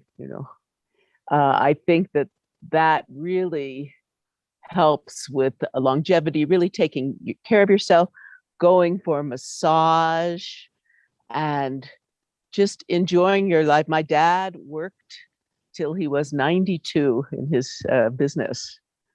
And as soon as he stopped working, he went down. Within a couple of years, he was gone. So it's do what you love, find what you love. So what do you think about that? Absolutely. That sounds great.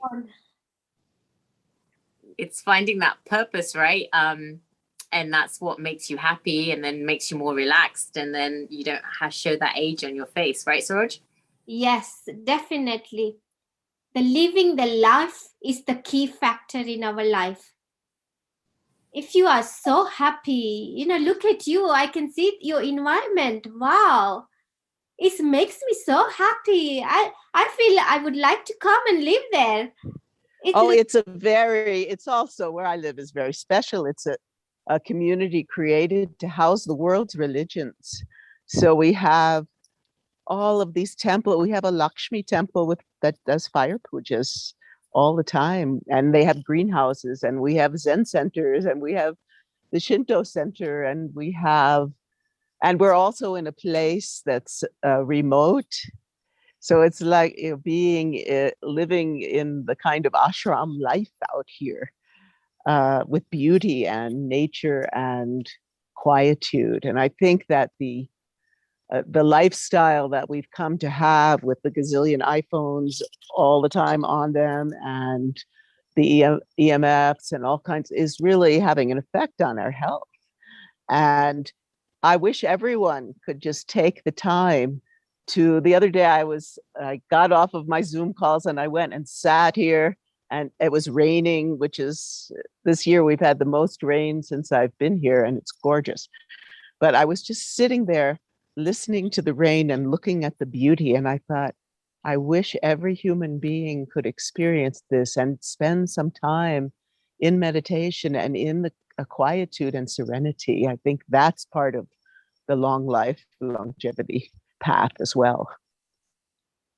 Yeah, and we can all do certain things. We can all go out in the environment, step outside, and go for walks in parks or local areas that's right. safe, that's outdoors, and feel that. And then, like you mentioned with the foods, we can, try and eat as organic as possible, because there are a lot of chemicals in foods, right? And I'm sure that's affecting our skins and our bodies. So eating more organic food is probably quite advisable, right, Suraj?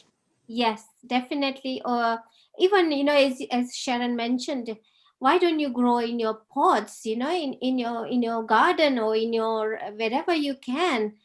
So if you grow your own vegetables or any tomatoes or any fruits, it will give you 100 times better results than whatever you inputting inside. It will show on your face.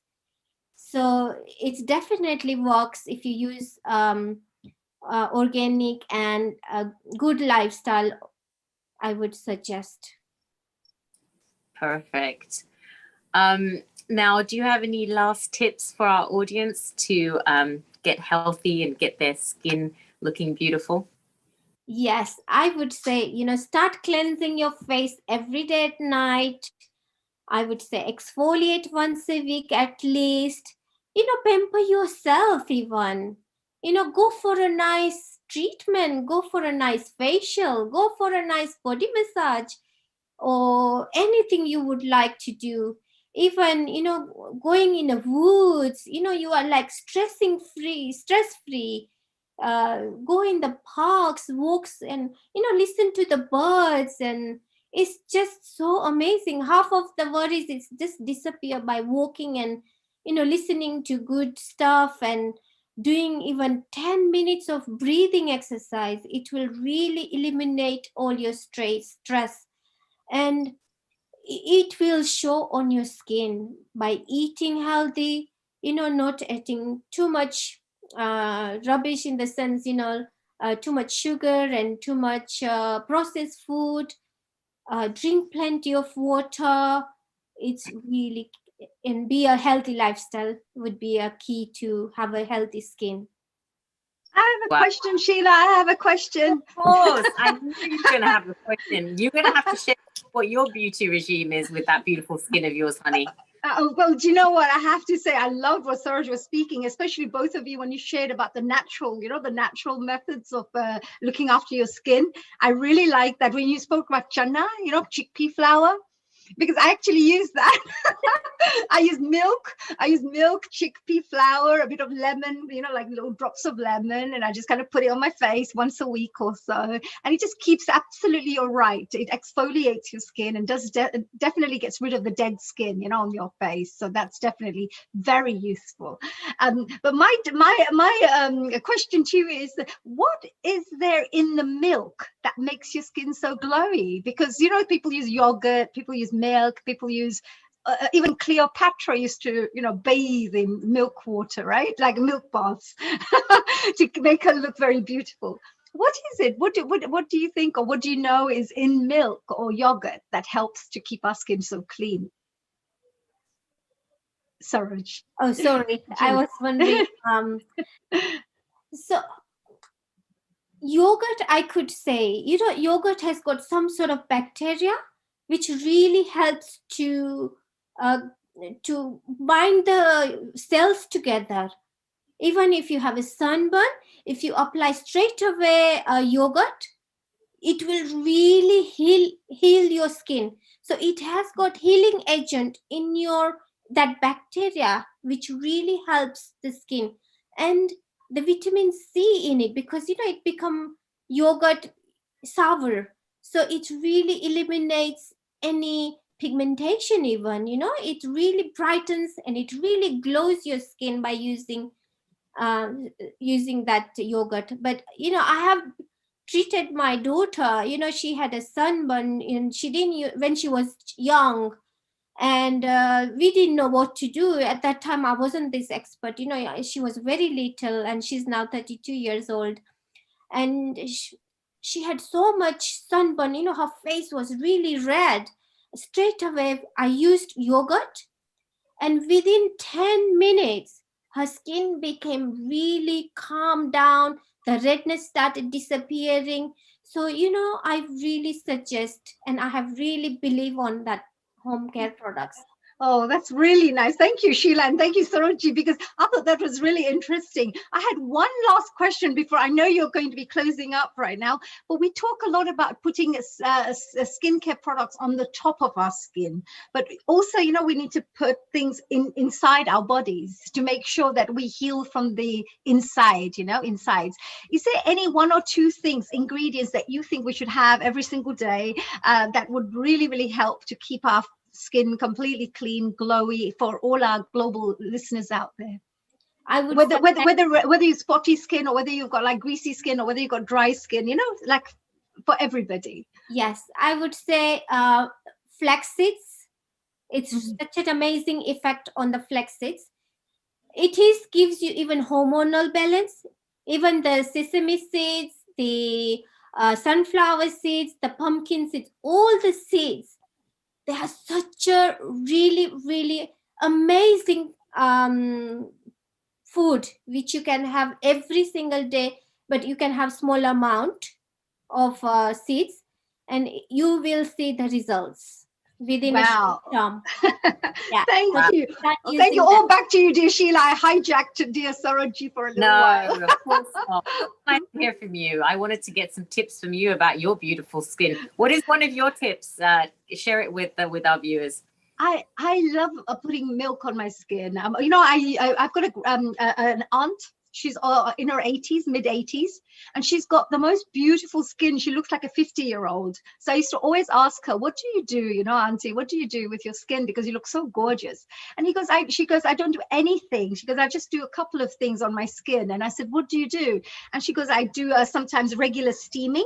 Like she does the regular at home. She does a little bit of steaming, so cleans her skin.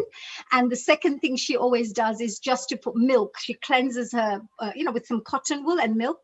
Cold milk. She puts it on her eyes to get rid of all the heat from the body, and she just puts it on her skin, so it takes away. And then she just puts water on her face, and it's absolutely amazing, really, Sheila. It's the best thing, really. If you don't have anything at home, your moisturizer is finished, your cleanser is finished, toners are finished. Just put a bit of water on just milk and a bit of water, splash your face, and it'll really clean up your skin a lot. That's what I would advise. Wow, that's great advice. I advise young kids for them to use with milk, and with the cotton wool, just cleanse all over the face. That's all they should do. Yeah, there's no chemicals, you know, because I'm very I try my best not to put chemicals on the face. Of course we put makeup on and things like that, but I always try to use even makeup which is for, you know, sensitive skin and things like that, so it's more as mild as it can be. Yes, as mild as possible. But you definitely, you know, you find that a lot of the Indian, you know, when you have the Ayurvedic moisturizers, which do not have anything mixed in it, it's got no perfumes, no nothing. They're not very expensive either. You know, they're quite reasonable in terms of prices, but they're very good for the skin, I found, you know, from the harsh chemicals. Sometimes when you use harsh chemical moisturizers, you will find you start getting all sensitive. You'll start getting little blotches on your face. So you straight away that's an indication to anybody who's using that if you have any little kind of burning sensation on the skin or anything, it's not doing good for the skin.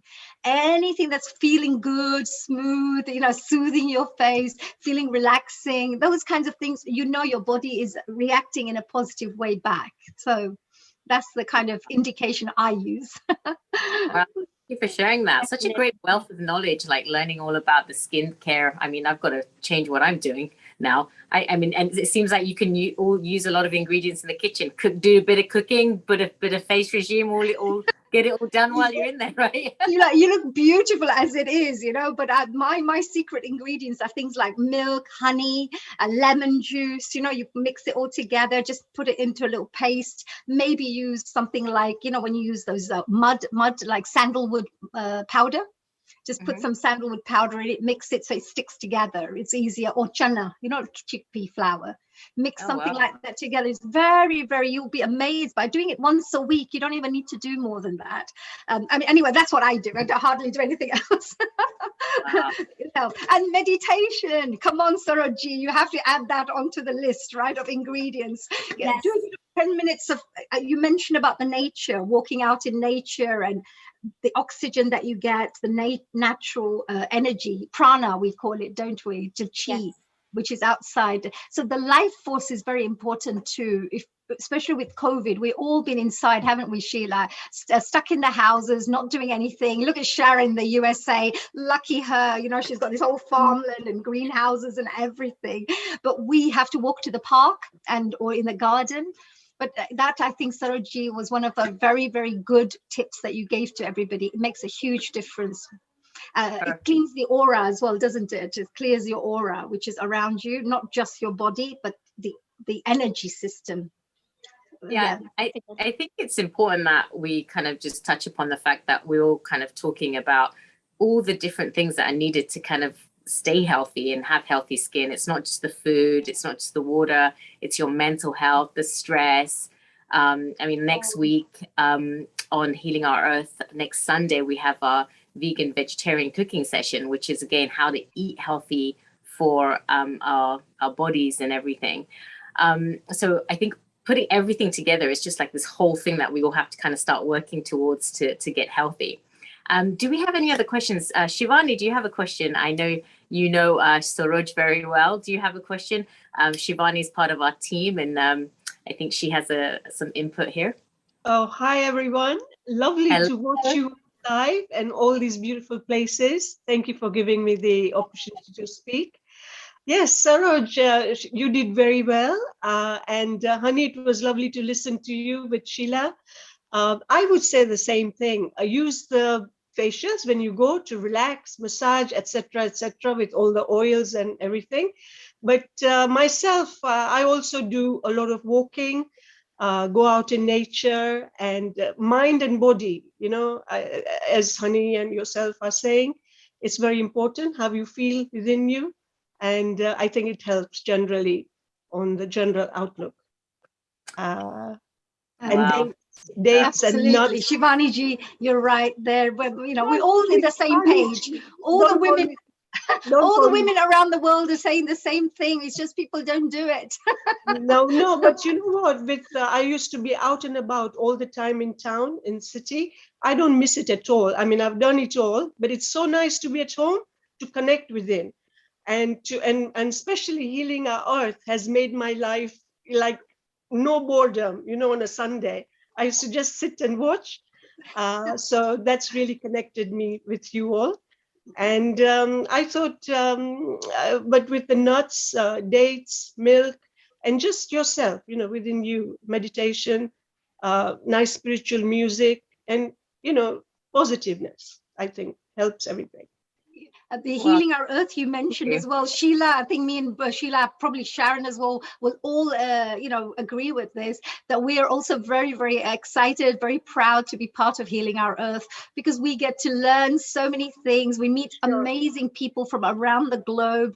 We feel that at least we're being of service, and we're serving the community in the best way we can, where we share knowledge and education with people. Yes. Whilst we're entertained. It feels good for everybody. It's not just from the people watching, but even for being here. Yeah, and and Neil then- Kumar, the producer, creator, he makes it so fun for us. It's like a playground. I think he's the one who is behind all this. I mean, we just connect. I connect people to Healing Our Earth, which I feel so happy, because all my friends are so talented and they get the chance on this platform, and that just makes me smile. And to speak to you all today, I mean, it's wonderful. And thank you.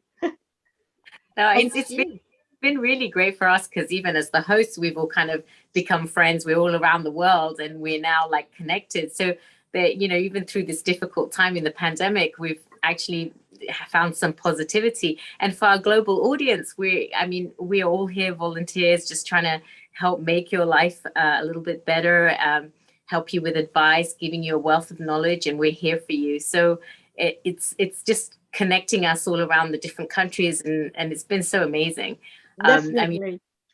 Having and here's our mission statement that our wonderful Neil Kumar is sharing with us, which is basically to promote a happier, peaceful, healthier, and inspired global communities by delivering multicultural content. So thank you for reminding us of our mission statement, Neil. Yes. And of course, we mustn't forget to tell everybody, Sheila, that of course, as we said, you mentioned next week is the vegan and the vegetarian kitchen event, but the week after, which is 15th of August, is our Independence Day event, where we'll be having a fantastic array of special guests then as well. There you go. There's our vegan and vegetarian kitchen, which is 8th of August, which is next week, where you'll get some yummy, yummy recipes. So you must make sure you come here and join in. And then we move on, of course, to the 15th of August, which is the Independence Day, the Indian Independence Day, which will be coming up. And after then, there you go, there's 15th of August, which the orange and the green and the white. And finally, we also have the dance, the special global dance, where we're celebrating dance on the 22nd of August. And Sharon will be co-hosting with me from USA. And we're so excited to bring you dancers from around the world. So if you're interested in creativity, art, etc., then I think you'll love that. Sheila, we need to have you there as well, because I know you're a great dancer. I remember you doing your little performance. So we need you there too, that right? was a private performance. You're the celebrity dancer that's danced with all the Bollywood stars. Not me in my garden or in my shower. This is for the audiences to hear out there from the Healing Our Earth. This is a special announcement. Sheila is an amazing dancer. She loves dancing. She's a natural performer. So you must one day ask her to do a little performance for you. She's great. So with that, of course, I know that very soon we're going to be, of course, Sheila, we're going to be talking to our next guest, who's all to do with stress and well-being, isn't it? Oh, yes. This brings me down to our next guest, Dr. Nora. And I just want to say thank you to everyone. Thank you, Saroj, for your time that you've spent with us. I know we're going to have you again on Healing Our Earth to share with us your wise tips on beauty and health. So thank you again. Thank you so much for this opportunity. Thank you, everyone, from bottom of my heart. Thank you. God bless. Thank you. Thank you so much. And honey, don't think you're going anywhere at the end. We're going to have you in here to kind of ask some tips to Dr. Nora about any stress and well-being questions that you have, and the rest of the team can stay on. We'd love to have you back on. Absolutely. There'll be me and Sharon. We'll be interrogating Nora very soon, so don't worry. Poor thing. No, we're not that bad. We're pretty good. Don't interrogate her so much that she gets stressed out. We have to check. We have to check. Is she teaching us all the things that she's going to be following, right? Sure. All yours, dear Sheila. See you in a bit, honey. So this brings us down to our next wonderful guest, who's a dear friend of mine, Dr. Nora Vias, and she's going to be talking about how to thrive during the pandemic and dealing with all the stressful situations that everyone is going through. Now, Dr. Nora is an associate professor of mental health. She's a scientist and a motivational speaker.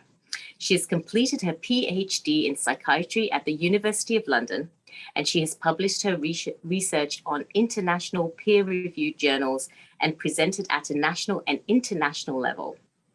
She is a recipient of many awards, and including the US UK Fulbright Scholar Award, the Woman of the Year Award by the British Asian Achievers Award, and the Winston Churchill Fellowship Award. And she's got many, many awards. I'm not going to list them all here because we'll be here for half the session. And she's also got an amazing Instagram account called Mental Health Connect, where she's going to be talking about motivational quotes and community. And she basically is trying to eliminate the stigma that's around mental health and mental illness. Dr. Nora, my dear friend, how are you? Hello, Dr. Dubé. It's a pleasure to be here. Dubé, you always get my name wrong. It's Dr. Dobie. Thank you so much. So long. I've been practicing. I know. There's some words that everybody gets wrong. Thank you so much, Dr. Dobie. It's a pleasure. It really is. It's always so nice to be on Healing Our Earth. I just really enjoy coming on here. And it was such a wonderful session. The previous one, I learned some really important tips on how to take care of your skin. And I often just wash out my, makeup and everything and, start fresh the next day. But just knowing that you can do some simple things, putting some milk on, it's such an amazing tip from Saroj. And the whole session was incredible. So yeah, it was so nice to be on there.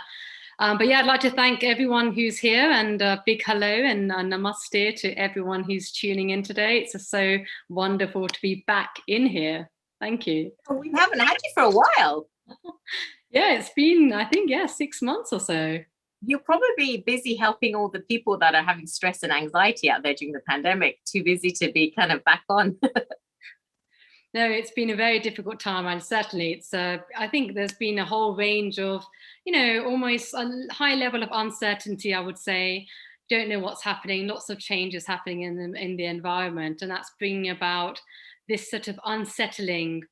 People feeling a bit worried, a bit concerned, maybe feeling a bit fearful. So certainly, there's no real surprise. I think many of us who are listening today are probably thinking, yes, I do feel that sort of pandemic-related anxiety. Don't know when to go out, and if we are out, should I wear the mask, keep distance, particularly in the UK, where, a lot of the rules have been relaxed. And so, you start to think about, what do you want to do as an individual? Like, do you want to wear a mask? Are there people that are highly vulnerable that you're having to take care of, in your household? And whether or not you want to wear the mask, even though officially there's no real need, unless, of course, and this is important, unless, of course, you're in a crowded area in a supermarket and those types of situations. So, yeah, I think there's just too many messages, too many things to do, and we've never been in the situation. So I think, it's almost like it's reinventing the wheel. We've been in this for 18 months, 19 months? And it just feels like years have passed by. And so I think many of us are experiencing very similar situations. Of course, we have Sharon, who's in a beautiful place, and Dr. Dobie, I can see the beautiful settings where you are. And all I can say is, it's not looking great here at the moment. It's quite cloudy and windy, and it did rain quite a bit. So yeah, I think I don't think, particularly in the UK, that we look at the weather to make ourselves feel good. We have to do something different. Maybe start doing some meditation, and yoga is quite a nice thing to do. But yeah, we can talk about some of the tips later on. What are you seeing out there? What kind of ways are the anxiety and stress being presented? Yes, at the moment, I would say that there's quite a lot of anxiety and stress, definitely high levels of just having this fear of perceived threat. So when you perceive that there is underlying threat out there, you're more likely to be quite cautious about everything you're doing. You're more likely to think, like, maybe a few times before going out, heading out. Many people, I know for a fact that the first few months, people are thinking, oh my God, I forgot my mask at home. So that kind of thing was happening the first month or so. We were learning about COVID. We all became experts in a few months, you know, and we were really reading everything on what's on BBC. And of course, every day at 5 p.m., the government would come online and we'd learn, you know, a whole heap of other things. So that was quite nice in a way where we're educating ourselves through lots of different platforms. But I think now we know what it is. You know, certainly everyone is fully aware. And we're getting to a stage now where we're feeling this sort of moderate to severe levels of anxiety. And there's been quite a lot of research which started off in China. They found that there was a quarter of their entire population who were feeling quite stressed, showing these anxiety related symptoms that we'd see. And it's kind of those individuals responding to COVID, where they had family members who were experiencing many of the classic symptoms of COVID. Many people were in hospital. So naturally they were anxious, feeling really really sad for their loved ones, not being able to meet them. So these type of classic things, I think many of us can relate to. We may not have personally lived through COVID, but we will certainly know someone who has, maybe a family friend, maybe a relative. And then since then, there have been some recent surveys which have been done within the UK. And I'm particularly interested in the UK because I think a lot of the research has been based on, you know, thousands of subjects, a lot of participants looking at these classic questionnaires that are measuring anxiety. And these are you know, there's lots of questionnaires which are just measuring anxiety or stress, but I've just been amazed by the amount of research in the last 9 months in particular, where they have come up with COVID related questionnaires. They're quite literally asking about COVID. Do you know anyone who's experienced these symptoms? How do you feel about it? You know, do you feel fearful of going out and even going to the GP, like a general practitioner, for your own health and well-being? And many people have said, yes, actually I've got this, you know, pain in my leg, or I'm having palpitations and I'm actually not thinking of going to my GP because I'm quite scared of catching COVID. So these are types of things that we've you know, heard quite a lot about, and through surveys you can actually understand this at a deeper level. But alongside anxiety, which I think is actually quite prominent over the last 18 months, something which we've also seen is people having difficulty sleeping, and that could be because of this underlying stress. And I was looking up on this a little bit, because beyond COVID, just knowing how can we sleep well, you know, and I was looking at positions or sleeping positions that we can go into. And sleeping on your left, your whole body towards the left, and a really comfortable pillow, I must say, can really be quite effective. So it helps in digestion, it helps you concentrate, not that you're concentrating when you're asleep, but it actually helps you when you wake up. So if you're kind of having this period where you want to, you kind of awake, but you want to go to sleep. So that kind of 10 o'clock time where you're maybe starting off early and you're just wanting to relax, that time you'll notice. And this does require, clearly, I've done this for at least 2 weeks. So I've been practicing this movement, just sleeping on my left. And I've noticed that I feel that I can sleep faster. My memory, not that my memory, there's anything wrong with my memory, but my memory and concentration levels are far more elevated.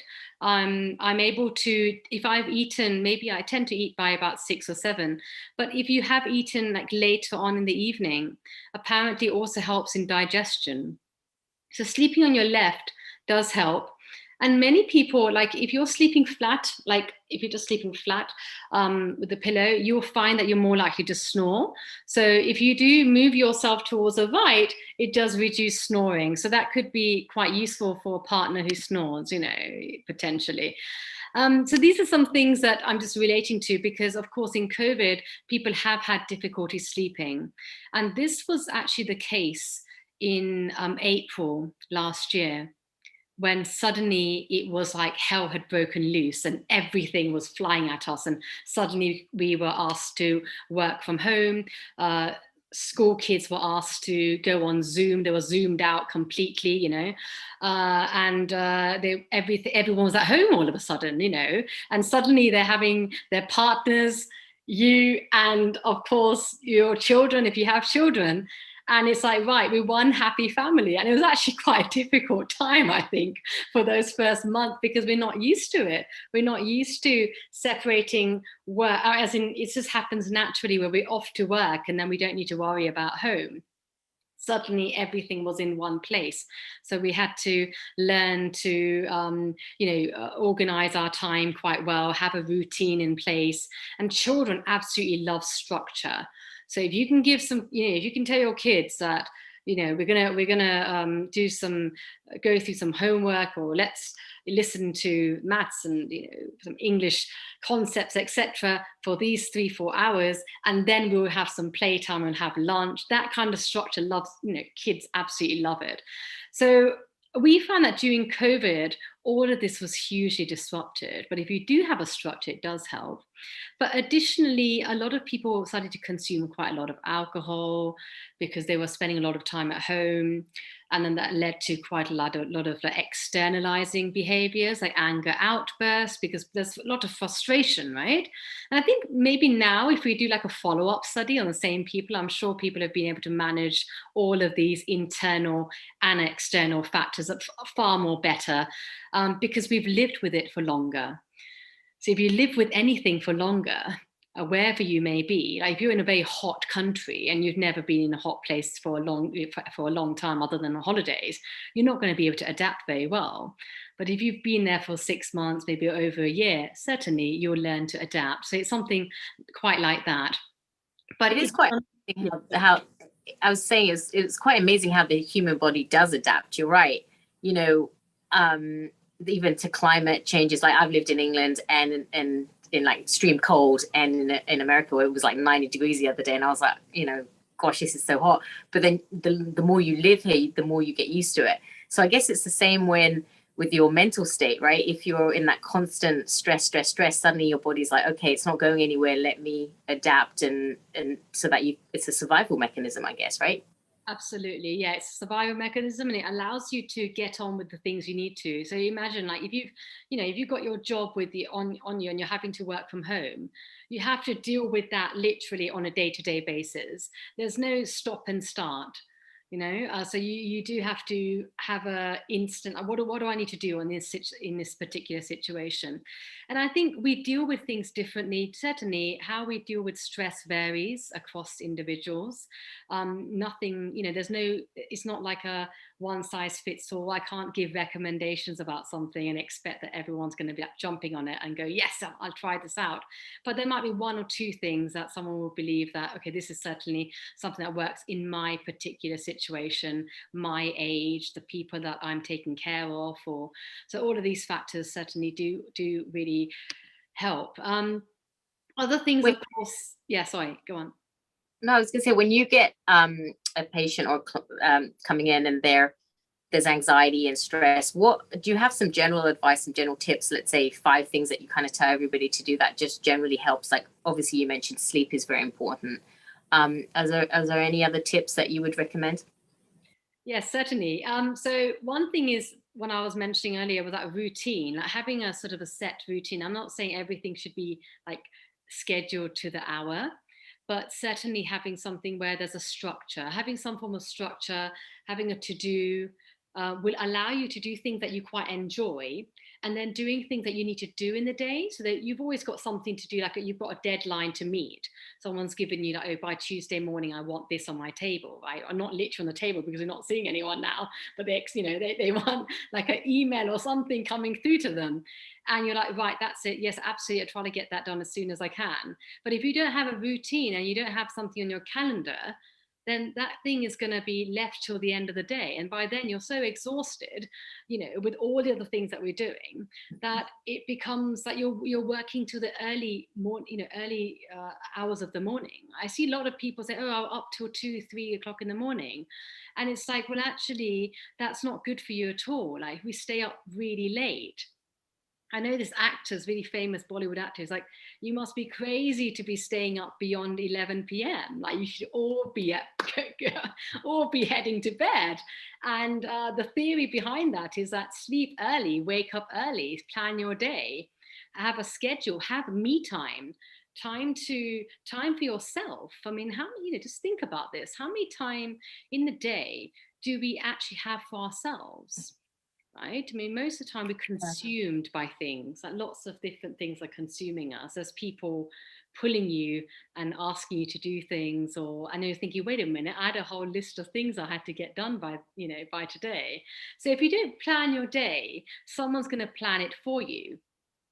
Someone else is going to run your day, which I think is not a very good thing, because then you can't get any of it done, and then it's just having this rollover effect. So that's the first thing I'd certainly suggest to relieve stress. It does actually reduce stress a heap of a load, because it's all structured, and that leads to calmness. When you know what you need to do, it just calms yourself. And then also you can you're right, a lot of people that are working from home, it's just like they end up just meshing everything in together, and then they're still working at a certain point. So if you're saying, okay, by 8 o'clock I'm done, and then that's family time, put all the devices away, then you're at least having quality time doing things, as opposed to meshing it all up and then it's all over the place of working till 2 o'clock in the morning, right? Absolutely, yes, absolutely correct. And other things, of course, you can do, which have been, which was discussed in the earlier session, is physical exercise, and it's highly been recommended that we do about, just over an hour of exercise a day. And that doesn't have to be vigorous exercise. It could be simply going for a walk in nature. The places you're at, Dr. Dobie, is definitely, I would go for a walk every single day if I had a chance, and but we're not all that blessed. But even just going around the block, saying to yourself, I'm going to do about a couple of thousand steps, and then try to increase it further. So sometimes people think about 10,000 steps a day, and I know that most people have probably heard this concept, but then it becomes overwhelming, and it actually generates a lot of stress, because then you start having your watch on, which everyone's got, and it just says how many steps you've got, or you've got your phone. If you go to the Heart app, it tells you how many steps you've had in the day. And yes, it makes you feel good, but if you've got to do about 10,000, you think, yikes, I've already done like 600 in the whole day. So do it gradually, like maybe 1,000 steps, 2,000, then start to find a place you want to visit. So if you've got a park, like Honey was mentioning earlier, we have parks, so we have to kind of walk to these special, beautiful locations where there's some flowers and beautiful long trees, so just fresh air. So if you have a particular place that you'd like to go, that's always a good thing, because there's a bit of direction, there's a bit of an aim that, okay, I'm going to head to this place. It's going to take me half an hour, even if I walk at a fast pace. And then if you go slow, so you know how long it takes. So yes, about just over an hour, and just have moderate. It doesn't have to be super intense. Those who are listening, who very much like the Tabata style exercises, which is like 4 minutes, and you can do this at home. You don't need to go anywhere. You can maybe open the windows for some fresh air. But they're exercises which involve 4 minutes, and you do about 8 exercises, and each of these exercises are for 20 seconds, so not very much. And you've got a 10-second break, so that 10 seconds is usually to get you ready for the next exercise. And you can go on YouTube, it's easily accessible. If you just write Tabata workout, suddenly you'll see this really, really fit people exercising, and it's quite a nice experience, because it makes you feel like, okay, this is where I'm heading, that this is where I can aim if I carry on doing these exercises.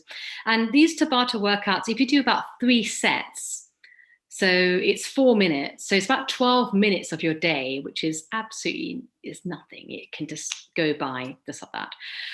Have your breaks, of course, drink water. It's really important. If you're doing any forms of exercise, even if you're going for a walk, have like, I don't know where my 2-liter jug is now, it's probably in the kitchen, but just have your 2-liter jug of water. It just really allows you to ensure that you are drinking your water. If you're saying, oh, I drink lots of water, all day I'm drinking, well, just check yourself. don't think about it. But by the end of, let's say, like tomorrow, if you just say, well, I'm going to check how much water I drink by the end of the day, and you might find that you're not actually drinking very much and you're actually eating a lot more, because it's kind of very confusing. It's your body's asking for water and we think it's asking for food. So we start having high sugary items. And then suddenly we have a spike in our blood sugar levels. And then we're just asking for more. So what we really want to do is keep a bottle of water, and you can get these really nice ones. And people do these funny things, which is actually quite nice. It's a good thing. They get these nice bottles. They look really fancy. They take them to work and they're just sipping on it. And it's got this natural, it's quite nice because I think that's me. I have those bottles. That's good. So they have these straws, and the nice thing about them is they're inbuilt, so you don't have to get stressed about, oh my God, like I'm drinking water, let me get, there's nothing, you just start drinking. And literally I can see Dr. Dobie, for those who can't, is drinking water. So it's a good thing. When the moment you start talking about water, everyone's like thinking, right, okay, get my glass of water. So it's amazing. So yeah, so even if you can get a bottle of water, if that is an encouragement, please do buy that 2-litre bottle. And it will really just make you look at it and go, oh my God, I've only had like 200 milliliters. I've got a long way to go. So let's keep drinking. So that's something that I'd certainly suggest. Exercise is something good, drinking lots of water. Yeah, you can also do an online exercise. There's lots of, you go on Instagram, there are some free online exercises that I'm not going to mention any because I'm not endorsing anyone, but certainly I'd suggest going online, and even if you write fitness coach or those kinds of things, then you'll find that there's lots of exercises that you can, keep yourself busy on. What was the name of the thing that you mentioned, Labotia or something? Can you spell it? It's Tabata, so T for Tango, A for Alpha, B for Bravo, A for Alpha, T for Tiger, wow, and A, so Tabata. Oh, I'm glad you clarified that. I would have been looking for something completely different. Yeah, so it's really amazing, and it's just something that I've been doing, to be honest, in the last, I would say, 3 months.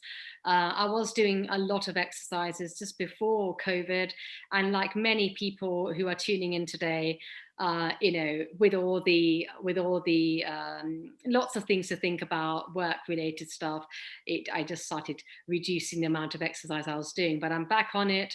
And it's just about finding a balance. So, you are doing exercise, you are able to feel good. It's not a tick box exercise. It's not about, oh, I've done my exercise, I'm eating well. It's not about, getting stressed about it. It's just about how you feel after you've exercised, the adrenaline rush and the feel good. And afterwards, you start thinking about what it is that you're consuming. So the last thing on my mind is I'm gonna grab a chocolate. That's not the thing on my mind after an exercise. It's like, can I have something which is hugely nutritional, high in proteins? It really helps my muscle growth. Having any forms of protein is great after a workout. You can have it before, but it's better because all of your muscles have actually stretched quite a lot. If you're doing exercises like squats, jumping jacks, burpees,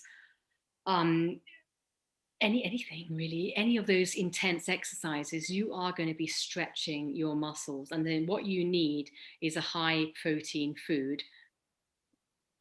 Dr. Nora, I'm going to ask you a question here that I've noticed a lot of teenagers, even like that are going through a lot of anxiety and stress right now. Getting them motivated to exercise has been really difficult. Even a lot of adults that are kind of just stressed out, getting them to kind of get off the couch and just saying, hey, let's go for a walk. What advice would you give the parents to help motivate their teenagers? The advice that you'd give family members to help other family members and friends and family to get them motivated to actually start walking or do exercise when their mental state isn't quite there? That's a great question. And I think that the best way to motivate them is if you do the exercises yourself, like as a parent. So if you have to be the leader, the person who someone's looking up to, right? So if you actually are doing some exercises in the lounge and someone is looking at you doing those exercises, even if they don't participate themselves at that moment, because you can't expect people to like suddenly switch on and go, oh my God, that's so amazing. Right, let me get my shorts on.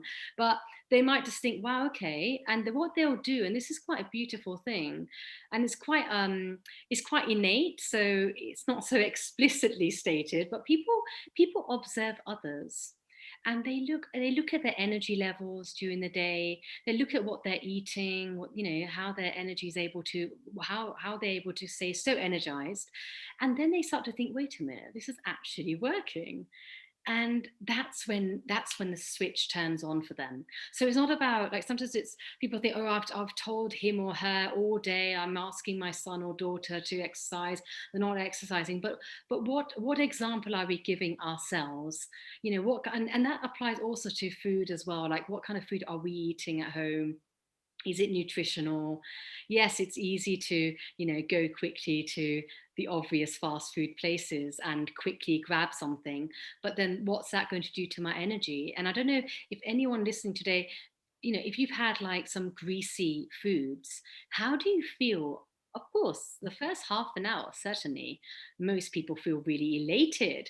Their mood's amazing. They're like, oh my God, that was so tasty, yummy, And then after an hour or something, you'll find, because there's lots of hidden sugars in those foods. So suddenly you feel like that, like you feel like you want to lie down, you want to sleep, you feel really knackered. So those kind of experiences will suddenly come to the surface. So think about what examples you're giving. So if I want to be fit, and I don't have any children, but if I wanted my I don't know, my brother or my sister or someone to get into exercise, I'll start talking about it just naturally. Not that I force myself. I'll just be like, oh yeah, I'm starting my boot camp. I've started my Tabata. Do you want to join me? And they're like, oh, I'm really busy right now. I was like, that's fine. No worries. I'm just going to start. See you soon. And then you're on it. You're in it. And then they'll be like, my God, this person's on it. They're completely in the zone. And that will inspire people just automatically, just by you talking about what it is that you're doing. The same applies to nutrition. Someone might say, wow, you've got some amazing, your skin's glowing. And you might, well, thank you. Just like we had in the previous session. And then someone will ask you, what are your secrets? And then you'll say, I'm doing this. And suddenly, what is it that they do? The very next day, they're trying out the exact things you've suggested. So be an example. And that will automatically inspire people to apply a lot of the good, habits of taking care of yourself, and of course, eating the right thing. So certainly all of these things. But we've talked a little bit about exercise. We've talked about staying fit and having these online exercises which are free. Equally so, we need to ensure that we're standing up during the day. I mean, there's this minimum, people don't really think about it too much, but how much are we sitting in front of our screens? Of course, we're doing a lot of work, but is there a point of, could we find a way of standing and working at the same time, if it's feasible? Or maybe many people have a treadmill in their home, or they have a cycle, elliptical kind of thing, and they're watching TV, that kind of thing. So try to find a way that beyond just sitting and watching or sitting and working, could I stand and do a little bit of my thinking standing? And this works equally so, like if you're on the phone with someone, instead of sitting down and talking to someone, stand, walk around. That's just going to add the steps, but also you'll feel good.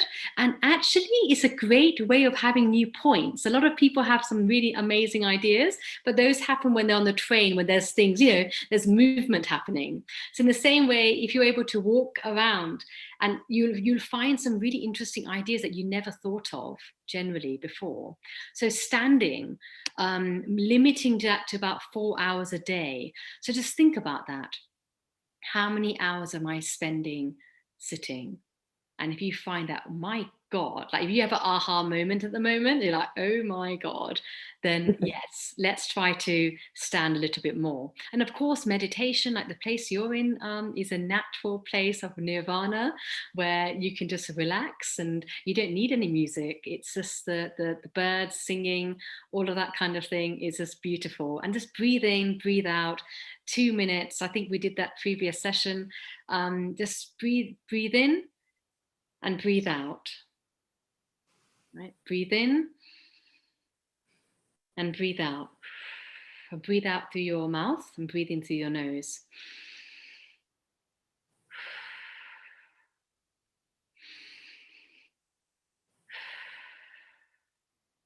And just by doing that, what you'll do is you'll oxygenate your cells, you'll feel great. And if you're in nature, you can do that. Go for a walk in nature, even if it's 20 minutes. Connecting with nature can naturally just reduce stress. You don't need to spend any money. You don't need to see anyone. Well, it would be nice to see someone actually nowadays at least, but just generally, you don't need to actually go to a session and find a way of de-stressing. You can do this naturally. Just go out there. Something that I've tried, and I'm sure many of you online have tried as well, is meeting a friend. Like now that things have opened up, something I've tried is just getting on the phone with your friend and saying, are you free tomorrow or later on in the week? Let's go for a walk. And they, of course, need to be friends who like going for walks, right?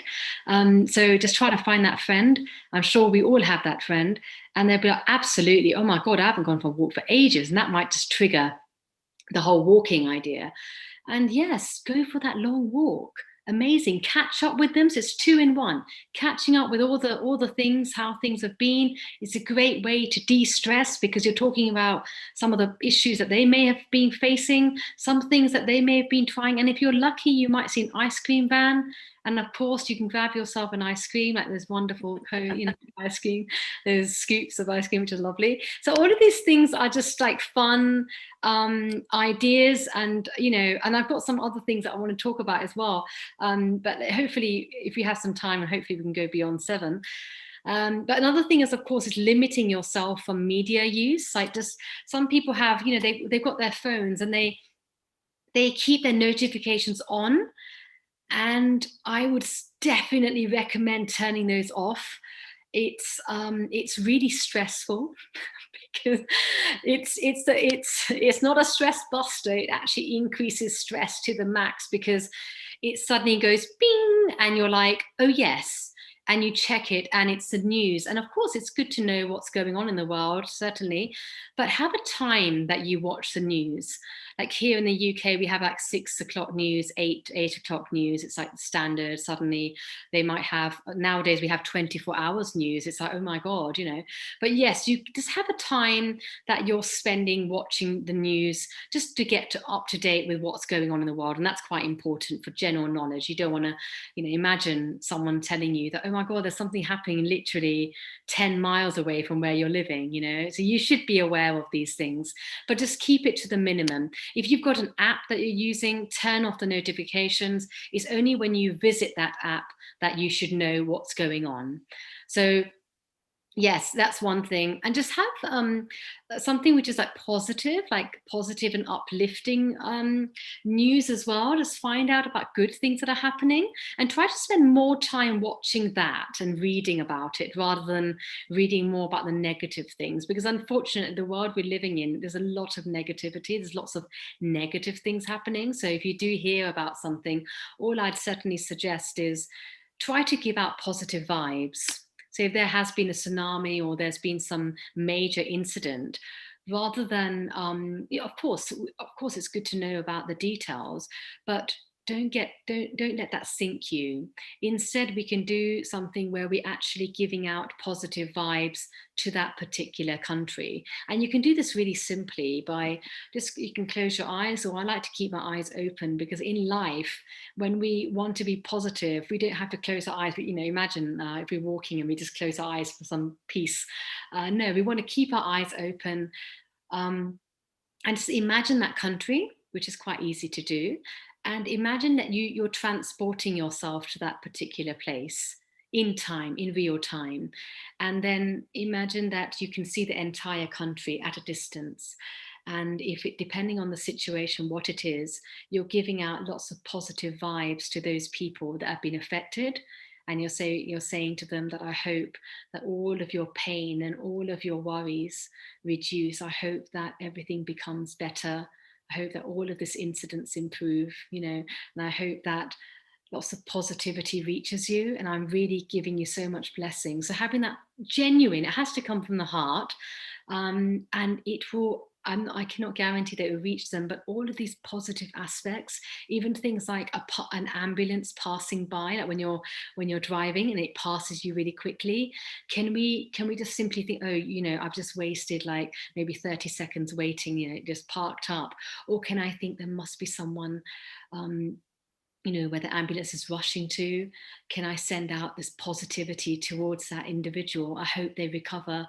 That has so much power. And imagine lots of people doing that. So if it's a major incident, like a whole country's been wiped out, there's a major tsunami, if all of us thought like this and we all thought, okay, let's just give lots of positivity, things will get better. I want to give you my love and peace, all of it, everything. And that can happen through filling yourself with the energy and then letting it go. So overfill yourself first and then start giving it out. It's like a glass full of water, as you drink it further and further. But imagine doing that for values, for love and peace. And that, imagine, like, that would definitely help the people out there, but it will also help you. People think, no, certainly if you're giving out, but it will actually overfill. So anything, once you filled up and you're giving it out to others, you'll find that actually you're becoming full again. Because when you're giving, then all you're doing is receiving back everything. So those kinds of things certainly do help, and it actually just de-stresses you as well, like all these earth-based things that we can do for others. It can really be a stress reliever. Breathing is good as well. Just take a deep breath and just reach out to your loved ones. A lot of people get a bit concerned. They think, oh no, I haven't met my family for ages, or my friends, I haven't spoken to them for like months, and they get really anxious. So they start feeling really guilty. So what they do is they don't actually connect with them, and then it gets even longer. So 1 month becomes 6 months, becomes 1 year, and before you know it, you're like, oh my God, I haven't connected with this individual forever. So yes, reach out, just pick up the phone, send a message, find out if they're free, when they're free, do a video call, and I'm sure that it will certainly help, and it will just allow them to release some of their stress as well by talking to you.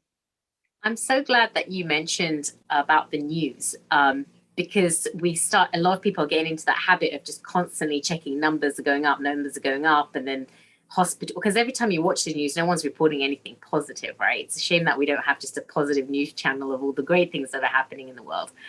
We're looking at so much negativity in numbers and things climbing, and having maybe a dedicated time. I love that idea that you're just watching news in a very specific amount of time, just to kind of catch up and seeing what's going on, and then logging off, and then that's it. That's, like you were saying, one of your things that you were saying that's really important is schedule your news and data information time. Because every time, if we sat in the news that every time you would hear about someone having a heart attack or a stroke or something, and those numbers kept going on, you would kind of start losing it, right? And now we've got these COVID numbers rising and rising and rising, and everybody just gets so stressed out. So thank you again for mentioning that and scheduling that time so that you've got your bad news and your any sort of negativity in a specific amount of time. Thank you. Yeah, that's absolutely. And also things like nutrition, the kinds of things that we eat, that plays such a major role. And I'm saying this from experience, because when I'm not someone who kind of consumes the fast food things from outside. I'm not one of those quick, 5 minutes, it's, let's start eating. But certainly eating too many carbohydrates, for example, maybe having high levels of fatty foods, and you're not really fully aware of it. So this is something that we need to be maybe more aware of, and that's why I love Healing Our Earth, because it gives us an opportunity to share these things, like personal experiences.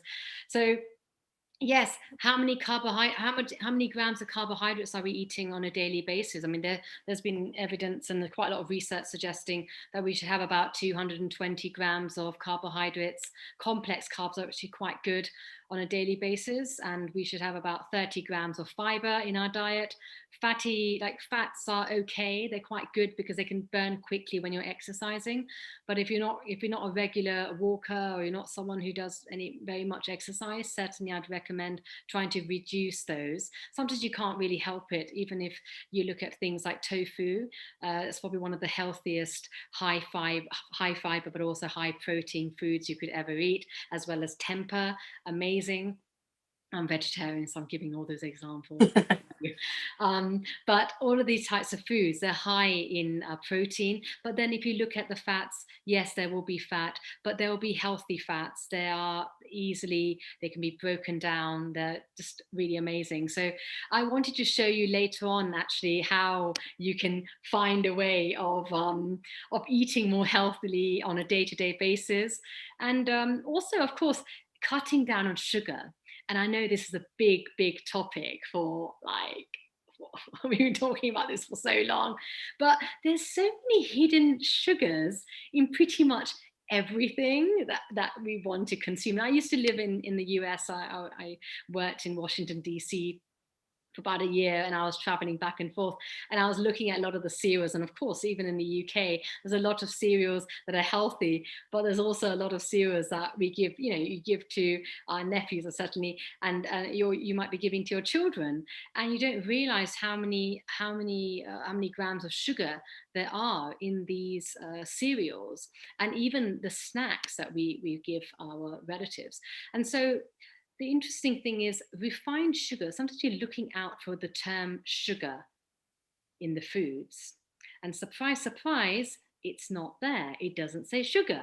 It says things like glucose. And you think, oh, glucose. Wow, that's really healthy.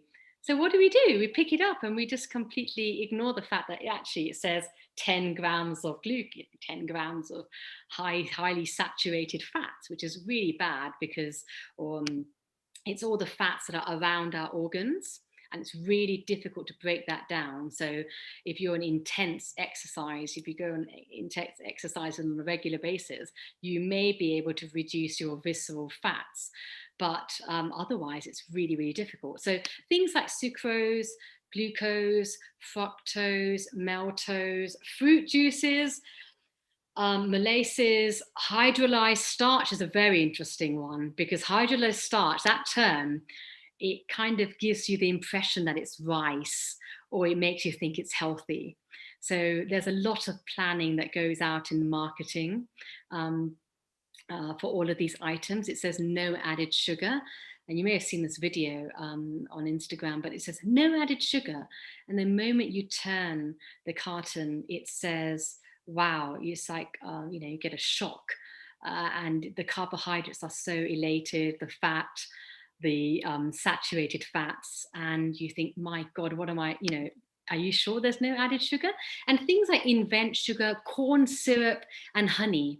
So the moment it says honey, we've got the healthy stuff, yes, but how much? And is this affecting the amount of sugars I'm having? Look at the nutritional labels. There's around, they say, over 161 different names of sugar. Absolutely. And you literally, I mean, I encourage you all to kind of go online and look at the different names so that you can actually see what kind of sugars are in your foods, because you're thinking it's healthy, like Dr. Noor was saying, but when you actually look at the labels, you need to start learning what is unhealthy. And that's important, especially for like children now, they're developing brains. These sugars are really bad for them, and it can affect a lot of their brain, right, Dr. Nora? It's just very unhealthy. I love how you change your scene. When did that happen? Yes, I thought that it would be nice. Where are we now? Yeah, I'm actually in my kitchen at the moment. I know the back doesn't look like a kitchen, but it is a kitchen.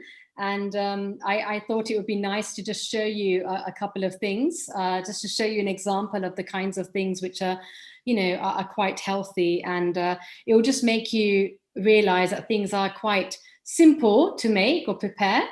I'm not going to do any advertising, obviously, but I'm just going to keep it simple. I'm just going to move something into a plate first of all without the... That's great. A mental health expert showing us how to eat. How lucky are we? I'm just going to move this here so you can see. I'm just going to move my screen down so you can see what I'm doing. Just give me a moment. Just take away all the marketing related foods. Okay, here we go. Right, so let me move this. I think, can you see this? Okay. Yes, we can. Yeah, brilliant. So what we have here is some yogurt, and it's a high protein yogurt. So there's about 20 grams of protein here. A lot of us, what we do is that we go into the superstore and we look at these yogurts. But what we do need to do is look at the nutritional information in these yogurts. If you're a regular exerciser, you kind of really like doing exercise, going for walks, I'd certainly recommend a high protein yogurt. Some of them come in 12-gram pockets, some of them come in 19, 20, anything would be great. And then what you can do is you can add some of these flex seeds, right? So we've got some flex seeds here. We've also got some goji berries, just over here. And we've also got this really, it's quite nice actually. This is some hemp seeds.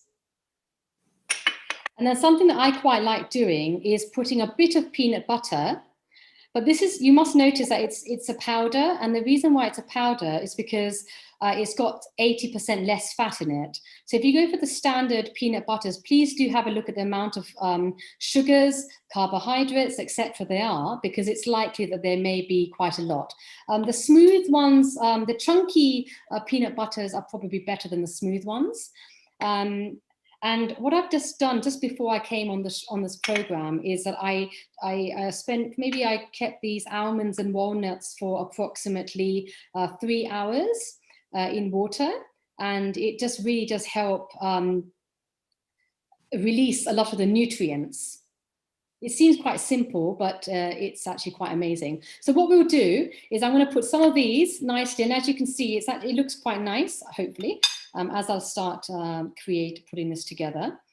And let's not forget to use organic yogurt. Absolutely. Because without any of the hormones and all that kind of stuff. And there are some people that can't have yogurt for allergy reasons. Yes. So you could go to like different nut. There's a lot of different yogurts out there now. There's cashew yogurt and almond yogurts that are just as good, right? Absolutely. You can go, please do, based on the recommendations by your clinician, please do go with the flow and don't consume things that you don't need to and you shouldn't be consuming. But certainly, you know, these are some flex seeds, and I'm just putting some goji berries. Goji berries are actually really, really good in antioxidants. They've got high levels of antioxidants, which is quite great. So it's quite nice to use that.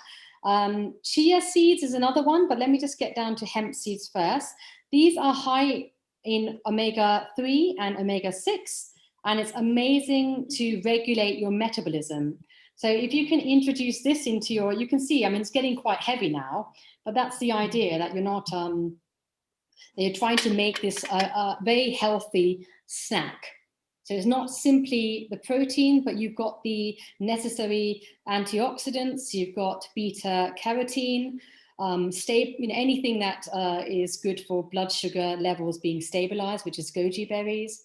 And if I just move this, I can show you this. We've got some chia seeds here, and these are right. Sorry. Are they soaked chia seeds? Yes, these have been soaked for about 3 hours, actually. You can soak them overnight if you'd like, and you can have them in the early morning. And this is something which is an amazing ritual. So yeah, chia seeds are actually twice as much antioxidants than blueberries. So it's really, really good to be able to add that into your yogurts as well.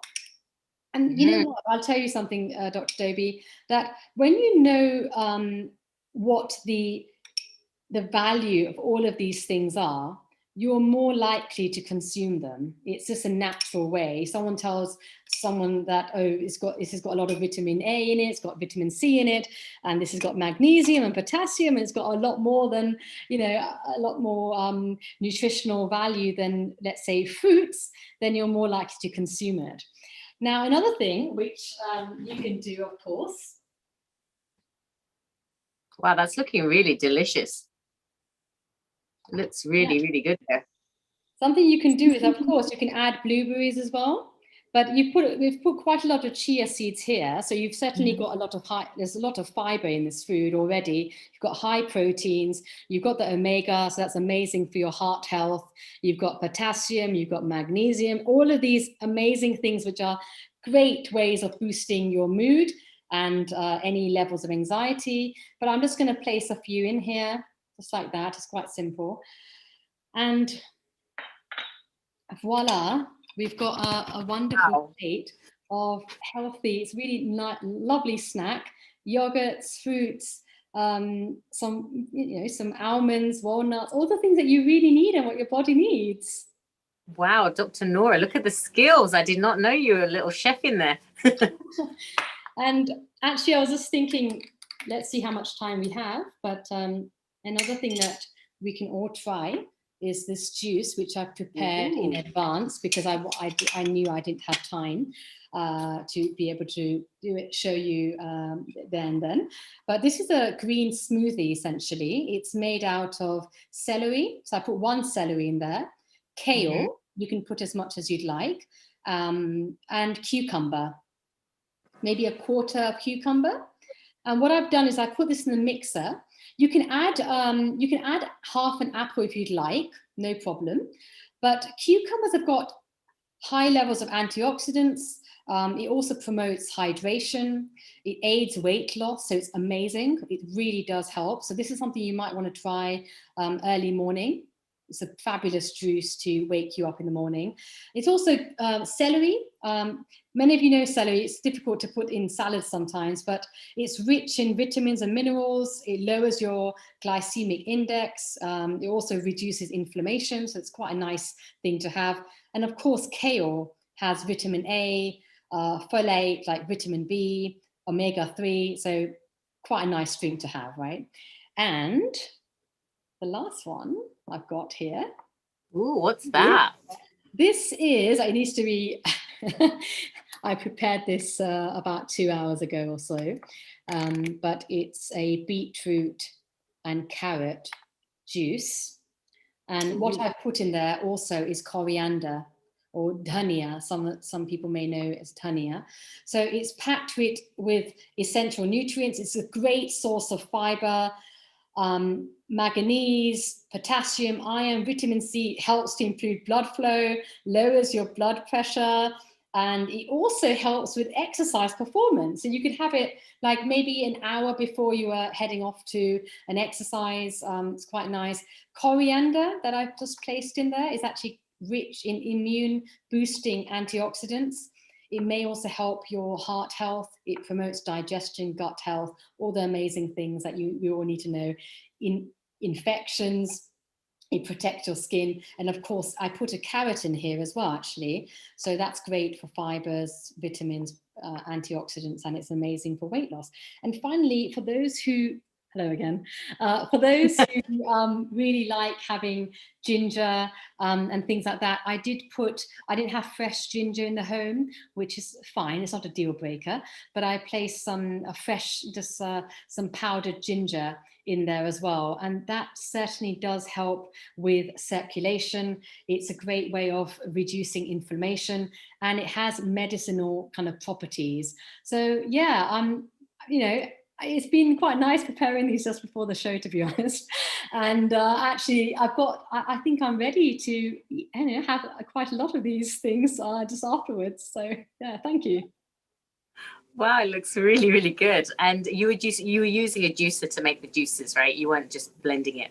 Yeah, definitely. So do put some water in there because it will help with the consistency. You might find that you need to put it on a sort of a high, power, and then reduce it and then go up again, because you might notice that if you put like a half an apple, it might not grind as fast as the other things that you're putting in there. Another thing about kale, it's probably the most healthiest food in the world, kale, and we don't consume it as much because people find it difficult to digest. But what you want to do is, if you are having kale as part of a salad rather than as part of a juice like this, what you can do is cut it beforehand, because it's quite a good thing. Put it in the freezer. When you need it, take it out of the freezer and just cook it like you do like spinach, like when we make a spinach curry with water. Put some salt. If you want to do, you can put some additional, I like some crushed chilies and quite a lot of everything I have.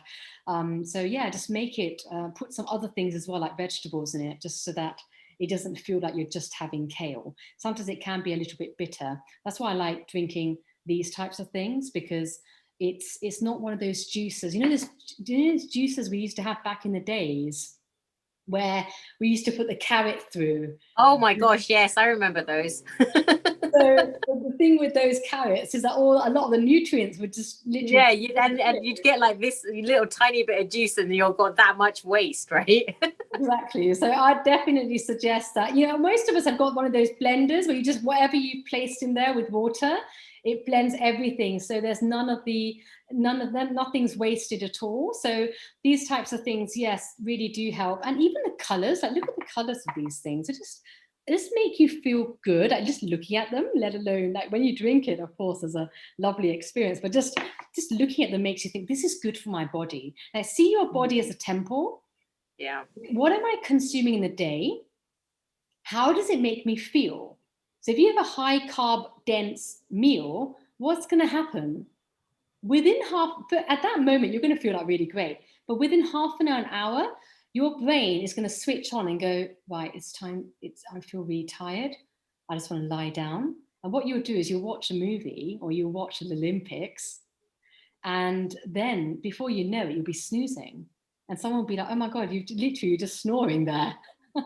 So we don't want to be doing that on a working day, right? So this kind of thing is amazing. Just put it in a shake, take it to work, have it, have these healthy meals. It doesn't take any time. I mean, obviously, when I put this thing together, this really nice, and I'm really looking forward to this actually, it just makes you feel that every single thing that you've placed in this is healthy for you. The moment you start consuming things which are pre-prepared, pre-packaged, that's the moment, and this is just me, hand on heart, I'm being honest, when you look at the nutritional information, you realize that, my God, there's so much sugar in this, because that's why it tastes good, because they add that extra sucrose and all the other fancy corn syrups. And that's why you think, wow, this is delicious. But yes, it will be delicious. But if you try this, you'll be like, oh, let me add some more blueberries. So you won't add sugar. You'll be like, oh, I want to add some more of this because it gives me a nice fruity flavor. So it will change your mindset altogether. Well, could I come in there, dear Sheila? Hello, Dr. Nora.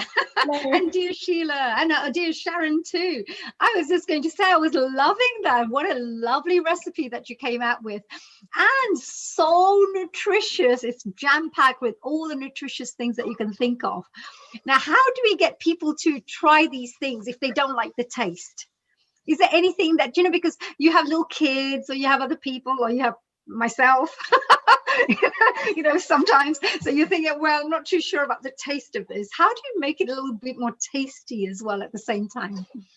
Yes, certainly. That's a really good question. So having natural fruits, I think, really does help. So if you've got a young person who likes certain fruits, it could be, let's say, blueberries is really nice, and oranges, and anything that's it gives you an instant blood rush, that kind of feeling. That's the first thing I'd start off with, and then gradually I'd start easing the individual into eating healthier food. So just like I did here, where if you've got a son or daughter who really likes their fruity yogurts, why not add in first blueberries to say this is a really healthy fruit to eat, it's really good for you, it'll make you feel quite energized, and then start sprinkling walnuts, and maybe even, like I was saying to Dr. Dobie, that try to be an example yourself. So when I'm, if I've got this meal in front of me, it's like a meal really now, then if I've got this huge meal in front of me, Other people be like, your food looks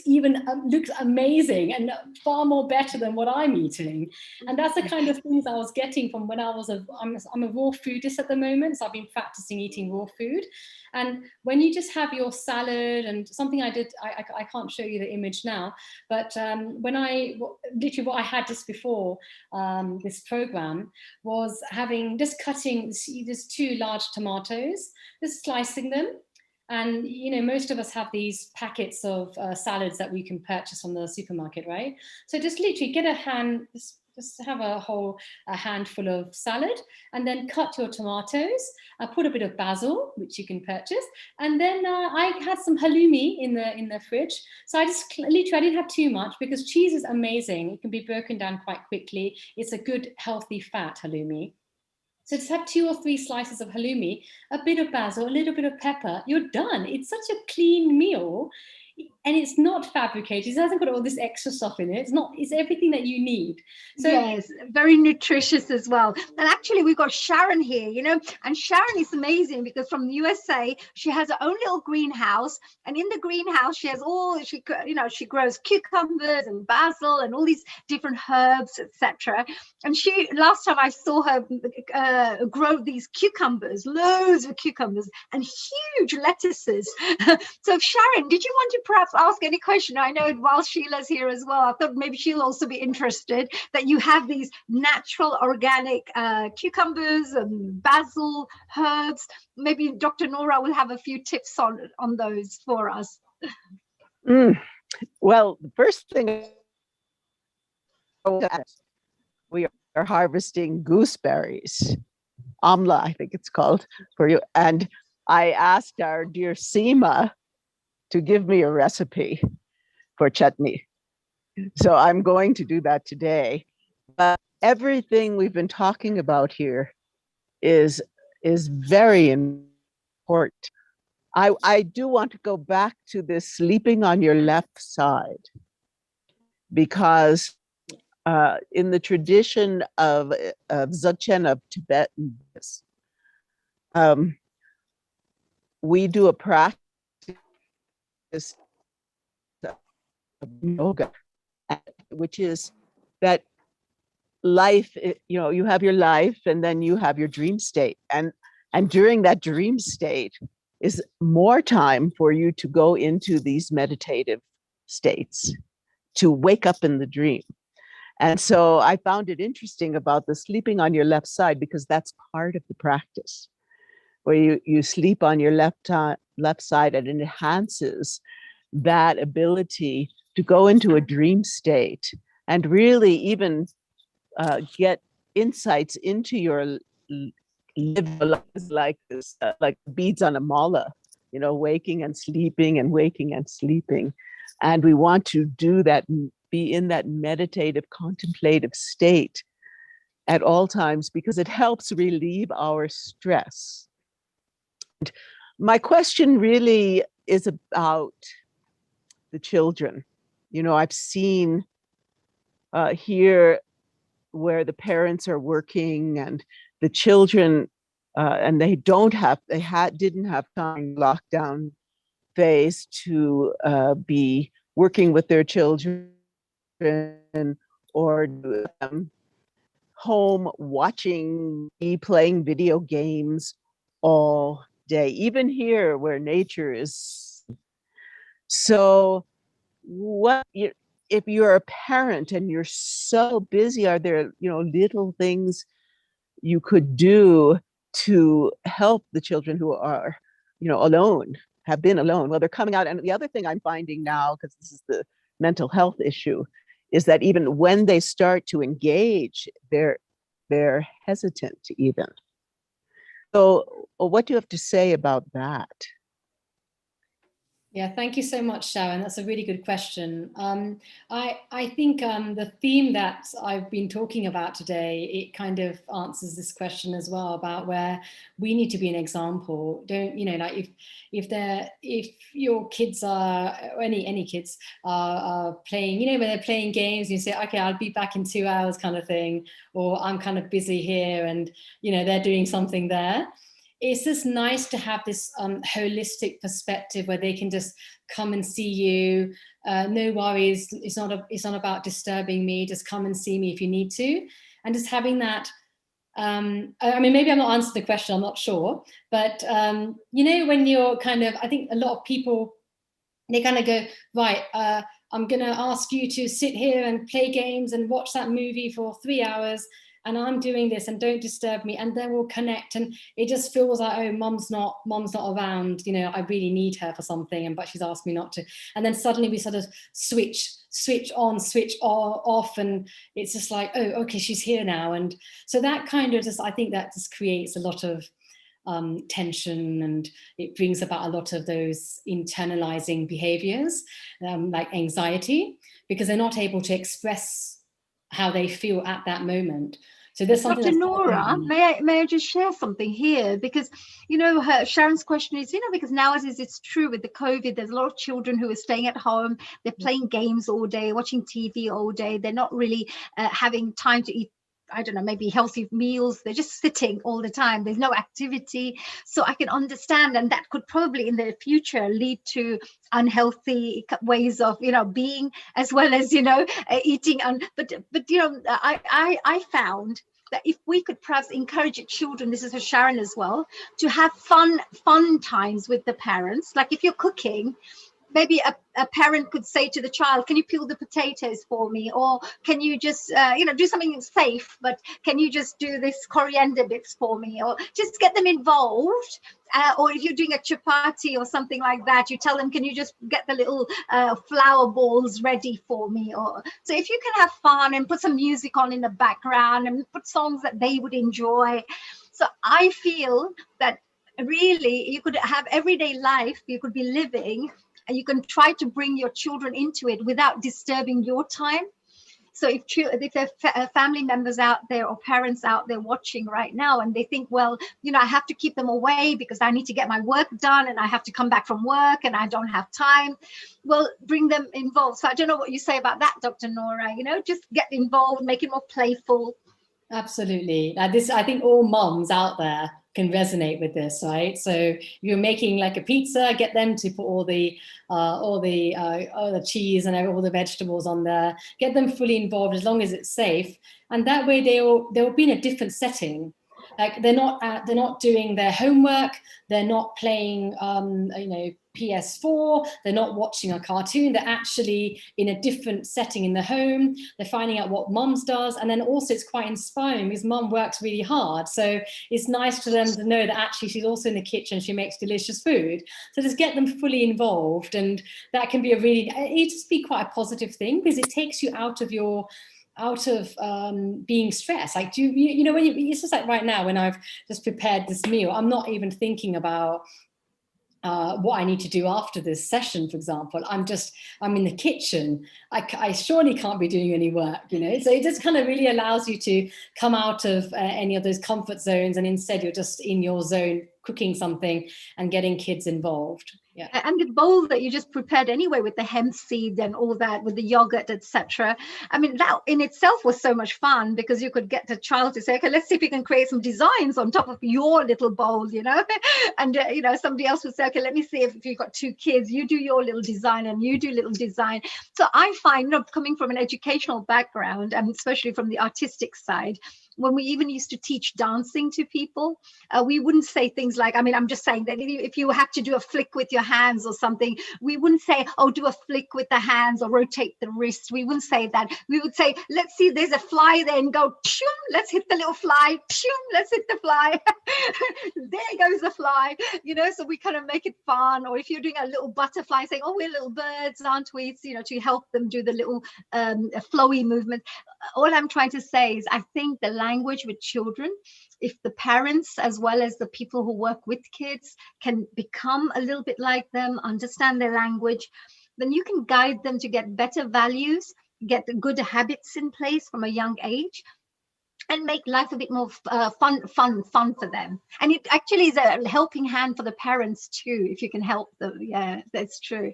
Very nice. I think Lakshmi ji is over there as well. And Lakshmi ji's always got some amazing questions. Yeah. So perhaps Lakshmi ji wants to ask and interrogate Miss Dr. Nora while she's here. Namaste to all of you. Well, I saw the dish Nora displaying, and I was so tempted. Oh, what is that? I just wanted to grab it and have it, something, it looked so attractive. So I really want to know what are the ingredients that you have put in. I could only see the blueberries, but I couldn't see the others. So it really looked yummy.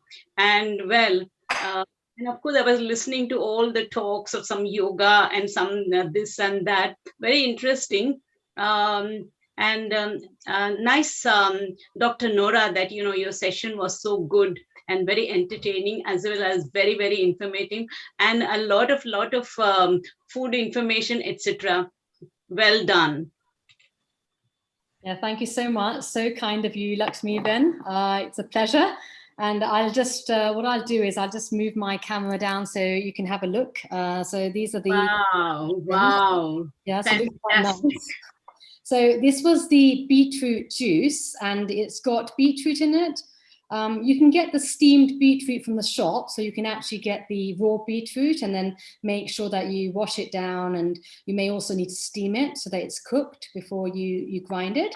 And also put some carrots in there and some dhania or coriander. That's quite nice.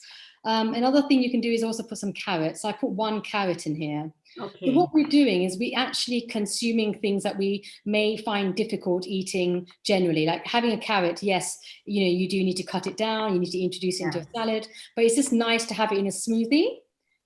Yes. Yeah? And then this is the second one. This is the green. Yeah, this looks more very, very healthy, it looks. Yeah, with the color makes all the difference. So this is only got 3 things in it, and actually 4. So I put a stalk of celery in there.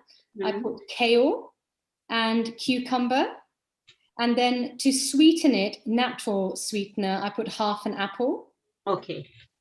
You don't have to put apple, you can keep it simple, green smoothie, but it just helps it with the kale, because kale is quite sharp. So it's just quite nice to have that.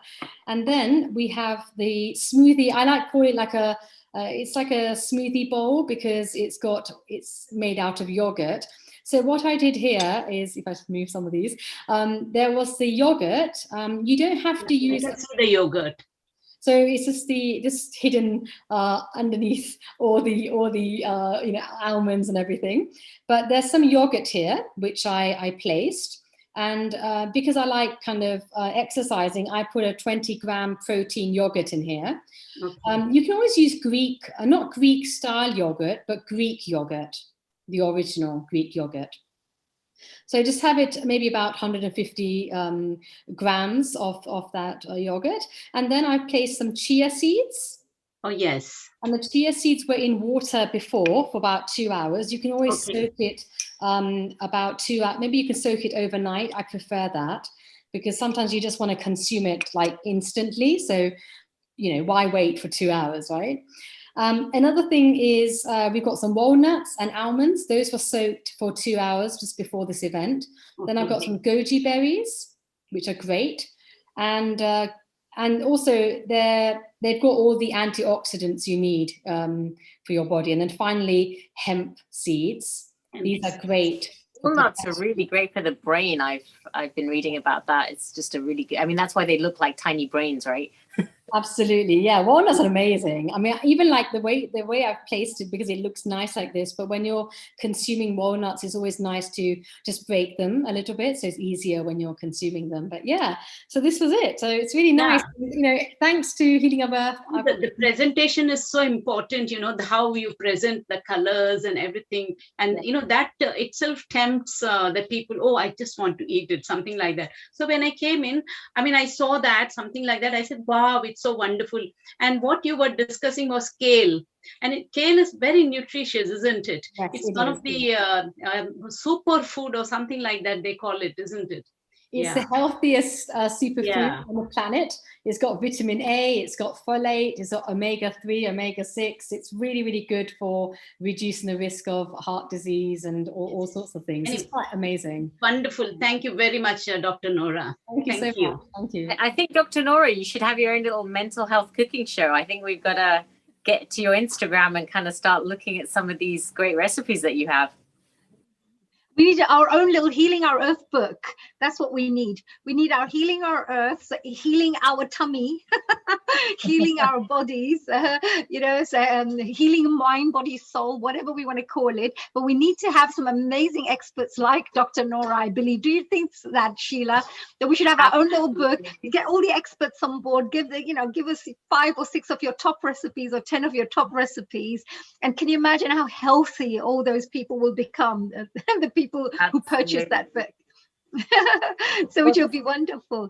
Thank you, Nora, as well. And Sheila, you've been fantastic. I love the questions that you were asking as well. Really great questions. I think very, very useful, very informative information that came from Dr. Nora, but great questions that you came up with too, dear Sheila. Thank you, my dear honey. Thank you. And I know in a few minutes you're going to be doing a little guided meditation for us. But first, I wanted to have us all on and have Garish do a special prayer singing for us. Garish, are you there? And he's going to be doing a sound. Are you there, Garish? Yes, I'm here. Namaste. My global Namaste. How nice to hear from you again. Thank you. Thank you. So lovely to see you. One of our wonderful team members. How are you doing today? I'm absolutely wonderful with the divine's blessing. Could not Perfect. ask more. Seeing you all smiling and serving these beautiful dishes, for how to be healthy and happy. What more do I need? And what are you going to be sharing with us today? I will be sharing, a beautiful prayer for Om Shanti. So we can go straight to that if it's okay. Absolutely. I think it's an important time to be praying for the world's anyone that's going through any struggles right now. So go ahead, Garish. Thank you very much. So my humble pranam to you all for such a wonderful, very informative evening. And so let's take our journey to the divine to get some blessings of joy and happiness. Thank you.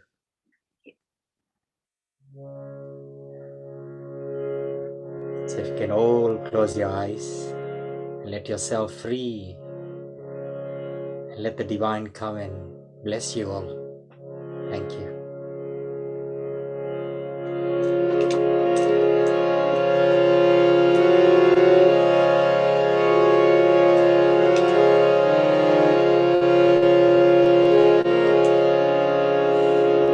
Om Shanti.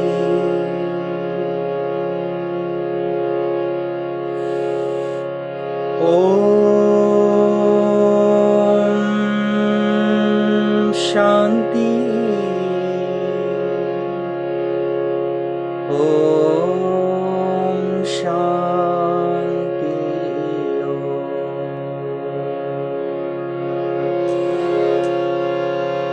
Om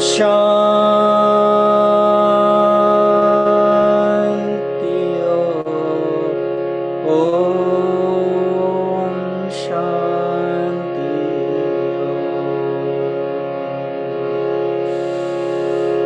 Om Shanti.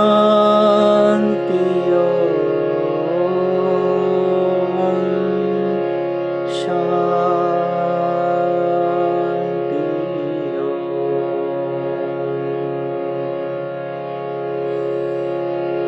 ये ध्वनि मंगल ध्वनि है। ओम शांति।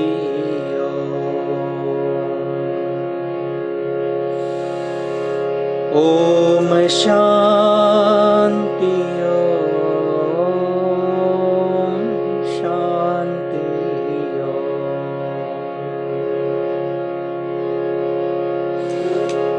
बड़ा है सुख ये मंत्र मन है। ओम शांति।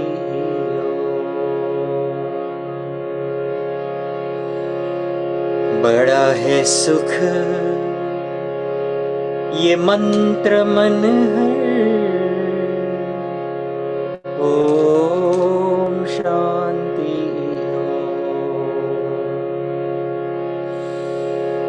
ओम शांति। ओम शांति।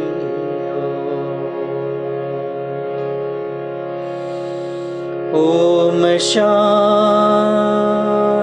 ओम शांति।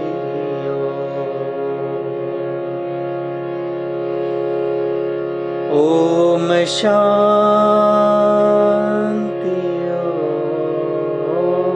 ओम शांति।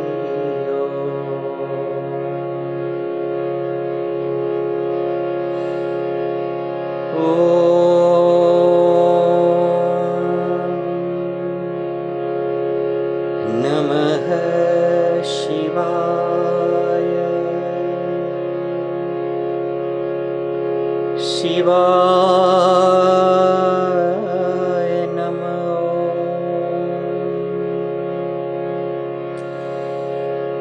ओम नमः शिवाय। शिवाय।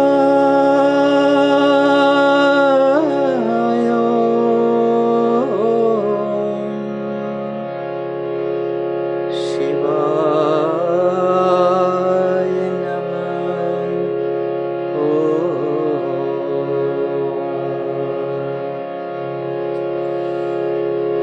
ओम नमः शिवाय।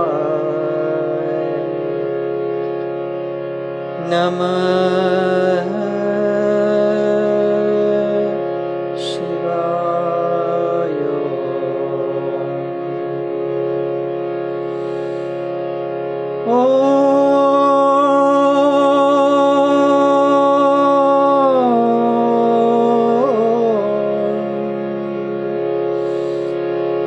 नमः शिवाय।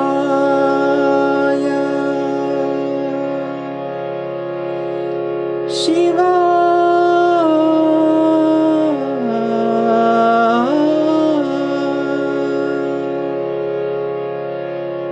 नमः शिवाय। शिवाय नमः। शिवाय नमः। नमः शिवाय।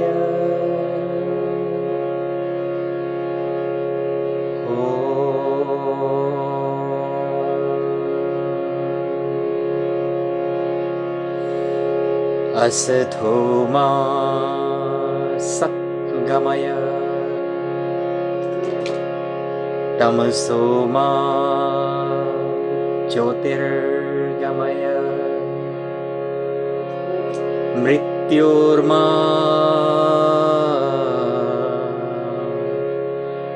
अमृतं गमय। ओम शांति शांति शांति।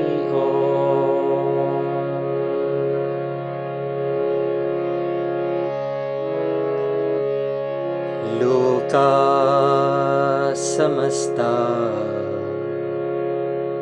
सुखिनो भवन्तु। लोका समस्ता सुखिनो भवन्तु। लोका समस्ता सुखिनो भवन्तु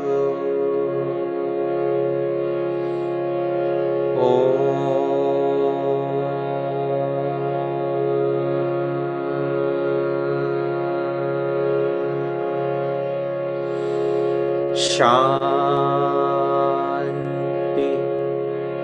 शांति शांति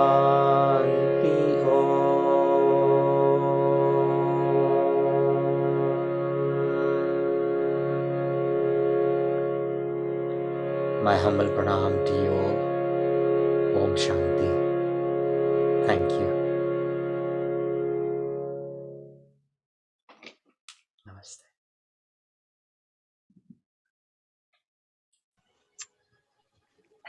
Thank you, Garish. That was so relaxing and so wonderful. It was just so calming. Thank you so much for that. Thank you. Namaskar. And before we have Honey do our last meditation for the day, just want to say special thank you to Dr. Nora for coming on and sharing a wealth of knowledge that you have. I know we have quite a few sessions coming up where you're going to be sharing your mental health knowledge and helping get us in a better state of mind during this pandemic. So look forward to having those sessions with you, Dr. Nora. Thank you so much, Dr. Doby. And I just want to wish everyone well. I hope you take care of yourself. If there's anything that we've talked about today which has affected you, please do reach out to your local wellbeing services. Within the UK, we have Mind, we have Samaritans, we have Shout, Mind in Kingston. But please do, take care of yourself, and maybe, if there's anything that's concerning you, helping, getting you worried, please do get in touch with a family member, relative, and then make sure that you're signposted to relevant services. But yeah, it's been a pleasure being on Healing Our Earth, and thank you so much, Dr. Doby, for being on here, and everyone. It's been so nice to be in this community. Hani Kalaria, thanks so much for your questions. And Lakshmi, Ben, thank you very much as well. It's just been really nice listening to you. And Girish Bhai, wonderful puja and lovely ceremony. It was so touching. And when things are done by the heart, it really hits your heart. So thank you so much. And thank you to Neil. He's the instrument of this whole Healing Our Earth. So thank you so much, Neil, for all the efforts of putting everything together. Thank you very much. Thank you. It was so wonderful having you here, Dr. Nora. And just would like to, before I sign off and get Honey to do a beautiful meditation, I want to say thank you to all the facilitators. Thank you, Neil Kumar, for all the hard work that he does. Takes a lot to put together such an event where this is our 87th session. Please join us next Sunday also for the vegan and vegetarian cooking. And we just want to let you know we are here for you. We know that you are going through difficult times. We are your community. We are your family. So thank you for watching, and please follow us on Facebook and YouTube. And we look forward to giving you many, many more educational content and part of the community content for you to just help you through this journey. And with this, as everything ends, I would like to get Honey to come on, and she's going to be doing a little guided meditation for us to kind of close out this wonderful day that we've had. And thank you to all our guests that have been on there. Oh, and here we... Oh, yes. Well, we just had some wonderful programs, just to remind ourselves and our viewers, because they're always asking us, we're always getting messages, what's all our forthcoming programs. So here you go. Just for all those people who keep asking, here is our forthcoming programs for you. Of course, Sunday, 8th of August, we have the Vegan and Vegetarian Kitchen. I'm sure, Dr. Nora, you'll love to join us on those days, because you're going to get loads of other wonderful experts like yourself sharing some wonderful tips. And of course, all those lovely food lovers out there, you'll get a chance to get some really delicious recipes. Then we, of course, have on the 15th of August, which is Indian Independence Day, which, of course, we must all come together to celebrate. What a wonderful day to celebrate. And all the different cultures coming together to just celebrate a special day. There'll be lots and lots of wonderful entertainment and lots of shares going on the day too. As we move on to the next week after then, again, there is 22nd of August, again, our Sunday. Reserve it, put it in your diary. We're having a special day to celebrate dance. Dancers from across the world, and it'll be an amazing, fun-packed, energy-packed, a real powerful event. So do just stay tuned in on that day too. So let's go down. So dear Sheila, we're going to be going into a special meditation. What a beautiful song that Girishji just sang. Wasn't that lovely? That in itself was meditation, wasn't it, dear Sheila? It was absolutely so relaxing and wonderful.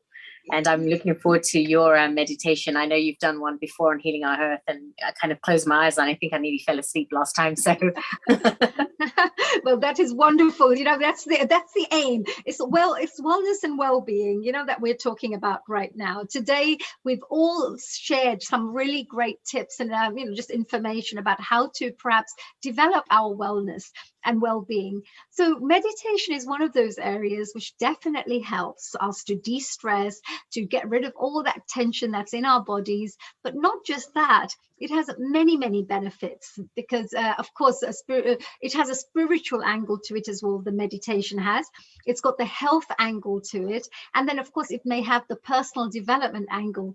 So what I mean by that is, when we sit down to meditate, as we're going to be finishing off very shortly, remember, some people use meditation maybe just to visualize, to get a bit of clarity, a bit of goal setting, a bit of self-reflection perhaps. So something may have gone wrong during the day. You may have had an argument with somebody. So when you sit down to meditate, you self-reflect, you understand where the issues are, why did you have that conflict?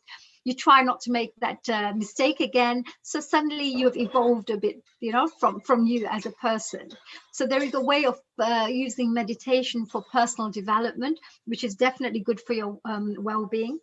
Then there's another side to it, which is just a meditation, which would be more spiritual based, where you're connecting to a higher source.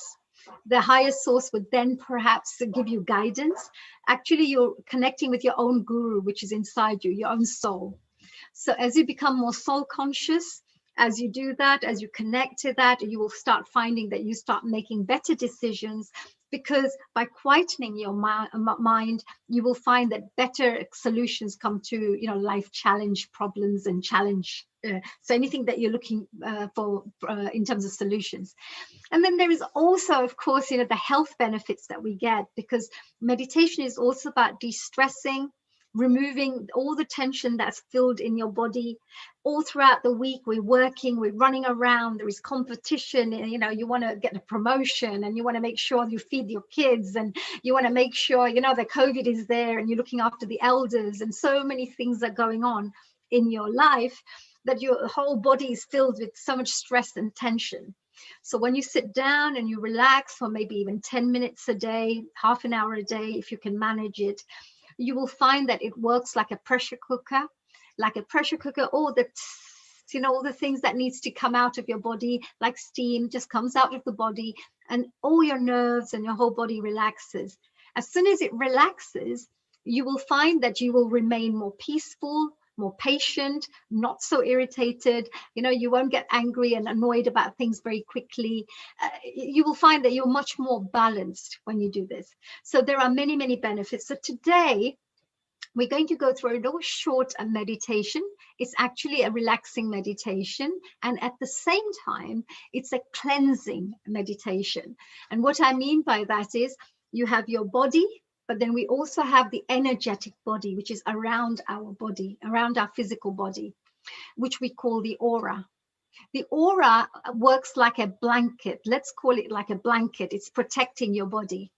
If you have a very strong aura, you will be finding that your immune system will be very strong. You won't catch viruses very quickly. You won't catch colds very quickly. You won't get ill very quickly.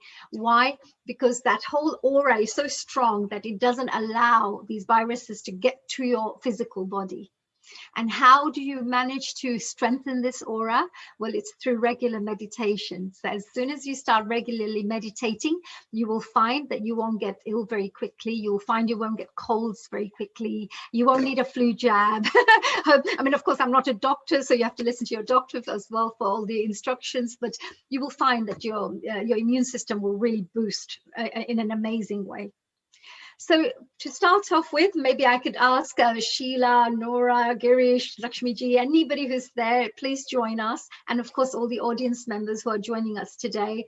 What I'd like you to do is to please put your hands with your palms in the facing the top of the ceiling, perhaps on your lap, so you're nice and relaxed. And I will see, and I'm watching you, Sheila, and I'm watching you, dear Dr. Nora, with my one eye. So as we do this, as we sit there relaxing, we're going to close our eyes.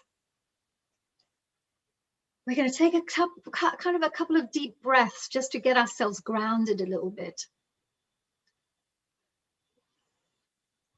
Deep breath in and release.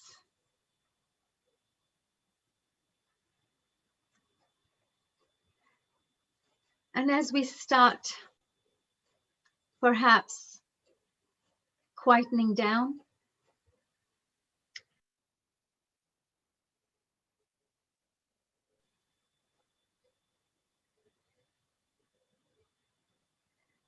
you're going to start imagining that as your body relaxes, there is a lotus on top of your head.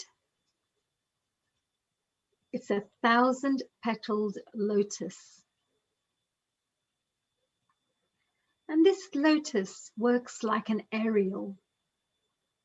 It pulls energy from the universe, from the higher dimensions. And this lotus flower on top of your head, where the crown chakra is, it starts rotating. And the more energy it pulls in, like an aerial, as it starts connecting to this energy, this lotus starts spinning round and round on top of the head. And you can feel this beautiful energy starting to manifest on top of your head.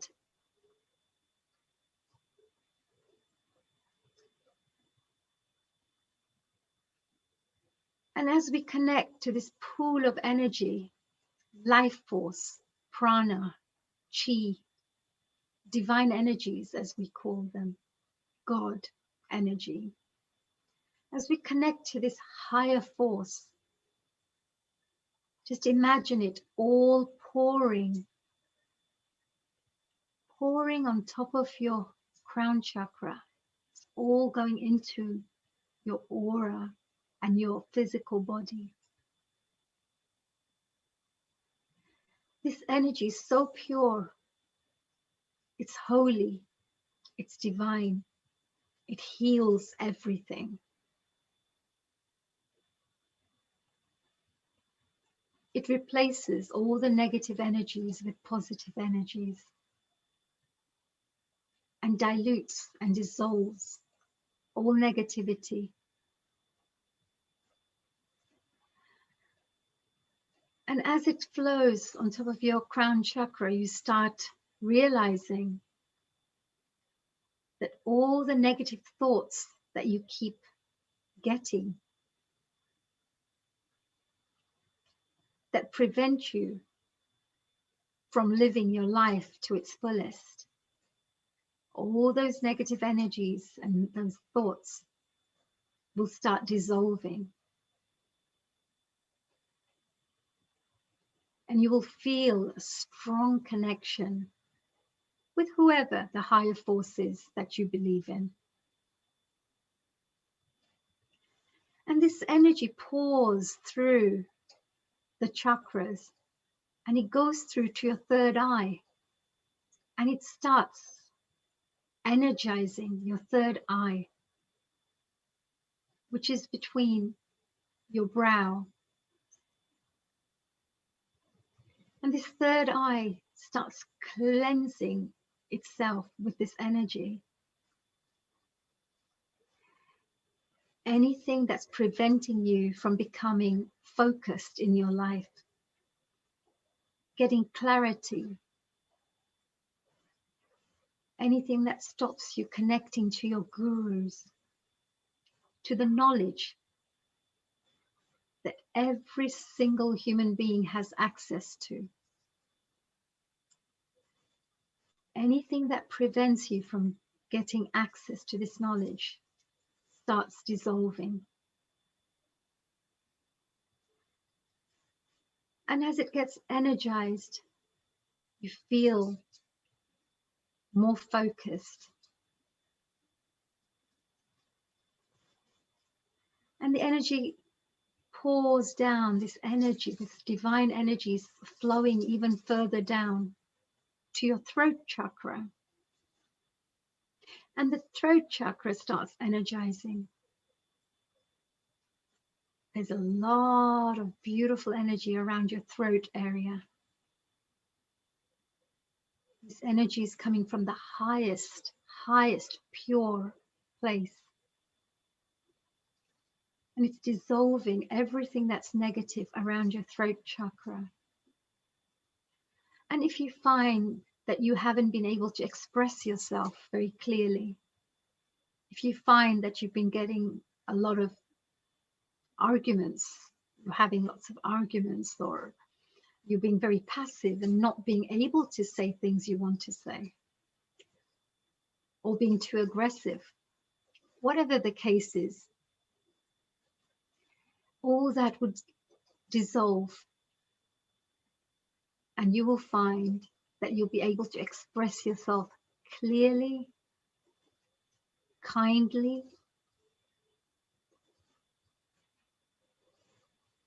and in a considerate way. And as this energy flows down to your heart chakra,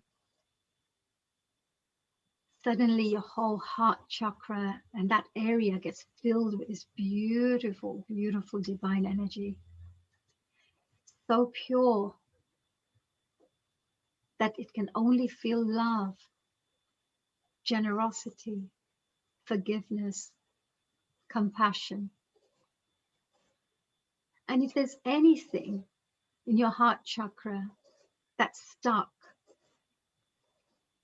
perhaps not being able to forgive someone, perhaps being angry, or being a bit selfish in certain ways, whatever the case is, all this just dissolves, and it gets filled with this beautiful feeling, loving, kind, considerate, forgiving, generous, full of vitality, full of passion. And as you're starting to feel really loving towards everything and everyone, this energy moves down to your third chakra, where your ego resides. And as this pure energy, this highest form of pure energy fills this third chakra, all the negativity just dissolves. Anything that you were stubborn about, anything that you were feeling egoistic about,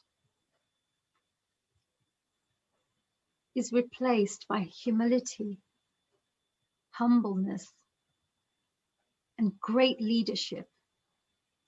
Leadership that empowers and does not disempower.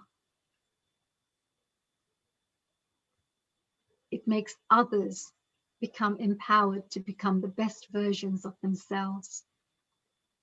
And this energy becomes so powerful that you just want to do good for others and the best you can to make this world a better place. And now the energy moves further down to your second chakra. The energy is now flowing freely all over the place, all around your aura, and all the other chakras are being really, really activated. And the second chakra gets filled with this beautiful, pure energy, divine energy.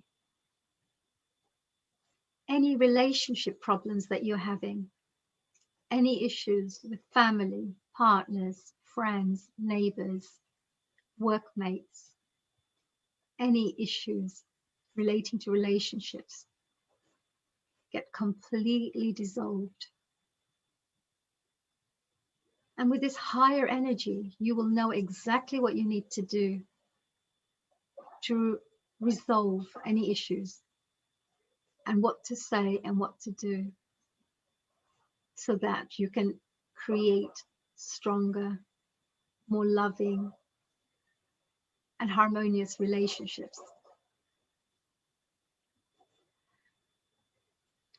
And as you're feeling really, really great, this energy moves right the way down to your first chakra.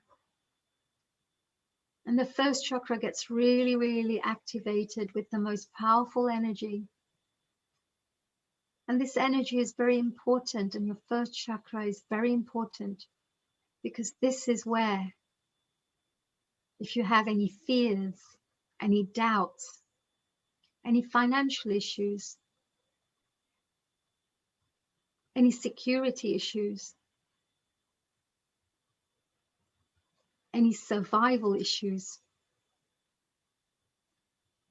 all those blockages get dissolved. And as your first chakra gets filled with the most powerful positive energy,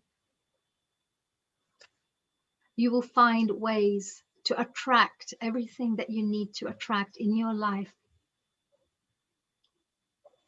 to live abundant lives. And every single chakra is now so well energized that the energy is now starting to flow onto your aura. Every single nadi, which is an energy channel in your body, is being filled with this positive energy. Every single nadi or energy center or channel that is blocked is starting to get this rush of energy flowing through it, which heals the body. This energy heals you. It provides you with relaxation. It provides you with pain management. So any issues you're having in your physical body are being dealt with this powerful energy, which comes from the higher spirit. And as your aura is now beginning to get filled with this beautiful energy around you, it's starting to glow. You're being cocooned in this beautiful energy. And this whole body is starting to vibrate in the most highest vibrations and energy levels. And the higher you vibrate, the more healthy you become, the more virtuous you become, and the more balanced you become. The greater work you can do in this world when you're energized. And the aura is now buzzing like crazy, and all the negative blockages that are stuck in your aura from your past experiences, past memories, negative situations that would have taken place in your life. Any blockages, dark patches in your aura get dissolved instantly by this pure energy, divine energy, holy energy.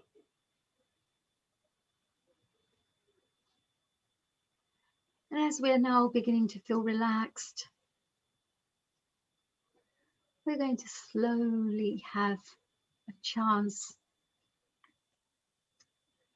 to relax the body fully. Allow your chakras to continue spinning as fast as possible. The faster your chakras spin, the quicker it gets rid of negative forces and blockages from your aura and your body. And the cleaner your aura is, the more vibrant and positive you become. It gets rid of all the depression, the stress. It enhances your well-being.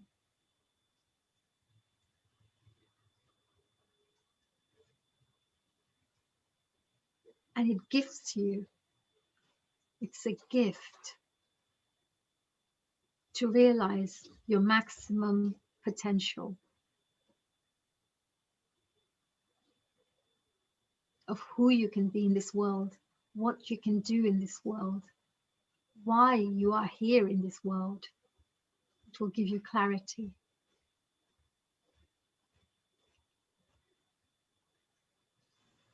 So now that we're feeling a bit more relaxed, we're going to sit silently for about a minute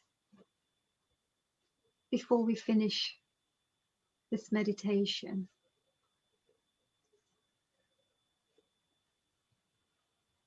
Just become aware of what you're feeling, how this energy is completely energizing your body.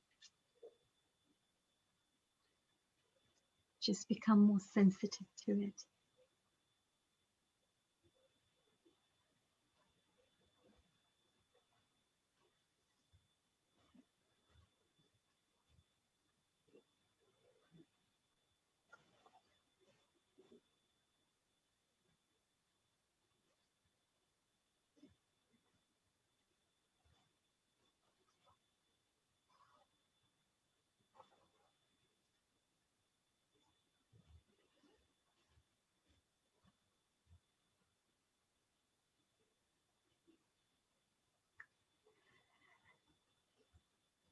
And very slowly, whenever you're ready, you can open your eyes and come back to our Healing Our Earth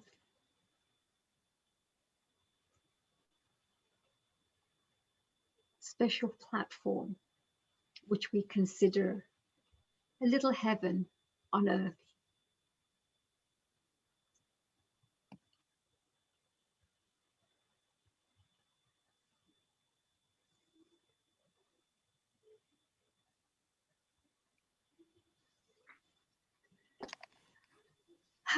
So dear Sheila, how was that? That was so relaxing and amazing. Thank you so much, honey, for that wonderful, wonderful meditation. And for our viewers that want to go back to this, they can easily go to the recording that's on the website, and they can listen to this and play it again in their own time. Absolutely. It'd be wonderful to know. How did you feel, Lakshmi ji, Girish ji? How was it for you for doing a little meditation? Honey, I went into another world totally, and the chakras, I could feel, how the chakras, one by one was, getting peaceful and peaceful, and I think I was in totally another world. I thought I didn't exist, and suddenly then I came to back. So it was wonderful. The way you took us over the meditation drive was fantastic. Thank you very much. Thank you, dear Lakshmi ji. So beautiful. Thank you so much. Actually, when we do meditation, it helps us to evolve. And if you're already quite evolved, see my hair roots, everything is, has become so passive, and so I don't know how to express. It's a different feeling. I think I totally agree with you, dear Lakshmi ji, because until you don't experience it yourself, you won't be able to, so you have to practically experience it for you to understand and appreciate and love it and enjoy it, that blissful feeling. And I think, you must be doing quite a lot of spiritual practices, because you seem to be very, connected to the energy, which is great.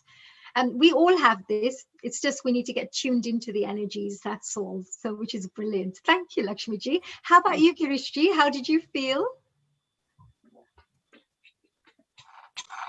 Wow, that's the word. What can I say? You took me to the trance, you took me to the divinity. You've taken all my anxiety, all the worries, which I never do anyway. I'm always calm, very peaceful. I enjoy my life. Whatever God has given me, I'm very grateful for that.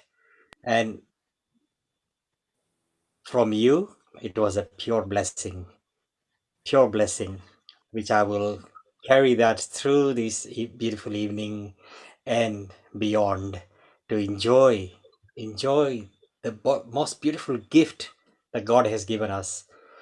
And while I was actually in meditation, I was just singing this song in my mind, Japadeep Jale Ana, Japasham Jale Ana, it's so appropriate. Wow. So appropriate to take you into that frame of disconnecting yourself from everything and just feel the divine light, Absolutely. Wow, Girishji, with your music as well. God, we can't keep you away from your music even when we're meditating. That's beautiful, actually. That's so lovely to hear. Very beautiful. Thank you so much. I'm just going to offer you this one of the very closest song to my heart. It's very beautiful, very classical. A gift to you all for the evening. Is that okay? Absolutely, yes. I mean, perhaps, we should finish off with that, because I think that's such a great way to finish off. If you don't mind me just asking perhaps Nora and Sharon, and then you take over, dear Girishji, to finish our beautiful day with a nice, lovely song. Would that be okay with you? Yeah, or I can just finish off and then let everyone carry on. Is that okay?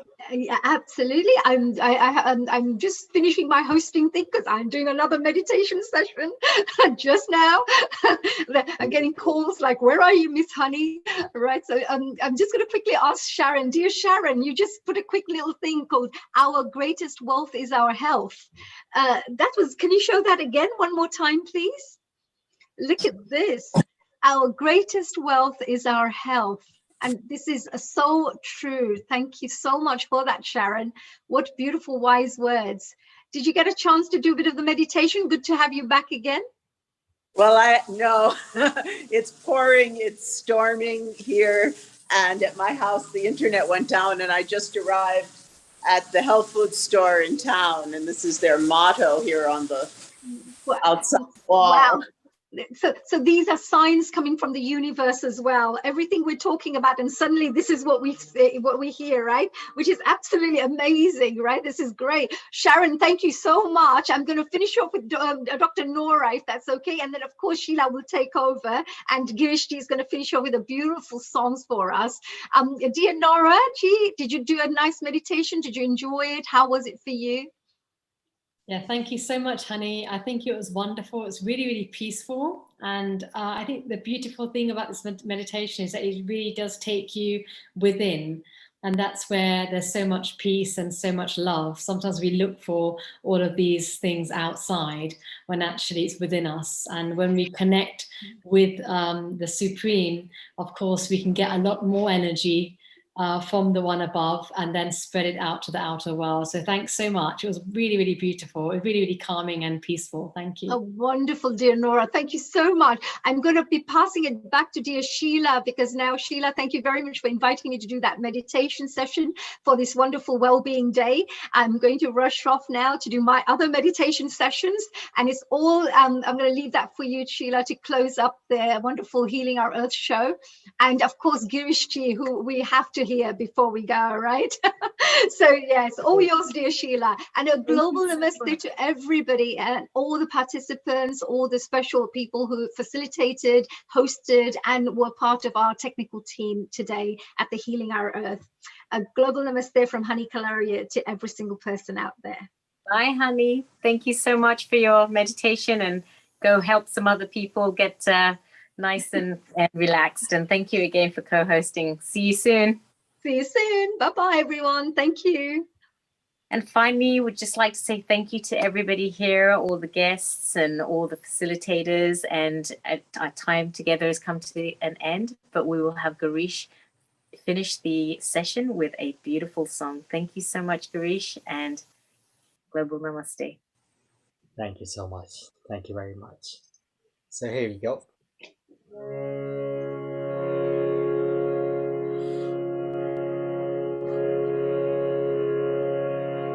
जब दीप जले आना, जब शाम ढले आना, जब दीप जले आना, जब शाम ढले आना, संकेत मिलन का भूल न जाना, मेरा प्यार न बिसराना, जब दीप जले आना, जब शाम ढले आना। मैं पलकन डगर बहारूंगा,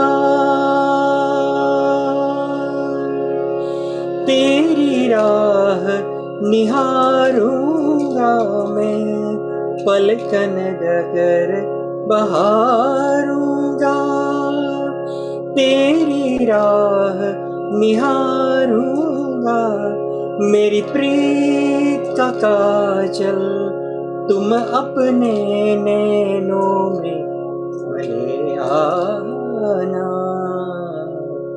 जब दीप जले आना, जब शाम ढले आना।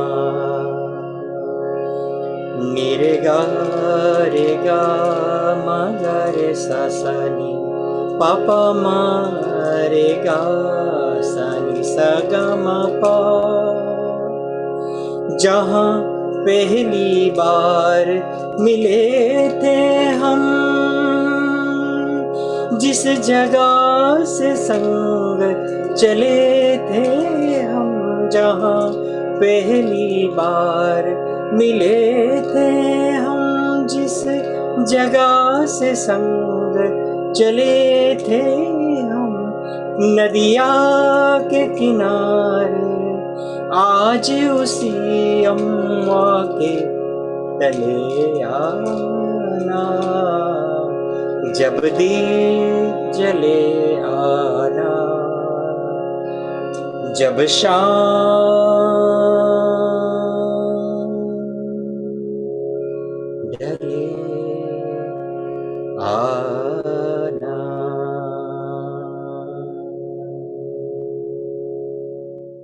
Namaskar. Thank you. Om Shanti. Thank you so much. That was so beautiful. And a global namaste to you all. May you all be blessed, and we will see you all next week at our vegetarian vegan event. And global namaste.